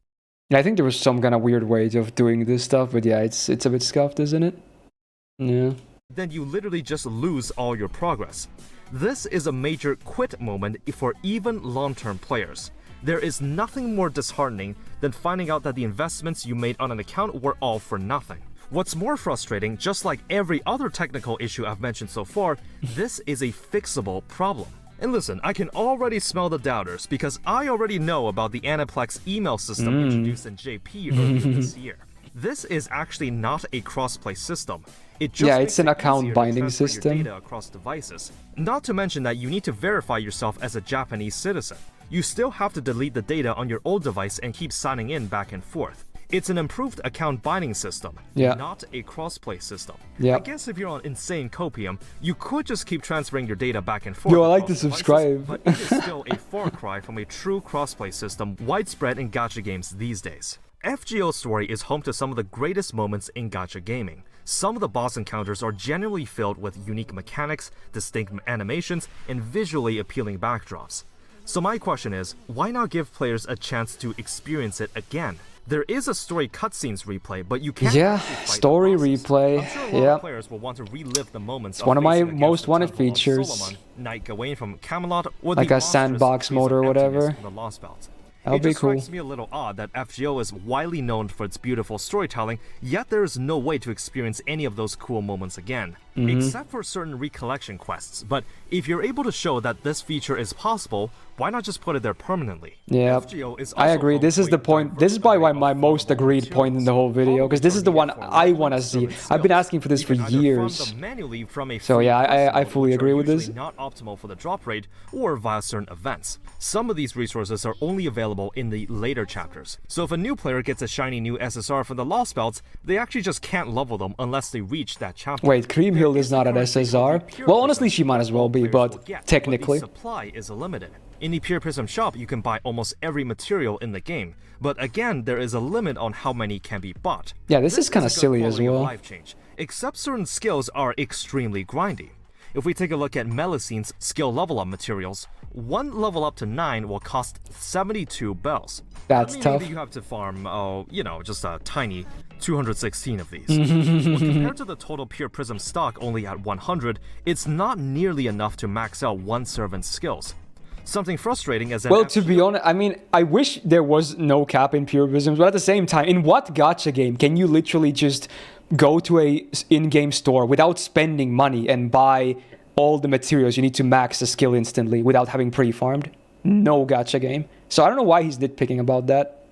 I still wish Pure Prism you could spend more, but in what game can you just go into an in-game store without spending money, just immediately buy everything you need with some kind of an in-game currency? You know, I don't know. Oh, does reverse do that? Okay, well, that's kind of cool, but I feel like, again, this is kind of undermines the whole thing, but okay, whatever. FGO does not have a fusion function. In other gacha games, you can merge or combine lesser materials. Yeah, this should be a thing as well. To balance out any excessive materials. Yeah, this is a common thing. Useful. That would be pretty helpful here, wouldn't it? In Path to Nowhere, when you rate a level for resources, or restock, yeah, they should restock the Pure Prism stuff as well, like monthly. They should, yeah, just do a monthly restock. It's a streamlined process that cuts down on the tedium, making FGO pretty behind on this regard as well. There's also some general jank with the ways how the sorting or the filtering system works. You can kind of search through all your servants to find the right one, but there's all these options that I don't even know if anyone has the time and patience to use. I use those with There is a CEs. smart sort, where selecting certain servants Smart or sort CEs can sucks, it's prioritize dumb them at the sort. front of the list. Except this feature is really unintuitive what it actually does, since it has to be enabled via something called Smart Sort, except the toggle on the side says Multi-Select. Due to the sheer amount of servants and CEs added throughout the years, I think FGO could really benefit from a search function, in order to find the odd unit that you want, instead of sifting through all these menus. I can navigate these menus easily, and I hate typing on my phone, so I disagree with that. I don't think a search function is the one that would fix that. I don't like typing on my phone. All of my 1 and 2-star servant that I pulled on I can the easily FP find gacha. servants By from the default, menus using the sorting is filters. unintuitive, and you would have to Usually it's just manually you select the usually servant. just need a combination of the class and then maybe like a rarity, and that's it. That's like, wow, it took 5 seconds. So I think this is kind of a nitpick, but yeah, fair, okay. It does get the results I wanted, but this can be confusing if you have a lot of servants to burn all at once, not to mention that the game does not auto-select them for you, and it's possible that you could make a mistake if you're not careful. Let's take a look at Brown Dust 2. Say I wanted to dismantle all of my R rarity gear that's tiers 1 and 2. Quite a long menu to sift through, but if you tap on the filters, you tap on R rarity, tiers 1. But in FGO store, you can also filter by rarity. I don't know if he knows that. There's literally a star thing at the top, at the filters. Isn't this exactly what he's asking? It's like, it has rarity filters. 1 and 2.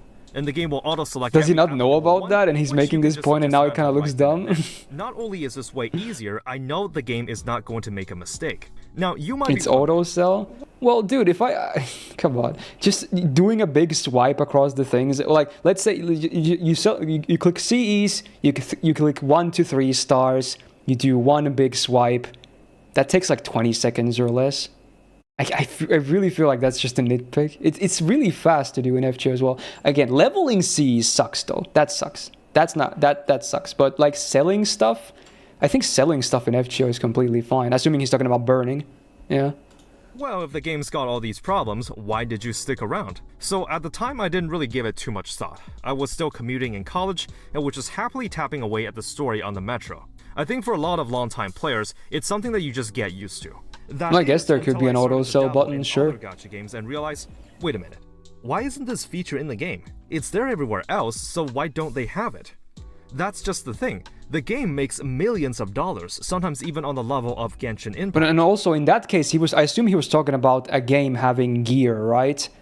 In which case, in those games, you tend to have a lot of gear, and you get a lot of frequently as well. In FGO, you tend to... the only time you get a lot of CEs is mostly when you're rolling through a lot of FP, right? And most people don't roll the gacha that often, like the Quartz one. So they only have to clear their inventory maybe once a month. So for them to do like the 20-second thing I was talking about, again, FGO doesn't have this gear system where it's a constant thing that keeps, coming in, right? I don't think it's that big of a deal because the games are fundamentally different in the way inventories work to begin with. So if you have this much Yeah, I mean, I'm not saying we shouldn't have auto sell. to meet the standards They of modern could. They could gacha put a games. button there It that just says seems like bizarre sell to me that everything this that's cash currently cow selected. game Yeah, doesn't sure, get but key quality of I'm life saying is changes like to this if day. all the things to Since the choose to optimization like, and you know, technicalities are nitpick, pretty far behind, yeah, it's definitely a presentation gets a nitpick. below expectations rating. All right, fair enough. It's time to put your diverse servants to the test. Let's see how well FGO handles late. One of the other gacha games that have evolved past these quality of life features because they've proven to be handy. Yeah, some of them are like less significant, but yeah, they should still exist. Sure, yeah, sure, I'll agree to that. We simply do have any more programmers in Lysengo. Yeah, true. That as well. Also, hey, Osnick, thanks for the 20 months. And welcome back to the Go Gang. Alright, late game content. Game It's gonna be challenge spicy. My metric for this section It's not gonna be generally pretty, depends on though. How frequent and how plentiful are there ways for late game players to challenge their roster? How I tend to standardize this is by looking at the trend of modern games. I'm expecting to see some endgame dungeons that rotate on a bi-weekly basis, such as Genshin's Spiral Abyss, Nikkei's Solo and Union raids, Reverse 1999's Limbo mode, Brown Dust 2's Evil Castle mode, and so on. I don't believe gacha games should have a big emphasis on late game content, considering the casual nature of them, but it should still have something to reward those that have established accounts to take on a greater challenge. Yeah, So no. historically, FGO has some pretty difficult story fights. I won't consider these as late games since they're available to be played at any time. Plus, the game will There give should you be quite some lot kind of a variety, rotational so mode even if you don't where you care can get about like the challenge, bonus you can squads just or use them to something enjoy the story. that actually For have every difficult event, stuff. there There is should be also a something like that. challenge quest, often abbreviated as CQ, that has you pitted against a difficult encounter. It's arguable that you don't have to do this, but considering that the reward for the first time clear is a crystallized lore, which is one of the rarest upgrade materials in the Well, game. nowadays so it's lores highly are kind of advisable shit that out, you to be do honest. clear But at back least in the once. day, you didn't want to Historically, for the miss out first on a 5 years or single so, one. FGO's But yeah, his events point were still run for stands. 2 weeks each, which was the standard for most gacha games. But now they have been extended to 3 weeks, meaning the frequency of CQs have been broadened. Outside of this, there are the occasional advanced quests that I actually quite like, as these are permanent. There's and some of them something, test yeah. your abilities to make Advanced some quests are good weird and overall, niche but they're not a teams. great Which one of these solution. came out frequently, They're since good I for the really game, don't though. think they take much effort to do. Yeah. So FGO is home to some of the most uniquely designed characters. They tend to lean into their different niches, and solving the puzzle of a challenge quest feels very satisfying if you do pull it off. If you manage to get around the jank of the menus and the UI, you can have a lot of fun in these quests. That being said, I think it's quite a shame because a lot of the cooler designs are locked by ways of limited 4 and 5 stars. Now, I would love to explore all the quirky and unique playstyles if I had more of these servants, but due to the game's stingy gacha economy, if you're a free-to-play or low spender, you really have to be selective of who you want, as you simply just don't have the freedom to realistically target most servants that really. That is true. For the record, I don't consider grinding as part of late game content, but just so you know, if you're playing FGO for the long haul, you're going to be doing a lot of farming. If you don't own any of the meta supports that allow 3-turn farming, then it is going to be quite a lot more difficult and tedious to farm for materials. I personally don't find farming fun, since I think it's a tedium that could be resolved by the developers putting in. I can understand your take. I like farming because I'm a grindy guy, but yeah, it's a fair take. It's a fair. I think when there is challenge content, I'm generally okay with the designs and the substances of them. Some of the gimmicks and mechanics are pretty cool. I only wish they did them more often. If you really wanted to, you can just skip them or use your revive command spells. I'm willing to give FGO a pass on this one, but it's teetering very close. Late game content gets a within expectations rating from me. I'm surprised, honestly. Wow, I'm actually surprised he didn't give late game below expectations. Like, there's not much of it. Like he said, it's basically just farming. And the occasional CQ, but they're kind of few and far between. So I'm actually very surprised he didn't go red here. But, you know, sure. I guess we'll take it. The content schedule, which I will talk about later, as late game challenges should ideally be a routine thing that happens every. Yeah, we need a routine, like a cycle-based challenge thing. I believe that a player should be able to jump in at any time without feeling that they've missed out on something. Additionally, older content should be rerun and periodically be made available to let players revisit them. FGO in this regard gets a disadvantage compared to previous review entries since it has been running for 9 years and we can see more of its track record. Let's establish what is actually limited in the game. Well, aside from the exclusivity of limited servants talked about earlier, Some events will contain a welfare and or event CE for you to pick up. The value here is pretty good, as some welfare. I mean, they have been slowly bringing all these back, but yeah, fair. And you even get a free MP5 copy. If you were not able to snag them when they were live, you would either have to wait for a rerun or via the upcoming Invocation Festival system, which will allow you to reclaim past welfares as they are released. This is at least a good system. This is actually pretty nice. Yeah. Even if an event is rerun, if you already have the welfare servant from the first run, then you get copies of rare prisms instead. Pretty generous for those that have been playing. Not anymore. Events historically Most of the time, at least. But after that, they're either added as a main interlude, so you can play them at any time, or in some cases not rerun at all. This is something I have a grudge with in live service games, since some events have important lore implications that newer players wouldn't know that they existed. There's also skins. Honestly, I think the majority of them. I think all the events that had important story, they tend to be main interludes anyway. And all the other events, which is basically most of them that don't have them main interludes, you're not really missing out. They're mostly just goofy side stories made for, like, you know, whoever's introduced in the event. So only if you care about the new servants in those events you might like them, but besides that, the stories tend to be like not that important or great, honestly. So yeah, I don't know. Are added to a separate shop menu where you can buy it with prisms, and again, all skins in this game are free, so you don't have to pay anything except in-game resources. Some outfits offer more than others, but hey, could FGO be doing more to mitigate FOMO? Yes, but I think it's far from the worst I've seen. Overall, they've been handling this in a fairly acceptable way. Yeah, there's not much FOMO in FGO. Well. Yeah, that's a good take. Lastly, I agree with that. We will talk about variety and content frequency. How often does the game receive meaningful updates? How about developer responsiveness? This section primarily takes a look at how well the game is maintained for the long term, including ways to shake up the gameplay loop for more variety. Once again, FGO gets a bit disadvantaged since we can see more of their track record, but at the same time, if this is done well, that would also speak about the quality of the game. Let's see how events and update schedules are handled in FGO. For the first 5 years of the game, normal events ran for 2 weeks, with the more major events like Summer running for 3 Oh, he's gonna talk about the lack of reruns. This, in my opinion, should be the standard for gacha games. The majority of content patches, if you look at the wider spectrum of the market today, all have 2-week events, then a brief maintenance period before the next one arrives. There should be very minimal where nothing is happening. This has changed in the last 2 years. In FGO, yeah, it has. All events containing a story mode are now 3 weeks. Normally, I will be fine with this. They never gave a reason why they stopped doing reruns, right? Like, I don't think... Did they ever say why? Like, I don't understand this philosophy still. Like, they already made it. It's all there. They can just press a button to load a previous thing they did and put it in the game. I never understood why they stopped doing that. I don't know. Well, kind of sucks, though. If you're putting out 3-week events, then you better also put out... It's not an excuse for making new content, because they don't make anything for the old stuff. Occasionally they add a little bit to reruns, but that's basically nothing. So that's definitely an excuse. Taking up more event currency before clearing out the points ladder or the shop. What they have effectively done is artificially prolonging each event period without providing significant new content. It's weird because some people will argue that Lysenko is being generous because they give players more time to go through the event, but that is going to be a hard disagree from me. I think they're being lazy. Event duration has nothing to do with grind or runtime, but to do with exclusivity. The game gets to dictate the level of grind that players have to do.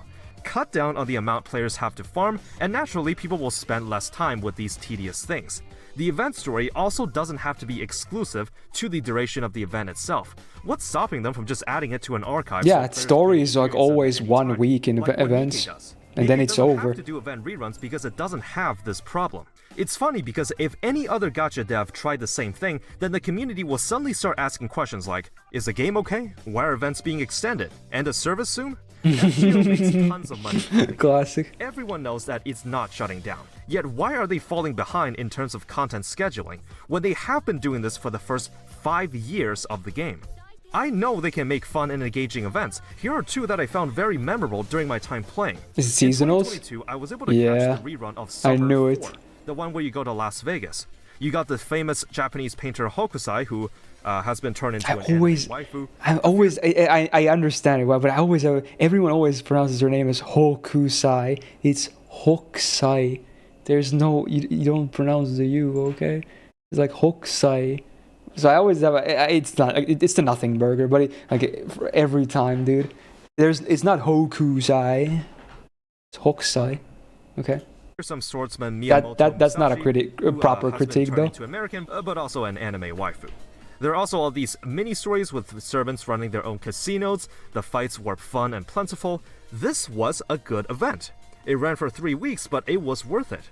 The Grail concert event following mysterious heroine X. Oh, he liked the Grail live one. I'm actually surprised. She competes with other idol groups. You got honestly, I think it mostly got flagged because it was the collab event, right? Honestly, if it wasn't a collab event, I feel like people would have liked Grail Live way more.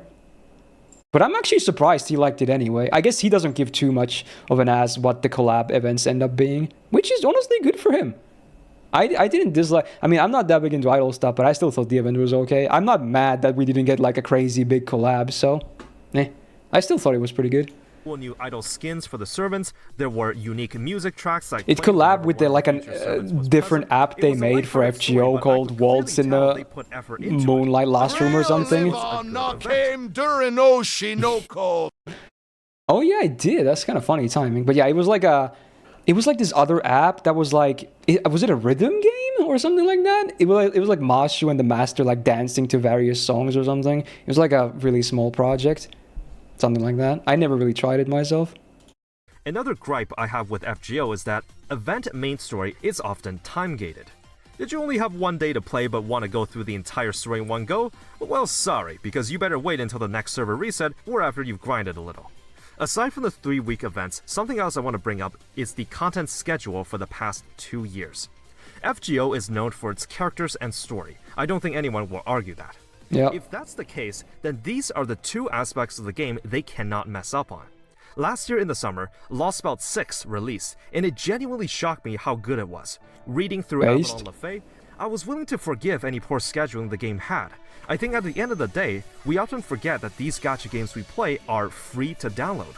So it's kinda hard to grasp that I'm critiquing free games so deeply.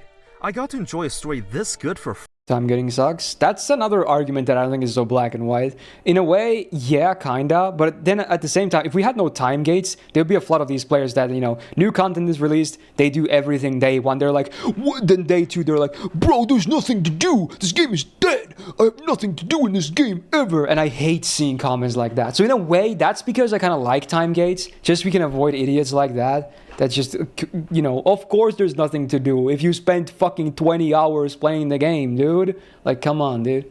You played 20 hours in one day, you're complaining there's no content? Yeah, I wonder why. So, in a way, that's kind of why I like time gates. But overall, yeah, they're kind of bad, I guess, yeah, still. But just, at least that makes it so those comments don't appear too much. Free? That's unbelievable. It's really something you have to see for yourself, but Lost Belt 6 had such endearing characters, such an epic plot that as I finished it, I thought to myself, oh yeah, that's why I started playing FGO. That's why I was able to forgive its other shortcomings. Time getting lottos is kind of annoying though, because you get the nodes are the ones you care about for the event, not the story. I want more of this. So like, when's the next main story chapter? The gap between Lost Belt 6 and 7 was astounding. 16 months on the Japanese servers. Aside from the interlude chapters, which are, by the way, good in their own right, I don't consider them as main story chapters. What? FGO has they are absolutely main story, but okay, I mean, yeah, the gap is still big, but those are absolutely main story. That is a record slow pace. Why would he say that? Even on the JP side, they're significant. 2.5, dubbed Ordeal Call, some even refer to as Ordeal Stall, is only on Chapter 2, with the latest having released a bit earlier this year. Spoilers. Now, Lost Belt 7 at the time was also considered very good in its writing, but the journey for its release was not the smoothest. Let's look into this. The last core of Lost Belt 6 was released in August 2021. The campaign leading up to the 7th and final Lost Belt, dubbed Road to 7, was in place for almost a year. Eventually, the release date for Lost Belt 7 will be announced for Christmas of 2022. 16 months of waiting is a Shout out to the final day of the year, but hey, baby. it's the final arc of the Part 2 saga, so I guess ending it on Christmas is a pretty fitting way to close out the story. However, Lost Belt 7 will be released in multiple cores, with the second half releasing in the following January instead. Now, this is fine since Lost Belt 6 did the same thing. The issue was that there's no definite release date given. The earliest announcement was slated for the second half of January, but that's pretty vague. This could be anything between the 16th to the 31st. Even then, that's fine. As long as they gave players things to do, there shouldn't be any problems. Things to do. Except, other than the New Year celebration campaign, there were 0 events happening for the entire month of January. There were 4 weeks of dead air. They couldn't put out a Grailfront minigame, no event reruns, not even a Hunting Quest campaign. And when news finally came out, people found out that there was a delay.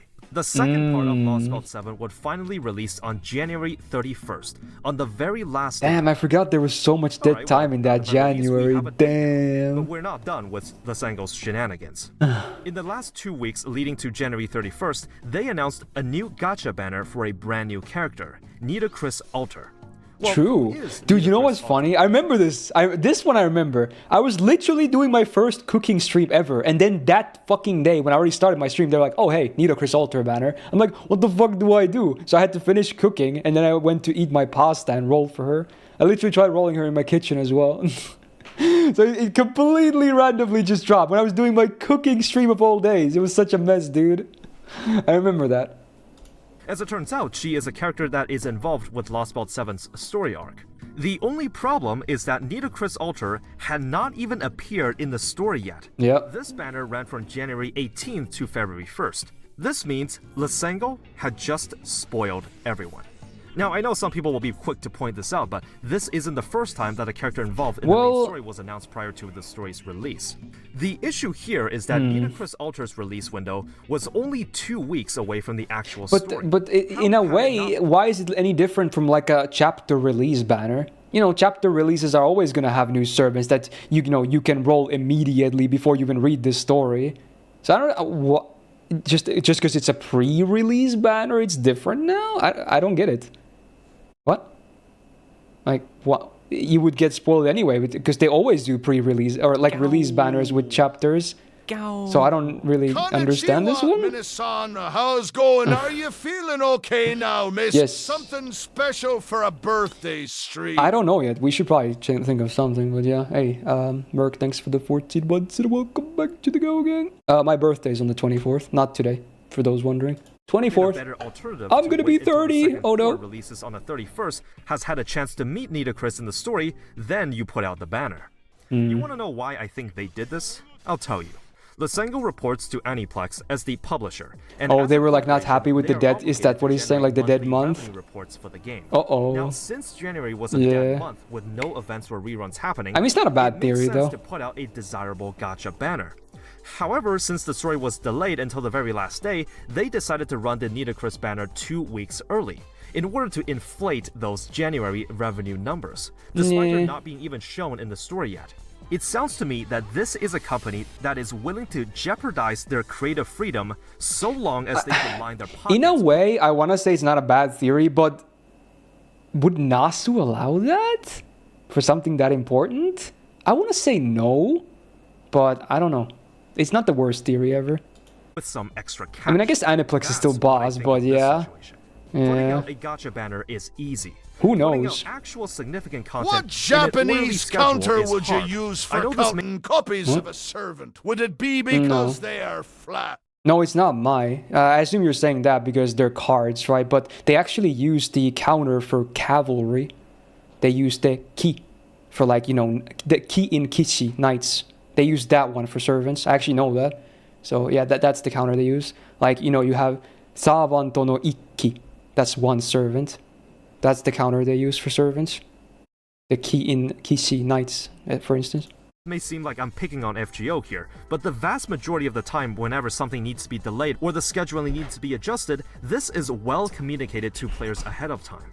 By today's standards, it is very rare to see reputable gacha games have extended amounts of dead periods without any events running or last-minute delays. During an interview, Kano Yoshiki, the director for the Lost Belt, Lord and Savior, said that the game will be overhauling its bond system in order to address the shortcomings of how bonds Wait, he said that? In this game, and that it was a good idea to have as many servants at Bond 10 as you can. and that more news regarding the overhaul will be announced later.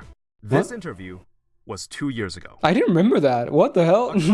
Where's our bond system quality update? takes time. You can't just rush this. Now listen, for the record, I don't have a problem if the main story chapters take a long time to release. Dude, I wonder if you would find him in person and we ask him about that, would he be like, or would he be like, trust, let me cook? I feel like he would be like,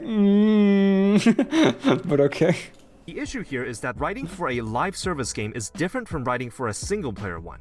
Nasu doesn't need to do all the stories. What matters is that And he the game doesn't. is padded out with consistent and meaningful events with little to no dead air in between.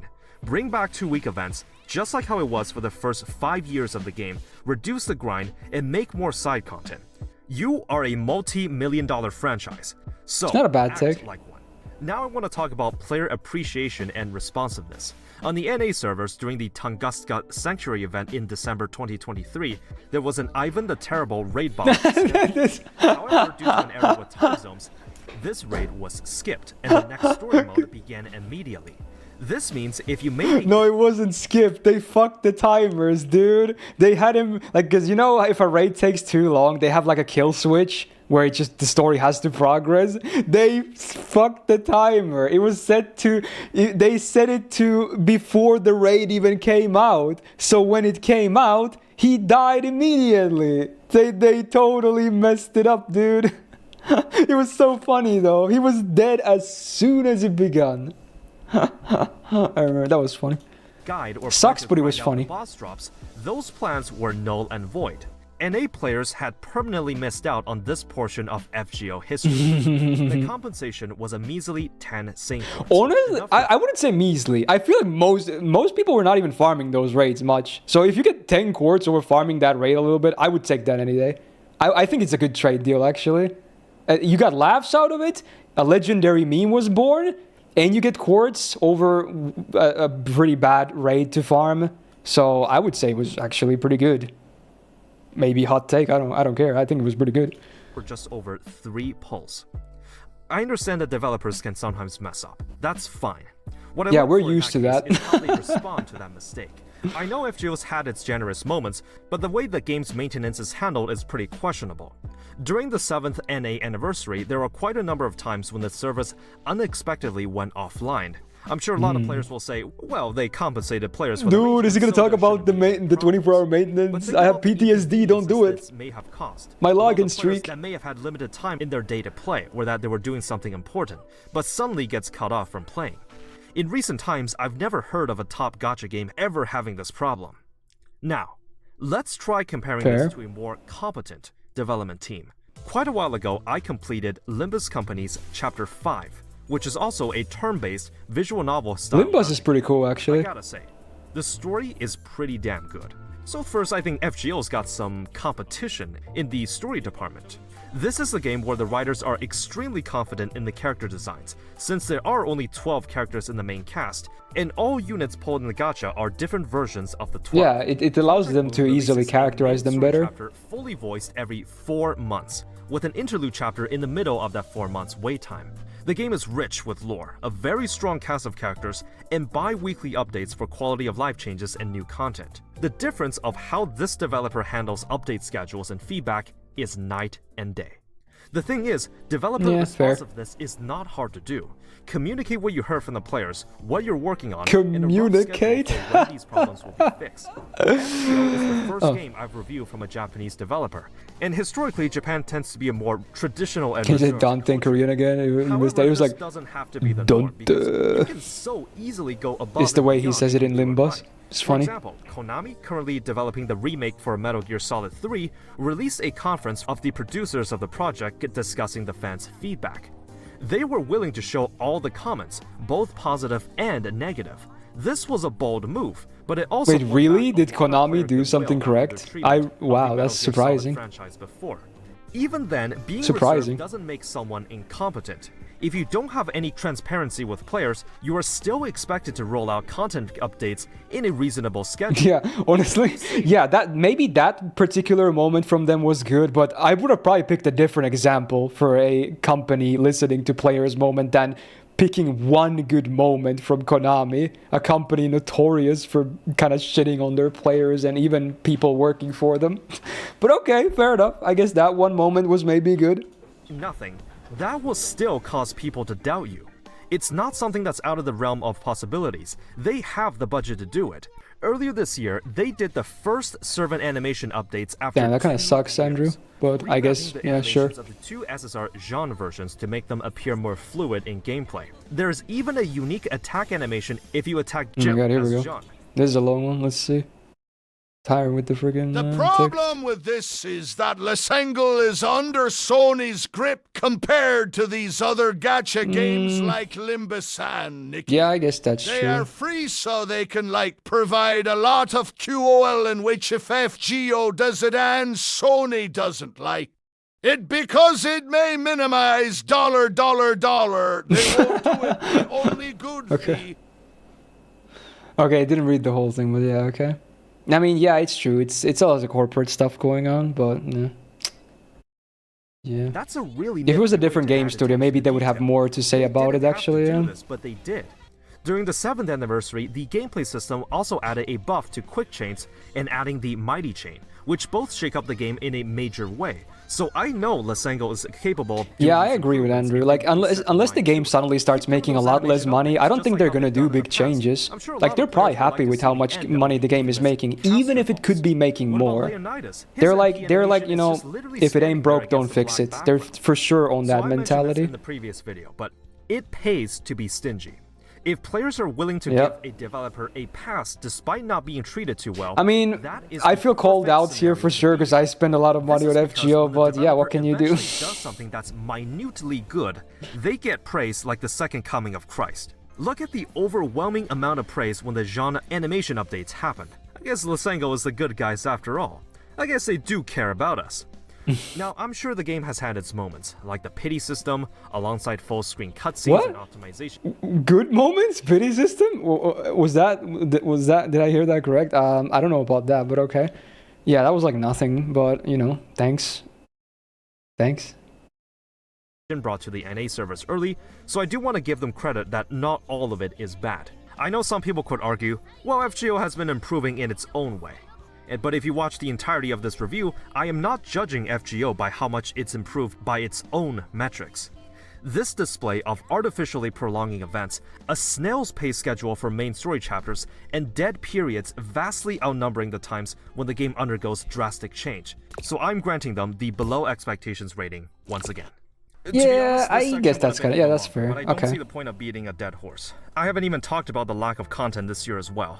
There were 2 reruns back to back for a total of 6 weeks, so for roughly 2 months, there was no significant new content. For the record, I don't consider events quests or interludes as events, since it's a basic expectation that challenge content is rolled out periodically, much like how the majority of gacha games just release them as monthly or bi-weekly editions. They are not events. Now, this portion of the video was appended on the very last day before the video was uploaded. And after seeing the announcements Okay, of he's, the 9th anniversary, expanding I just on gotta this. say, yikes. Yeah. There were no major quality of life changes, and the addition of the 2 new append skills are another way to artificially add grind while requiring players to pull even more copies of the unit. However, the reason this video was delayed for a day is that after the JP player base did some convincing on Twitter, against all odds, Lesengle actually issued a response within Thank God they 24 did. hours. You can now transfer one append skill to another, so while this still doesn't change the fact that you have to pull 8 or more copies of an SSR to max everything out, it is at least something. No, it's Not to 6. mention all I'm not sure if points he spent saw on the broadcasting other will be updates, but it's refunded. 6. It still I need to sucks. There should be emphasize no this part reason to go because above Lesengle 5. It responding still to the sucks, but it's player not base at 8. all is It's not 8. extremely unprecedented. This must have struck a nerve so hard that it forced their hand. As many pointed out, this is not nearly enough to address. Oh the yeah, this was piss-poor between the implementation of announcements. certain Okay, points, that makes and sense it does then. not change my perception of Lesengle as a company. It comes down to whether the big spenders are okay with this as the minimal amount of improvements. Remember, with a lot of these larger They definitely were testing the waters, yeah. They were, because the response was so fast, and considering they never respond to basically anything the players say, it's pretty obvious.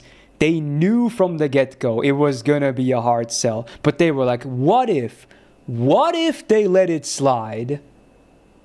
Yeah, they were definitely testing, and then they had this backup plan of of a fix in case the complaints came in, and they did. And again, you could see Kano Yoshiki's face when he was announcing it. He was not happy because I'm sure he even knew about the fix, even when he did the initial announcement. He knew it was gonna be a thing, So it just sucks. But what can you do? Corporations, you give an inch, they take a mile. But hey, we'll see if 120 quartz is all it takes to shut the players up. The Fate universe is vast, possibly one of the largest Japanese intellectual properties out there. One cannot It's deny up there, the yeah. cultural significance, as well as the quality of its story and character designs. At its core, FGO's gameplay loop is fine. Simplistic on the surface, but with layers of complexity under the hood. That's I fair. think in terms of freedoms and builds or strategy, the game allows servants from all varieties to shine. For a game that has held steady for 9 years, I would say it still speaks a lot about its staying power and the dedication of its fanbase. I tend to go a bit easier on older games, since I know they never had the foresight of modernizing it to the current market. That being said, FGO has had a lot of opportunities to improve its mechanics and make changes. Now, I'll tell you the one argument I hate when any defense regarding live service games show up. You can't criticize the game because the devs will fix these problems in the future. What? My response to this will be the same every time. That sounds like I a can't predict silly the argument. future. Neither can you. What? I will review the product in front of me right now. Regardless if anything Why gets would you fixed not be able in to the criticize future, something the that might problems be I have fixed in the stated this future? video have been affecting the game for the better part of You should be able to 7 criticize years. anything that's I currently actually live started in the on game. Script for this video by early May. The reason this wasn't put out sooner is because I wanted to wait until the announcements of the 9th anniversary to make sure that people can't make this argument. So for anything listed in the video, they are still valid criticisms. I've seen the anniversary announcements. I know it, you know it. And who knows, part of me really believed they fixed some of the game's problems, but hey, maybe 10th time's the charm. I've stuck with FGO for more than 2 years. Damn, his login streak was pretty good. He only missed 2 days. But to critique it so that it may become better. For those in denial of the state that the game is in, despite going into the modern gacha market, let me ask you, does having a laughable pity system, poor developer responsiveness, and a lack of quick farm features give FGO its own unique identity? Is a part of the game's creative vision to leave out crucial skill descriptions in-game and mislead I would say players to their at least lack? omit the quick weird farming part part, but otherwise I FGO very is much the agree. one true Because that one is anomaly in the subjective, gacha I still want to say. Despite Even if everything it's a hot that has take. happened, the game remains to have an extremely loyal and dedicated community. If another dev tried to do things at the pace of FGO, the game would fail. The Lightworks has literally tried that, and the game shut down in 6 months. You've seen the rating on the thumbnail. I cannot deny that the backbones of the story is supported by industry veterans, and when it shines, it absolutely Honestly, deserves to be I don't think a praised. 6 out of But the 10 game is a hugely bad marred score by for the game. mismanaged development I think it's pretty fair. because part of me wanted to bump down the rating even more after seeing the Yeah, I was about to say, I'm 9th surprised he didn't go even lower I with it, personally like a believe 5 or lower. Complacency and mediocrity should not be rewarded. And this company right here is one huge pile of it. All I have to say when seeing the status of this game is, after 2 long years, I'm finally out. Oh, is he stopping? With these final words, I want to Oh, restate that shoot. a review is ultimately an informed opinion. You are allowed to Damn. disagree with me on So, any points so in this the is his video. quitting I know video that as FGO well? and by extension the Type Moon Damn. franchise has a long-standing fanbase. I know there are a lot of people passionate about this game. I do not want you to stop having fun with this game. What I want to do is to point out the good and the flaws, and push the development team to make the game better. Asking someone to play a gacha game for 2 years is a very long time. I stuck with the game throughout my journey because I was engrossed in the lore and the story of the Fate universe. I feel like he should at least play through LB7 first. It's not that far away, but I guess, Tora I don't know. Fantasy Best got the writers on the 7 other side tenths of- at Myst. That's how bad this rate. Well, I don't know about Tower Fantasy, so I can't comment on that, but yeah, fair enough. Yeah, I feel like I should at least play LB7, but I mean, if he wants to quit now, then be free, I guess. With that said, I appreciate your time being here today. You're free to leave behind any feedback or criticisms of this video down below. Yeah, and I did. If you enjoyed the video and want more gacha content just like this one, you know what to do. Thanks for watching. Wow. And as Honestly, always, that went by pretty fast. That was 1 hour and 40 plus minutes. Obviously, it took even longer because I, paused at points and whatnot, but there it is. I'll give him a like. I don't agree with everything he said. I still think there was definitely a good amount of nitpicking and some things he presented fairly objectively that I think were actually very subjective. But I agree with most of the things for sure. I think, yeah, and even the score of 6 out of 10, I think is all right. I think that makes sense, kinda. Yeah, I'm okay with that too. And always, I'll still get. And he clearly put a lot of work into this video, so I'll give him a like. It's a good video. And a lot of people agree because it's got a lot of freaking views. So there you go. I'm gonna link this also in the description when I upload my reaction to this, I guess. Again, it should be fine, right? Because he said in the video as well, it's been over 3 weeks now. I waited, okay? And again, Psyche, if you're listening to this and you still don't want me to upload this, then instead of YouTube striking my video, you know, which don't do that, please, you can just message me. My DMs are always open. Discord, Twitter, you name it. I read everything. Even my business email on YouTube, you can go there. So if you want this video down, feel free to let me know. But we did at least watch it on stream, in case that wasn't obvious with my chat as well. I had a great time, at least. Pretty cool. Yeah, let's see some comments as well as a bonus here. If FGO is a game of any other franchise, would fail miserably. I think this is a reasonable take. Yeah, it's no secret that the IP definitely carries a lot. Definitely, it's a fact. Still like the game a lot. I'm not saying that just because, you know, it's like, it's how I earn my living, but I still love FGO, and I doubt I will never, you know, stop loving it. Or ever stop loving it. There you go. Words. I did a double negative there. Oops. Well. Someone quoted him, I know FGO players will disagree with me. FGO players, no, we're completely agree with that feature mechanic is BS. Yeah. Wow. Damn. Alright. There you go. That was great, honestly. That was fun. Oh my god, someone used the I'm forced to play Arknights tomorrow. Are you kidding me? God damn it. That's what happens at the end here.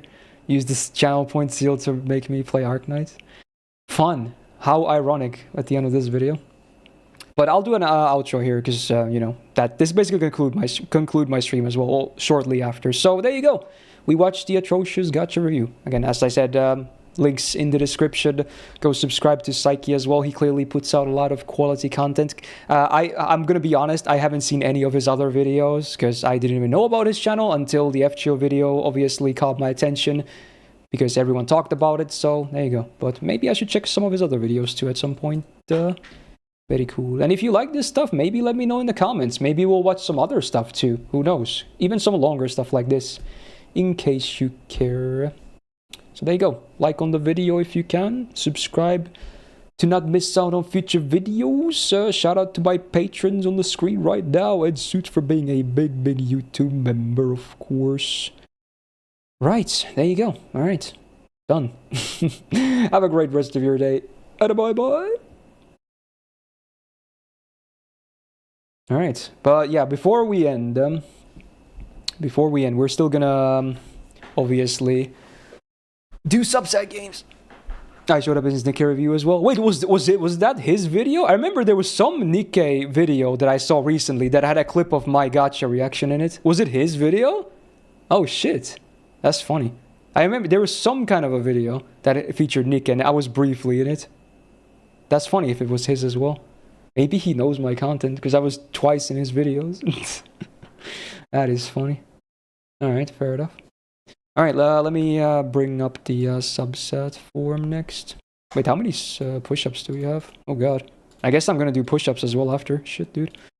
Alright, let's see here. Sub-Saturday. So I guess the reserved game is Arknights now. Shit, dude. I still think I have it on my phone. I just need to update it. But it's always been there. I just never play it. Obviously. Right. Okay, let's see. 37 responses. I see one duplicate from Wasted. Let's get rid of that. 36. So let's roll the dice. Okay. Got number 26. Let's see. He could be among US. True. Yeah, how funny would it be if he was actually here when I did that? There's no way though, because he's probably American. He was probably sleeping if I had to guess, so no chance. Alright, let's see. 26 is from Cold. Oh, it's gonna be Dota, isn't it? Please be Pokemon. I think that's one of his options. Don't beat Dota. Don't beat Dota. Don't beat Dota. Don't beat Dota. AMQ! I'm okay with that. I'm okay with that. Hey. Community games. Yo, I'm okay with that. I mean, obviously I'm okay with it because it's like my most played game ever, but... Alright, we'll play a little bit of AMQ as well. Sure. Let's roll a second game just in case it could be a triple a game a day. We got, wow, 25. Literally right next to him. So someone who submitted just before him. We got entry from Brain Dead, and the game is... What? Brother, man. Really? Really? Really? Well, I guess. Alright. I guess it's... well, we'll see. It could be a triple game day. And in which case it is. It will be 2 gacha games, but okay. Okay. True, they have the Evo collab, though, which is pretty cool. But I don't have any currency, I believe, because I spent it all on Crown. Who's fucking hot, by the way. But we'll see. Yeah, it's very cool they have the Evo collab, though. That's nice. Oh, the dude's a Nikkei content creator? Wow. Easy rigged. It's 10 a.m. Midwest here. Ah, I see, yeah. So it depends on where you live. Good to know. With Arknight says Rainbow Six as a collab. How does that even work? That's crazy. Alright, let me put on my pants and we'll do some push-ups and call it a stream. Then I'm gonna get some dinner. Also, I didn't mention, but I'm gonna upload a new free-to-play video right after this. So it's gonna be up on YouTube. Why is my pads not working? They're not working. They're not pantsing. Okay, there we go. They were like stuck. Do you know that feeling when your pants don't pants? That's what happened. Okay. Woo.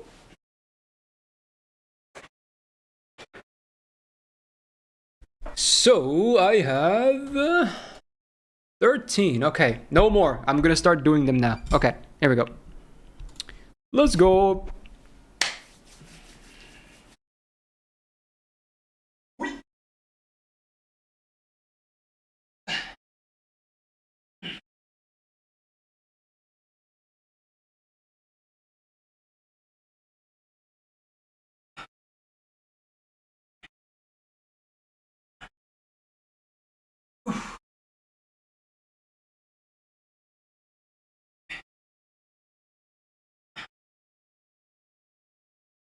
Oh.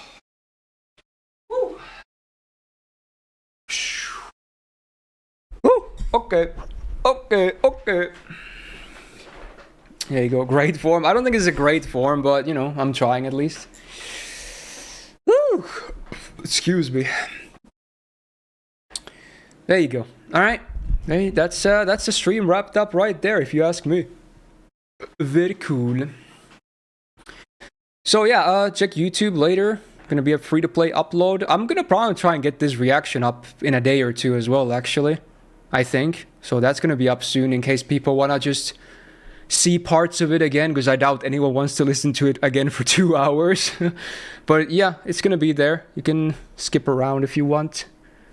Very cool. And also, hey, for today, thank you so much for the subs, the resubs, the gifted subs, the biddies, and the titties. Oh, okay. Tips. That was a Freudian slip. It just rhymed, okay. Thank you for the follows, and most importantly, thank you so much for being here in general. Very cool of you guys to spend some time with me. Again, if people like this sort of stuff a lot, maybe we can watch some longer content in the future. I'm always up for ideas, so feedback is welcome. I'm also going to be look how YouTube responds to it. Could be a thing, I don't know. It was kind of fun. It went by fast, so who knows. And with that, hey, have a great rest of your Friday or Saturday, wherever it is you're at, your weekend in general. Hope it's going to be a good one. And yeah, talk to you again tomorrow with some hopefully fun subs.